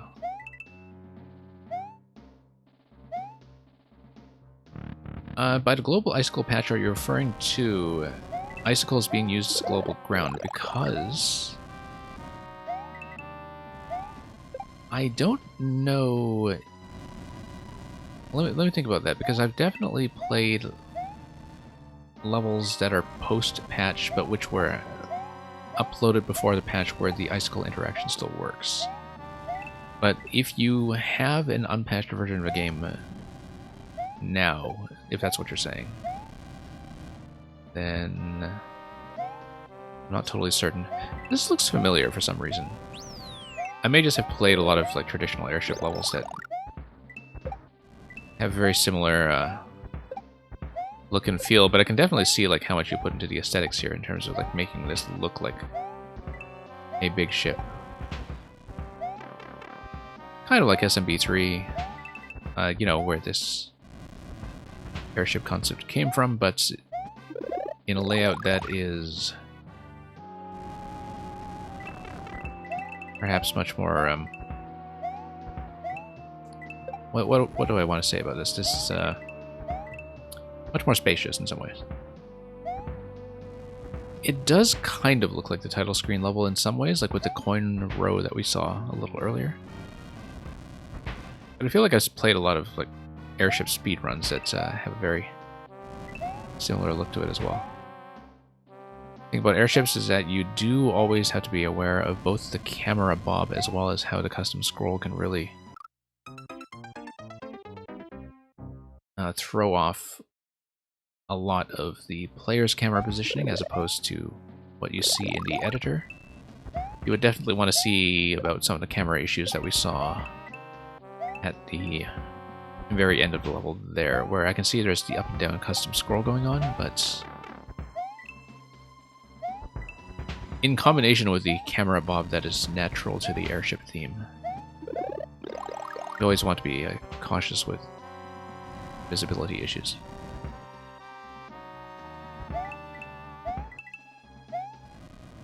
Yeah, there are very few things in this game that were actually like permanently patched, no matter when a level was uploaded, and I'm pretty sure global icicles were not one of them. Like, I mean, I have a level from back in July 2019 that required global icicles to make the mechanism work for the final puzzle, I think, and it definitely behaves the same.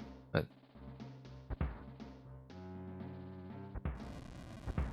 can you upload it on the old version though? Like, if you are on an unpatched version of the game, then you can save the level.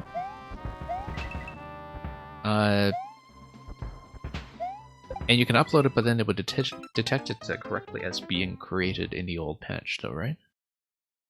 If I understand it correctly. But, I'll see. And I know, yeah, Steve has always made videos about this stuff, and did so for Maker 1 especially when it came to the impossible level tech. But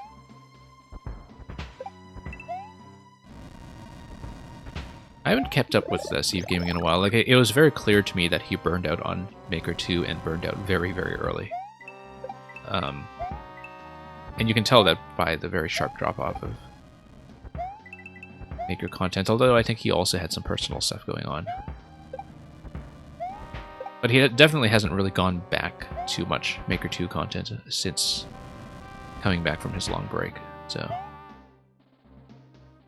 I kind of figured that he just had a massive burnout. But no, but because the idea is that, like, you know, if you saved the level, like the final save and clear check is on a given version of the game, then the game correctly detects that as having been saved and clear checked on that version. And I think that gets preserved at the point of upload, but I'm not sure because I haven't played around with this. But I don't know, I'm not in a position to look that up right now, so I can't verify anything I'm saying. And memory can get a little bit fuzzy when you've been staring at viewer levels all day. Staring at levels in general all day, I should say. That's nothing specific to viewer submissions, of course.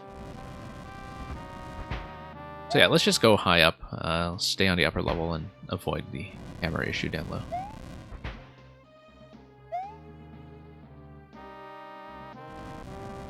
And then we'll drop down. Yeah, bit of a weird goal position there. And I can see now with the goal position and with how there's this massive gap before it that there was maybe a bit of a camera issue there, but it's okay. Thank you for that. I don't know if that's still like very actively in development, but yeah, definitely kind of sorting out the player camera would be the main thing. Like, the lower ship in the final segment can be pretty misleading because you can jump from that to the goal, but the custom scroll camera at that point like really doesn't cooperate with you. To the extent that I wonder if custom scroll is even necessary, or if a left to right standard horizontal scroll is just going to be fine, given that you will let the player position everything accurately. But I know that, like, maybe you need the custom scroll in order to keep the camera locked in the top half to the height that you want during the main airship segment. I don't know, I'm just sort of thinking about this and thinking about how it could be cleaned up a bit. Like, maybe the entire last segment just dips too low for what the camera is giving you. Considering that you do have that split path there, and custom scroll with the changing vertical orientation doesn't... changing vertical height, rather, doesn't really cooperate very well with split paths like that. But thank you for that anyway. Supposed to be misleading? Okay, yeah. Well, I was misled.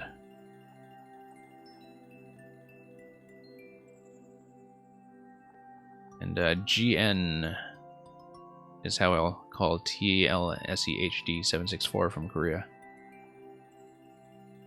Thank you for saying hello. Like I said, I don't remember if you sent me this one, but maybe not. I thought you had sent me most of your Ice World. But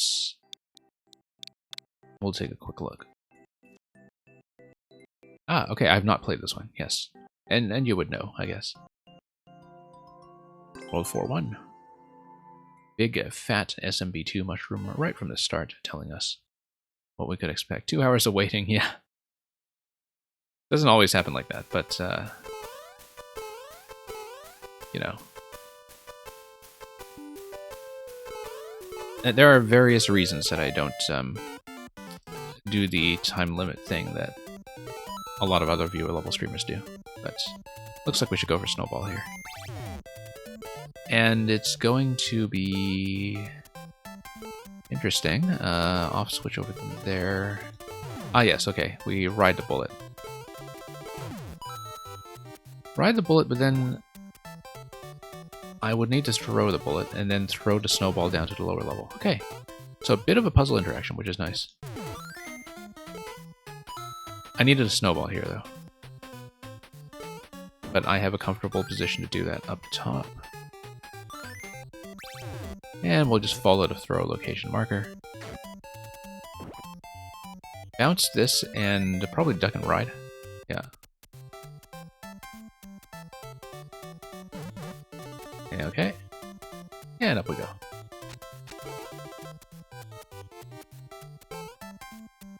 Okay. Yeah, it's nice to see setups like that that require a lot of active engagement in a level that's, you know, designed to be easier. But how do we lose SMB2? Oh no, because we picked up a mushroom. Okay. Or yeah, we just need to bounce. Bounce. Do we have a hard requirement for a power-up? It seems like we do. We need a mushroom over here. So we'll head back down. Grab that. And looks like afterwards there will be something popping out the right side pipe that will be the SMB2 mushroom once we have toggled the on-off switch. So yeah, very gentle resets on what is pretty interesting platform segment. So we just grab SMB2 now, and then that allows us to pluck the cloud.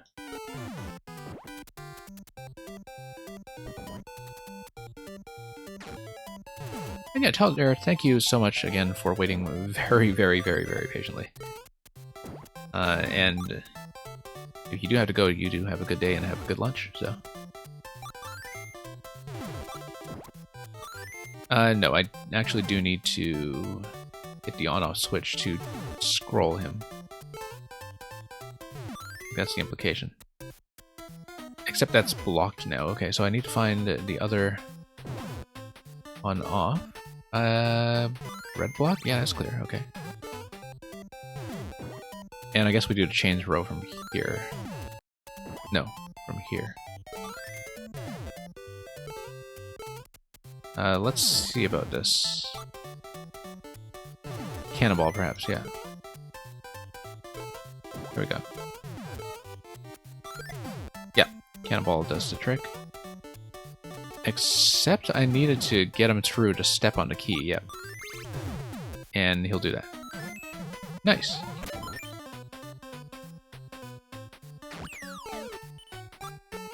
Okay, this will be... bullets is going to take me somewhere.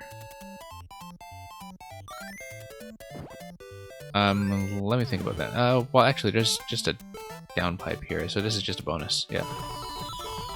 We just go down to pipe.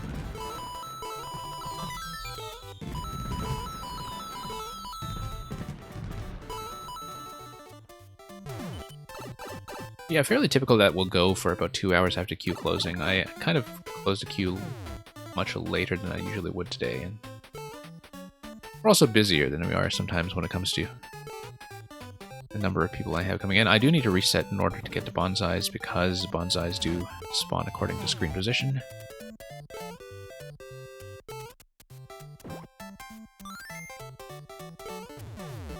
Oh, I see, okay.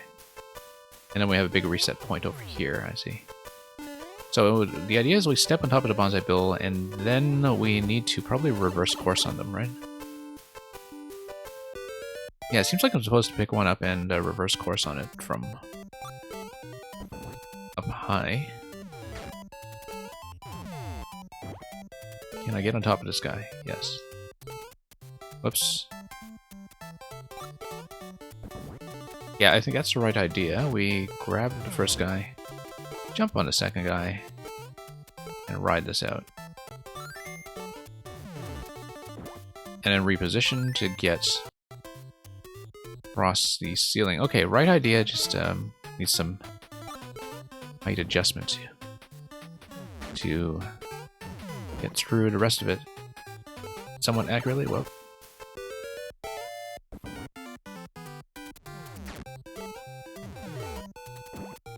alright, we can do better than that. And yeah, down arrows give you a decent sense of what to expect. We're just a little bit slow on that interaction in terms of being dragged by the bullet to the left before we get on the second one, so just need to be a little bit snappier about that interaction, maybe. I don't know about that. I feel like I am missing something about that timing.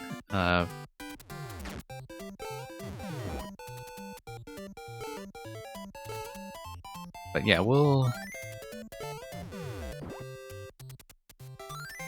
just get a bit more of a dash, and that will do it. Yeah, it's gonna be pluck, pluck, and we ride all the way over until, of course, we hit the reset point for not doing that properly.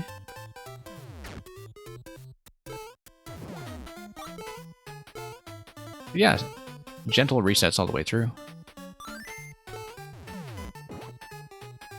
Which is nice for a level like this because, you know, you do have a chance to figure things out and really understand a pattern, as well as some of the finer points of the spacing when it comes to the central interaction. Yeah. There we go. Clouds stay down, of course, because blocks that are destroyed stay destroyed when you are within the same attempt. SDGML, what I'm basically saying is that the level doesn't kill you for failing to do the platforming. Like, it just scrolls you back, it lets you reset at the door. And so you get to retry the task when you fail without it going against the clear. I mean, just part of the standard toolkit of difficulty design, I guess. Like, knowing when to kill the player and when a reset is just fine. When it comes to something like a series of interactions like this one. Okay, have to account for the lag time here when it comes to the pickup. Down. Why down? Oh, because you need to pick up the snowball. Okay, okay. Took me a moment to read that. We are probably going to run out of time on this segment here. Let's see what we can do.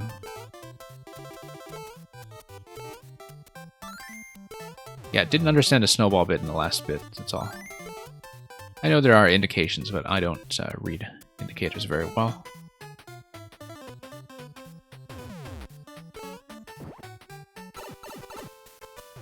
And that's just a quirk of playstyle more than anything. You have some people who are just really good at following indicators as opposed to the level elements themselves. And I find that I'm always trying to figure out what to do from the interactive elements I see on screen, and so sometimes indications can actually be a bit of a challenge when it comes to determining my spacing. Let's time this out and just reset from checkpoint.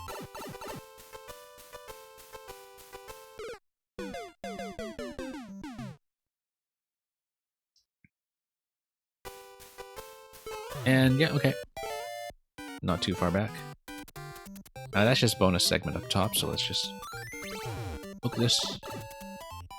We have demonstrated a proof of concept when it comes to the top segment, so...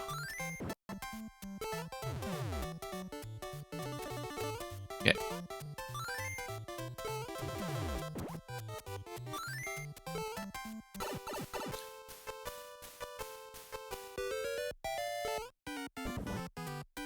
So yeah, those of you remaining in queue, I will try to look at everything, but I will probably not spend as long on them as I usually would. And of course, you know, if I don't really give them a fair shot, you're always welcome to resubmit, possibly tomorrow. I am hoping to run viewer levels again at the same time, in the same time slot, although, as I was saying earlier, due to summertime being a bit desynchronized, it will be an hour later in Europe and some other regions.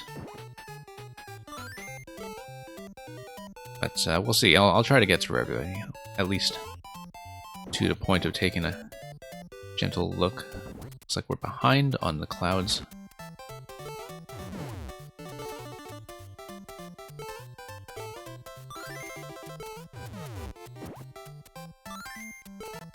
And, nope, not quite. Still need to get more of a dash off of the lower bullet and to do that a bit quicker, which means that we want to drop a little further to the left of the lower bullet, which means that I'm doing the pickup from the top row a little bit too late.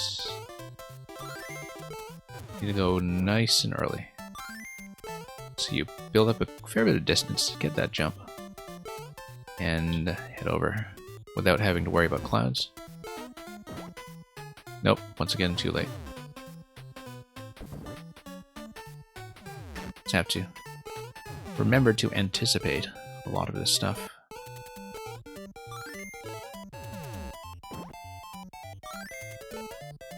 Yeah, pretty huge wind-up time on the pickup, and so we do have to compensate for that quite a bit.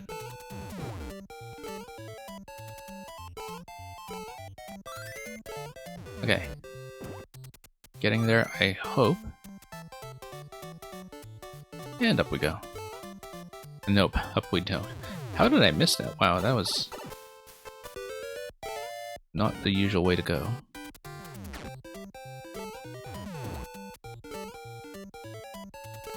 A day at the spa, yeah.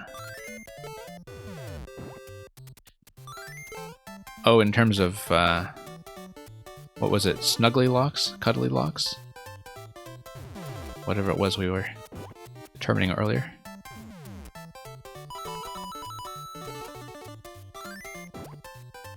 Okay. Here we are.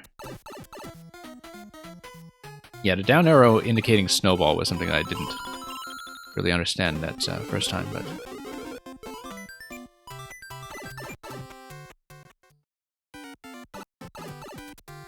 Anyway, very neat.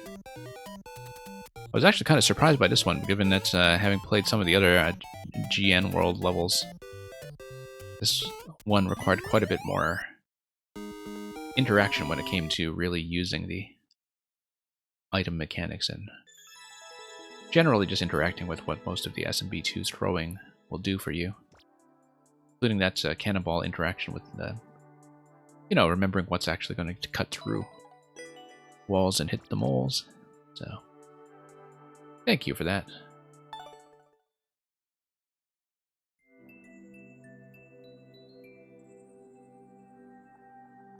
Okay. Slowly getting there. SDGML, thank you for waiting so long. You've been here forever.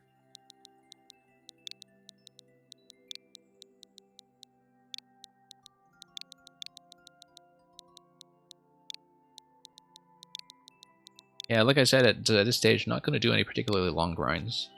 I don't know what you sent me, so we'll see. So if you have... Oh, propeller also goes burr, kind of like the catapults earlier. Made an escape room. Not today, but puzzle day maybe. Keep this in mind, because like I run puzzle days specifically to deal with stuff like that. And please play propeller go blur. Okay, let's do that. Kitty go purr and supernova go grr. And okay, so this was for Supernova's birthday, if I understand that correctly.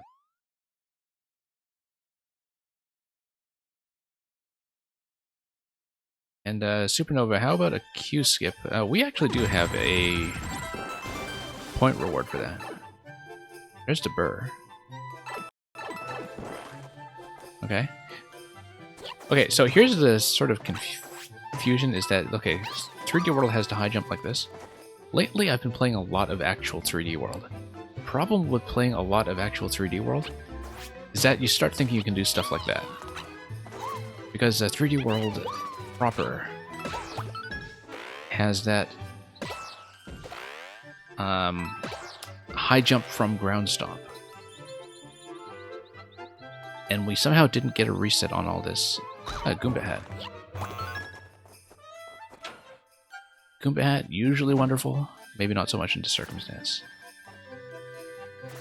Actually, no, I just always loved a Goomba Hat, so... Never mind that. We just need to be quick about this. Land on our feet. And what do we got now? Hang on.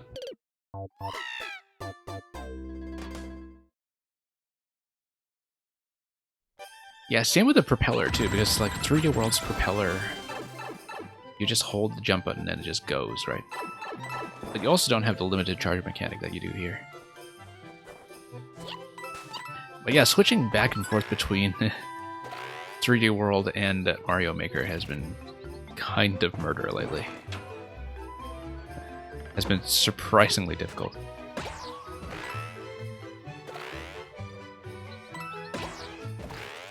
Okay, when we keep the propeller hat, we can just do a quick reset like that. Nope, bad idea. Okay, just scouting ahead. We do have a reset door by the Goombas. Goombas are just there to peel off the propeller hat, I'm sure.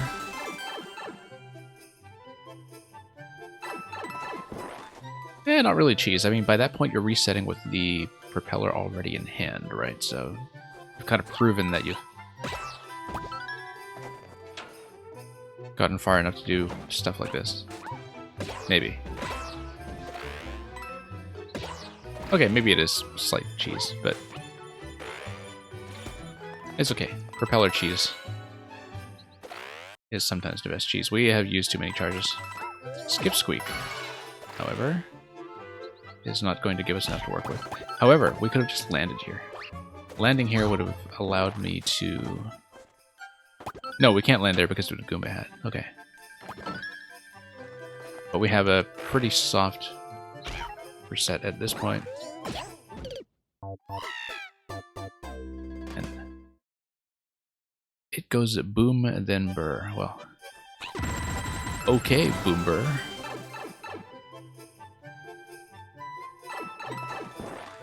Let's see. You know, never having actually heard anybody say "Okay, Boomer" in person as opposed to just the internet, I actually don't really know how sarcastically it's supposed to be enunciated. Because it's in really be performed in many different aspects, shall we say. Okay. Nope, let's choose it. I've already proven I can do it the standard way. I can cheese it all I like.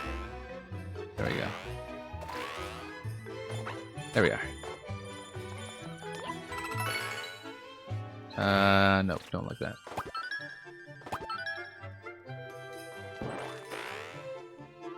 Okay. Nope, I need to get up there high enough to get to the next propellers, which I had not seen previously because I hadn't had to position the camera in such a way that would reveal that. But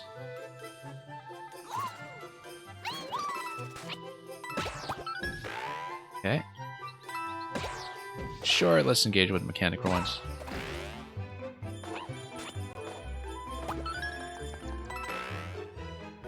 That 10 coin is a little bit misleading, I think, but I mean, I guess it's just a bonus. You're supposed to dip down and get out of there and get back into a safe position.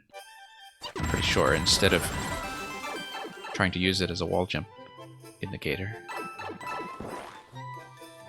Okay.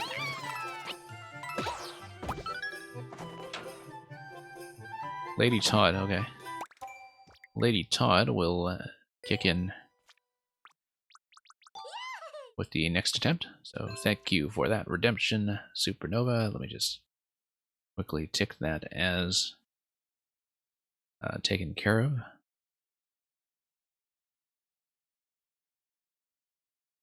But yeah, next attempt it'll be there.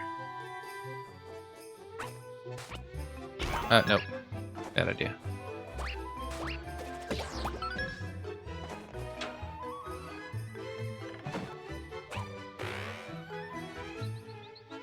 Wait.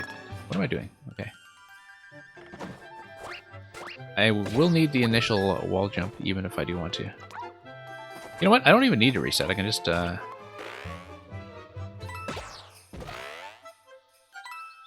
well, engage with a mechanic, I guess. But...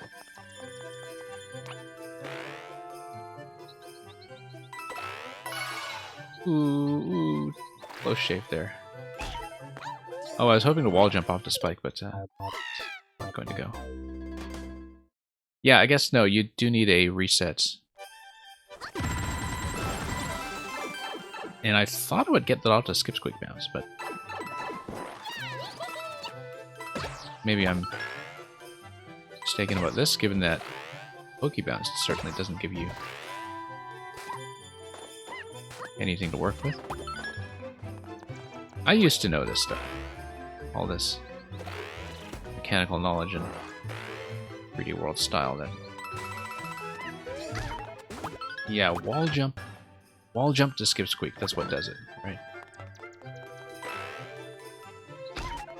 Okay. Yeah, wall jump to skip squeak, yep, as you were just saying in chat.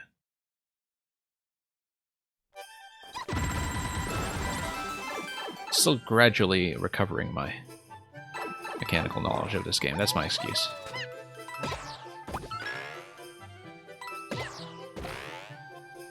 But up we go. Because it seems like I played a lot of propeller stuff like this shortly after the patch that brought it in. And most of what I know I've since forgotten. There was also the hat swapping Ninja challenge from Nintendo themselves. That was instructive in its own way. No, I did need a full jump off there. Let's just scout this, see what's happening. Yeah, series of bounces off the skip squeaks, and then up we go.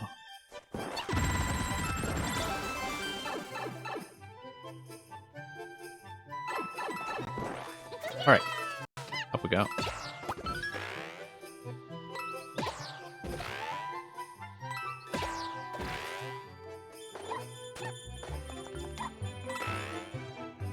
And nope.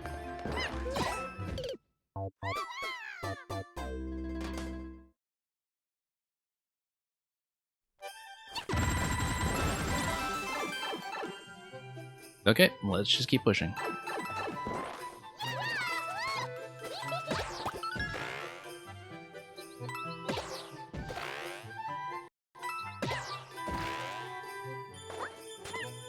Okay, back we go. Try to get some clearance here.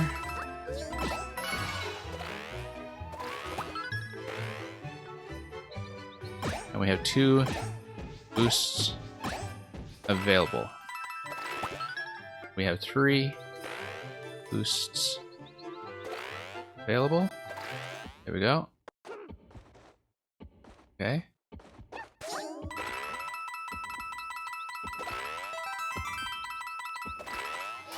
There we are. This required a little bit of early calculation as we reach the fact that we are at a checkpoint and there is therefore much to come. Much more. Oh, okay, it's going to be propeller plus cat. That's always a nice interaction, actually.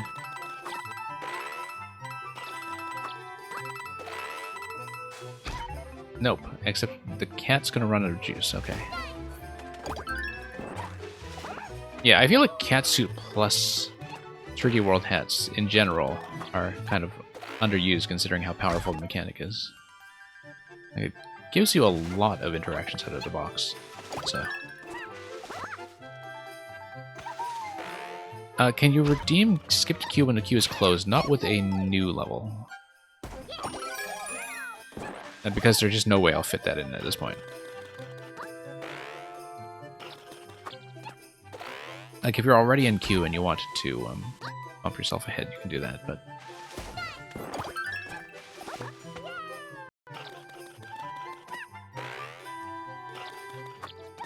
I actually should have set an actual rule about that. I don't think that had come up before, but... Okay. Hang on there. No. This was just part of the standard queue, Supernova. This was not used as part of the skip. SD waited very patiently to get this in the mix. Okay, it was just one additional wall jump. We just need to be quick about that wall jump, I think, and then we're solid after that. I just needed to estimate that I was going to be out of cat climbs at that point.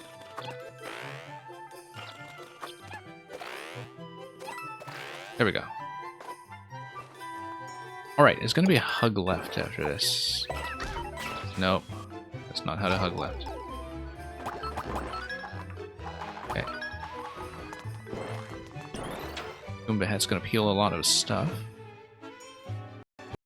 Then... yeah, well, I want to cling to the left. Okay, there we go. I forgot to grab the propeller hat, didn't I? Yeah, I just didn't even pick it up. There we go, yeah. That might have been important.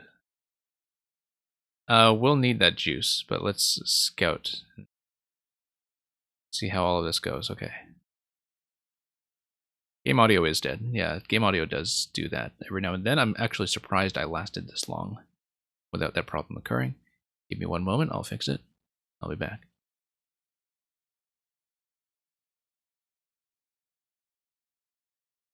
Yeah, it's actually a CPU throttling issue on my machine. Let me just get the system back online. Audio definitely went burr, if it went anything at all.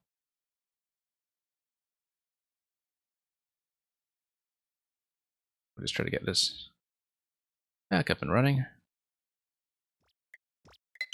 Okay, should be back. Let's get back to the main screen.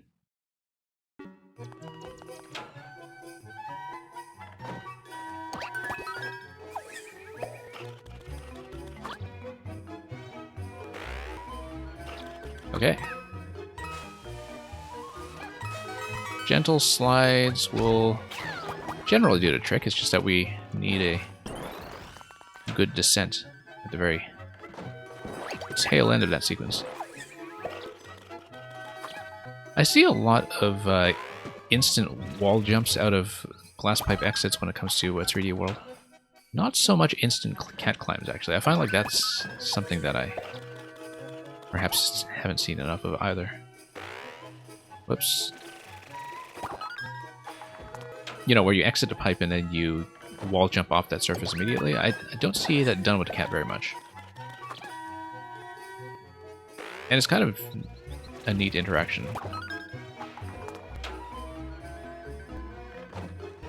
And it's pretty clearly indicated over here, like no problem with the indication whatsoever. Okay. And I'm gonna do a bit of cat scratching here, and that's checkpoint 2. We got lots to go. Maybe. Let's... Oh, I see. So, yeah. Semi-solid climb actually does give you a reset. I think I knew that, but like I said, lots of game knowledge stuff that I have been rusty on lately. Yeah, of course we're going for it. Of course we are.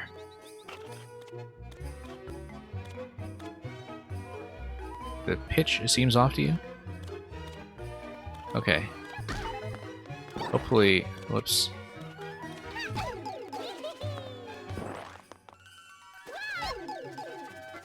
Well... At least I had a vague memory of what the reset location was going to be.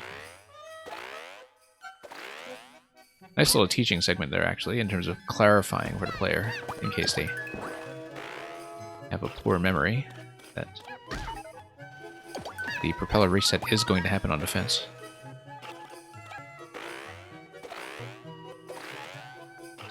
Yeah.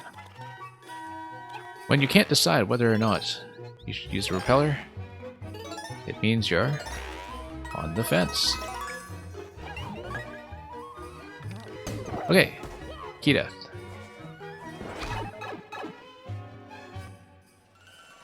All the sounds are lower. Oh, you mean on the stream, like all the sounds are kind of weird.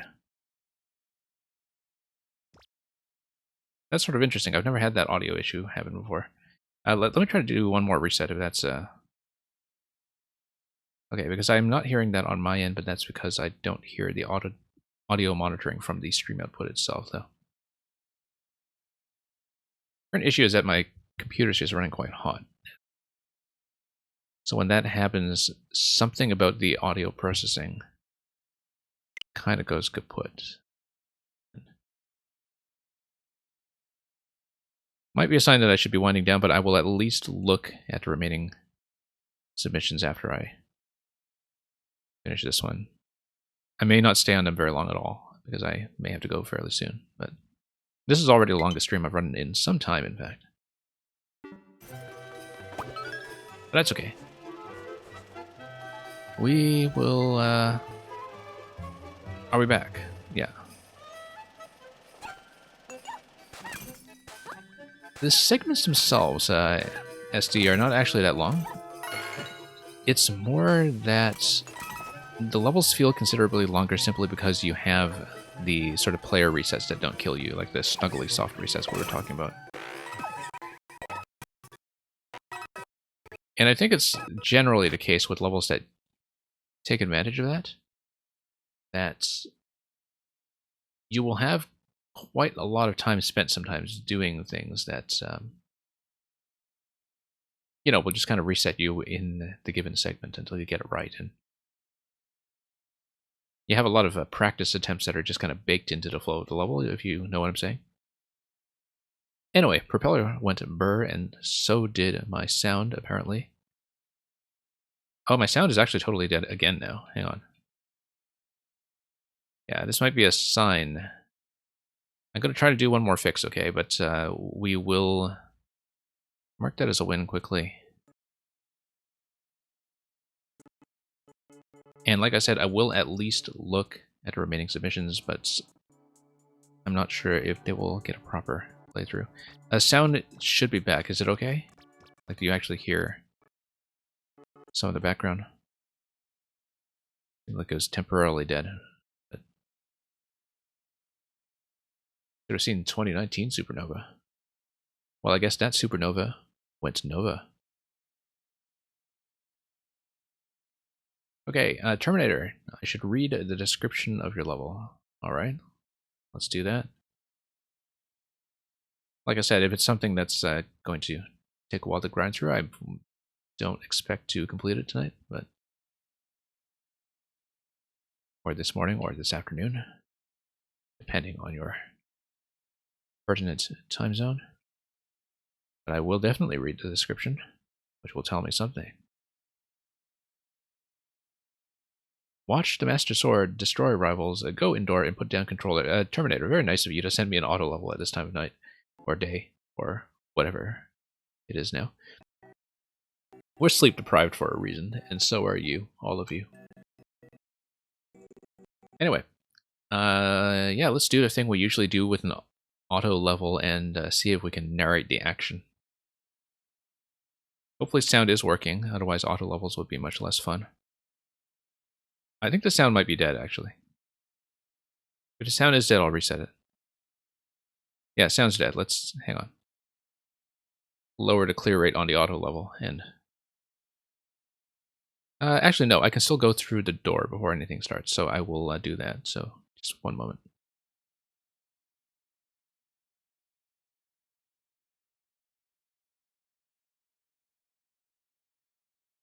Let's see if we can get it fixed for good. Let's...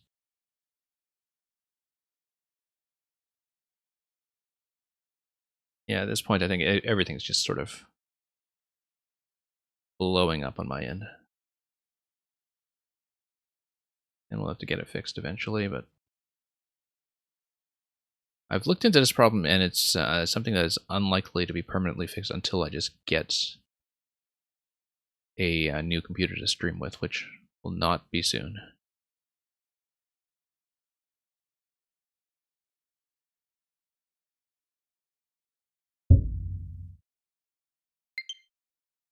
Okay. Audio should be back. Hopefully it will stay up. Alright. Reach the goal is Link. Let's watch it. Oh, I see. So Link is off screen and Master Sword is just going to bounce around, which is actually what usually happens in a Terminator level. Except this time I don't have to tap it. And now the Super Ball and the Fire Flower are having a bit of a party, and the Master Sword has crashed the party. Next scene. After partying all night in the dark, the Master Sword has now decided to do its little walk of shame on the tracks that, you know, take it home past the thwomps. But it has lost none of its bouncy demeanor. However, a shocking development has occurred as the machinery has begun to threaten its friend, the Big Mushroom, with a possible squish. And no, the Big Mushroom has been lost. Whatever will the sword do now? Will it take revenge? Will it capture the Triforce? Maybe I totally misunderstood that. Like, maybe that was the boss, and it just sort of took everything out by itself in order to clear the boss. Anyway. Oh, we still need the sword, don't we? Okay, let's try the Triforce. There we go. You can't tell me what to do, Triforce. Okay.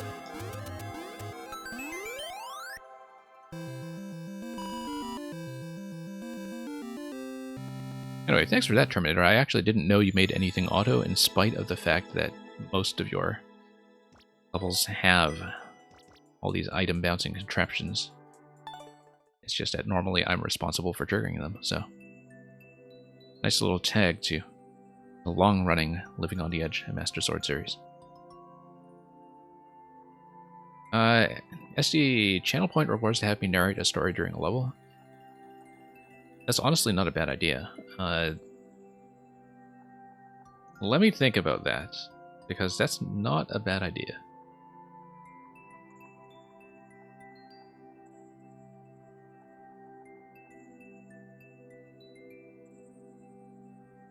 Okay.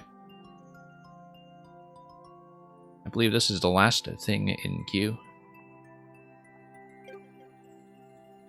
If Doge Doge Wow is still here, thank you for waiting for so long. I can tell that Doge Doge Wow is a person with tremendous patience, given what I received from them last time. They're checking stuff like that. It takes tremendous patience. Look at this. 0 clears on a Kirby's Victory dance theme. Music level is with no clears. That doesn't look suspicious at all. Let's do it. Let's do the victory dance. Thank you for offering me first to clear. This will hopefully go better than the 360 attempts that have been put on this already.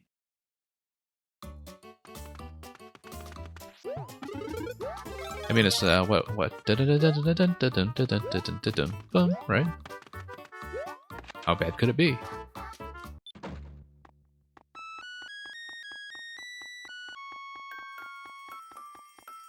Ooh, I see. So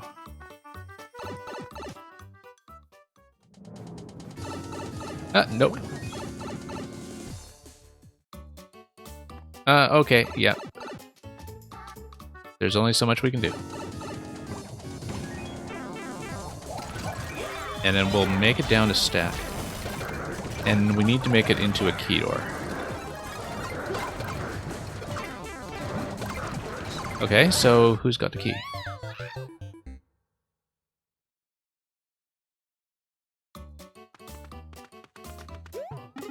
Something tells me first clear might not be happening today, but we'll see.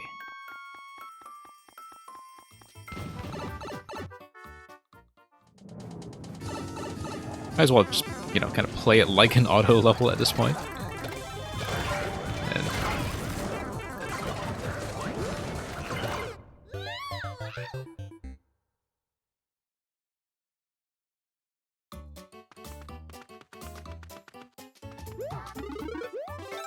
well, if there is something strategic I could be doing here to decode it.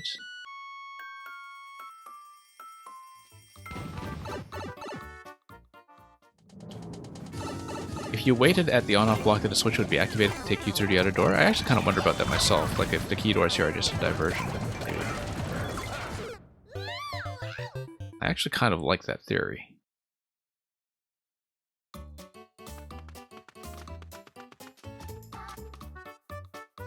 Item detection. Let's try it.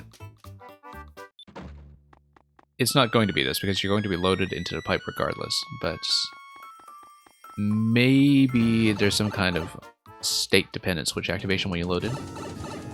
No, there isn't. Of course not. Okay. Here's what we're going to do. We're going to look at the previous screen. We're going to look at the previous screen. Let's see here. 125 clear check time. Oh, I should have enabled the zoom feature. And I don't have my controller with the stick on me anyway, so... Yeah, door takes you over to that kind of end segment there. Look at that. That is just before the placement of the flag, actually. But then there's a bunch of stuff that's going on before you get to that point, like a way to escape, perhaps. There is something that is over top of the main segments, so something drops you back to start.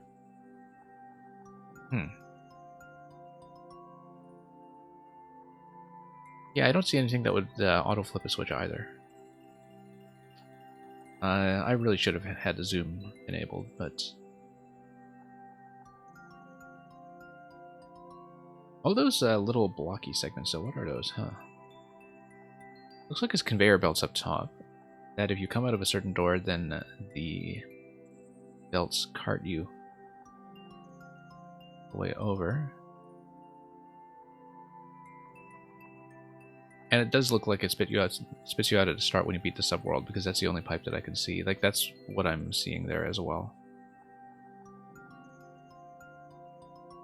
And don't really see any track activation as well that would be relevant here. What if, so okay, there's nothing that's actually pushing you past the bullets, right? Like, there's nothing that's actually forcing you forward into the one-way panels at the end of the music segment. At least I didn't think so. I thought I was just being led by that thing. So If, for instance, we came through here and decided to just kind of stuff back here, re-enter. Okay, no switch toggle, but let's try to re-enter now again. If there's an on-off toggle before we enter, like in this segment here. Oh yeah, a lot of the stuff that we saw on the main screen was really just the music notes, in fact. That's all it was just music segments. Okay, so there's not much I can do up here. And just reverse the music track a little bit. What does the comment say? Ah, I see. So if you scroll off screen too far, then the next blaster pushes you. But if you don't scroll that far, then you're fine.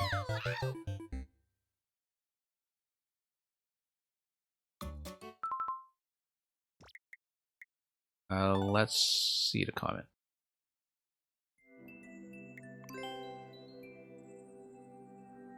This is fine. I'm sure it is.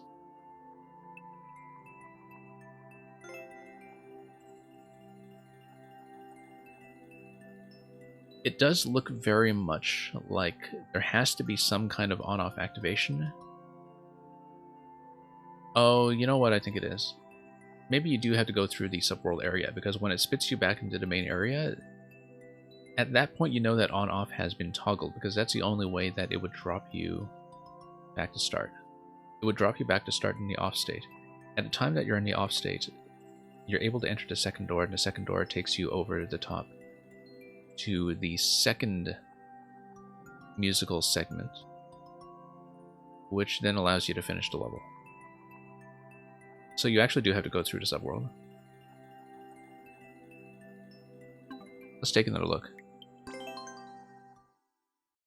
But the subworld has to have a switch activation in there somewhere. Merlin, thank you for dropping by for so long. I will also see you around next stream.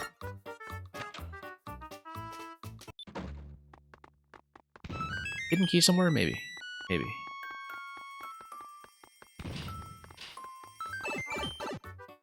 But until then, let's do the item spam and let's see if we can puzzle anything out about how to do this. If we stay up high, we can also get as many item refreshes as we can. No, there's only one squirrel suit, apparently. Like if there's a Dev Star or something, that would possibly be a clue. I'm not going to stay on this one for very long, but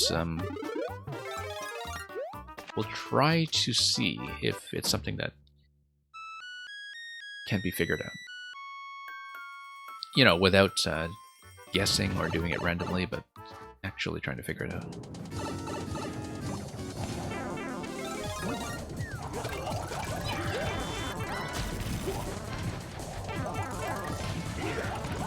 Yeah, very difficult to see unless there is a star.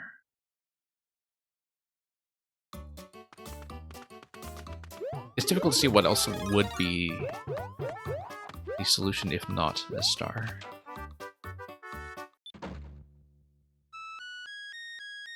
Unless it's a survival timer, actually. Like if it's a survival timer that gives you the key. Based on what some of the interactions on the side tracks are doing.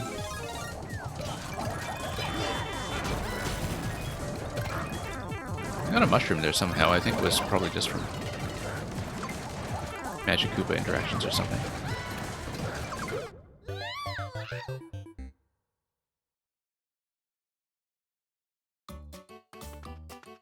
Alright.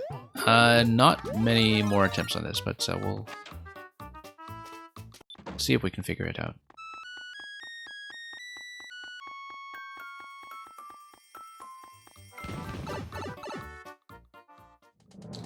Is there a way I can take a bomb back up to main screen? The one-way panel blocks my pipe exit anyway, though, so it won't be it. Yeah, I've been trying to go through the piranha pipes as well, and that's not going to be it. And yeah, Luigi's taken. We're actually just about to shut down the stream. We're not going to be on very long at all, so...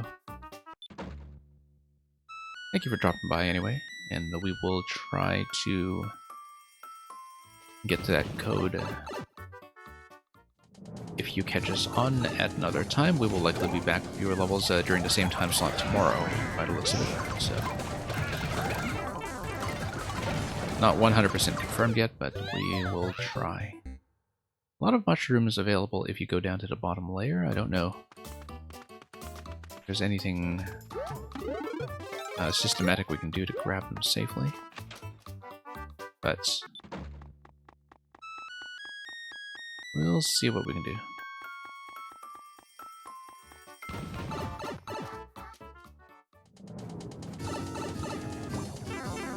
Okay.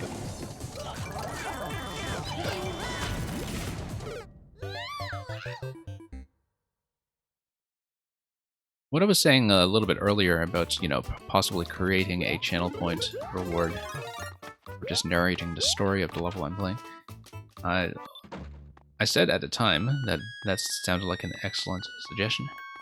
This level may be making me reconsider. But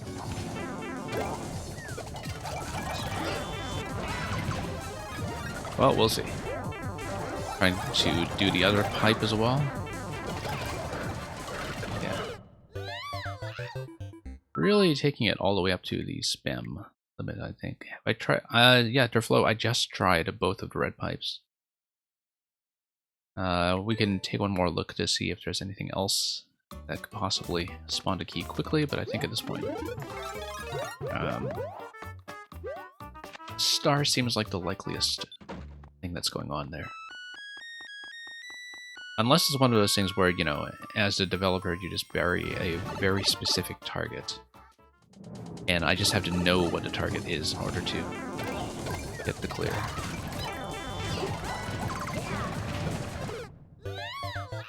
Yeah, none of the stuff on the side tracks looks like it's going to fall off the tracks.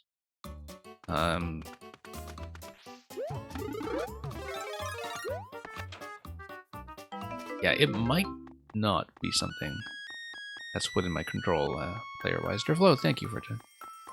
Cheers. Kind of lost my sense of what the word for cheer was or something, but for a moment. But I think we're definitely kind of at the very end of the Mario Maker we're going to handle for this sitting, so clear on this one is not likely.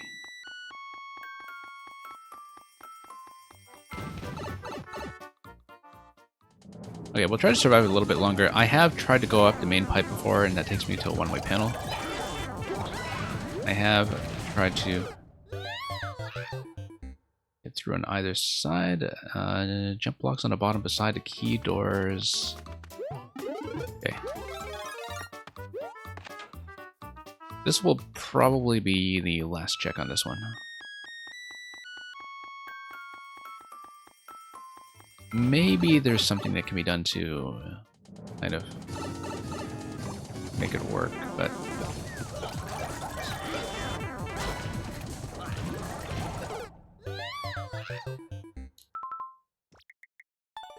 okay, guess not. But I guess that's art. It's definitely art. Their check time 1 minute 25 makes me very curious. Because why would you take 125 to do that? I mean, like, you have 2 music sections.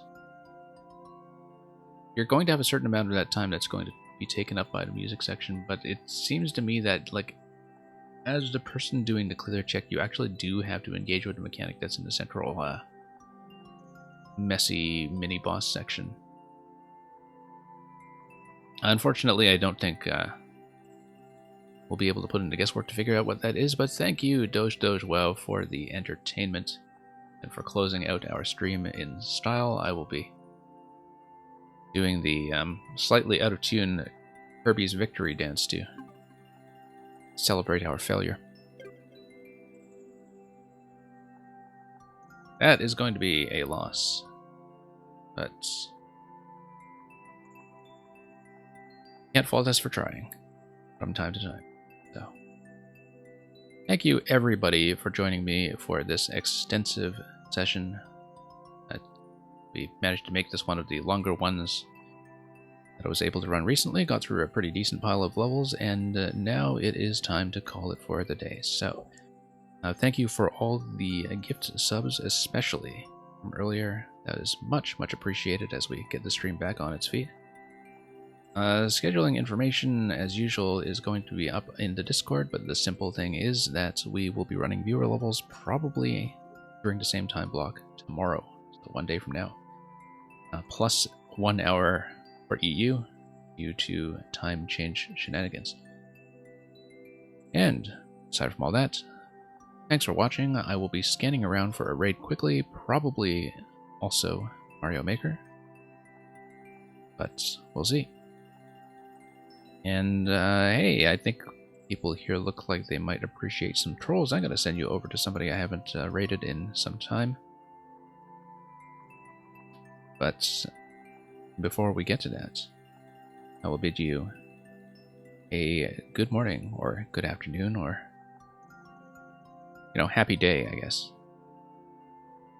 Happy 13th of March, wherever you are. And fare thee well.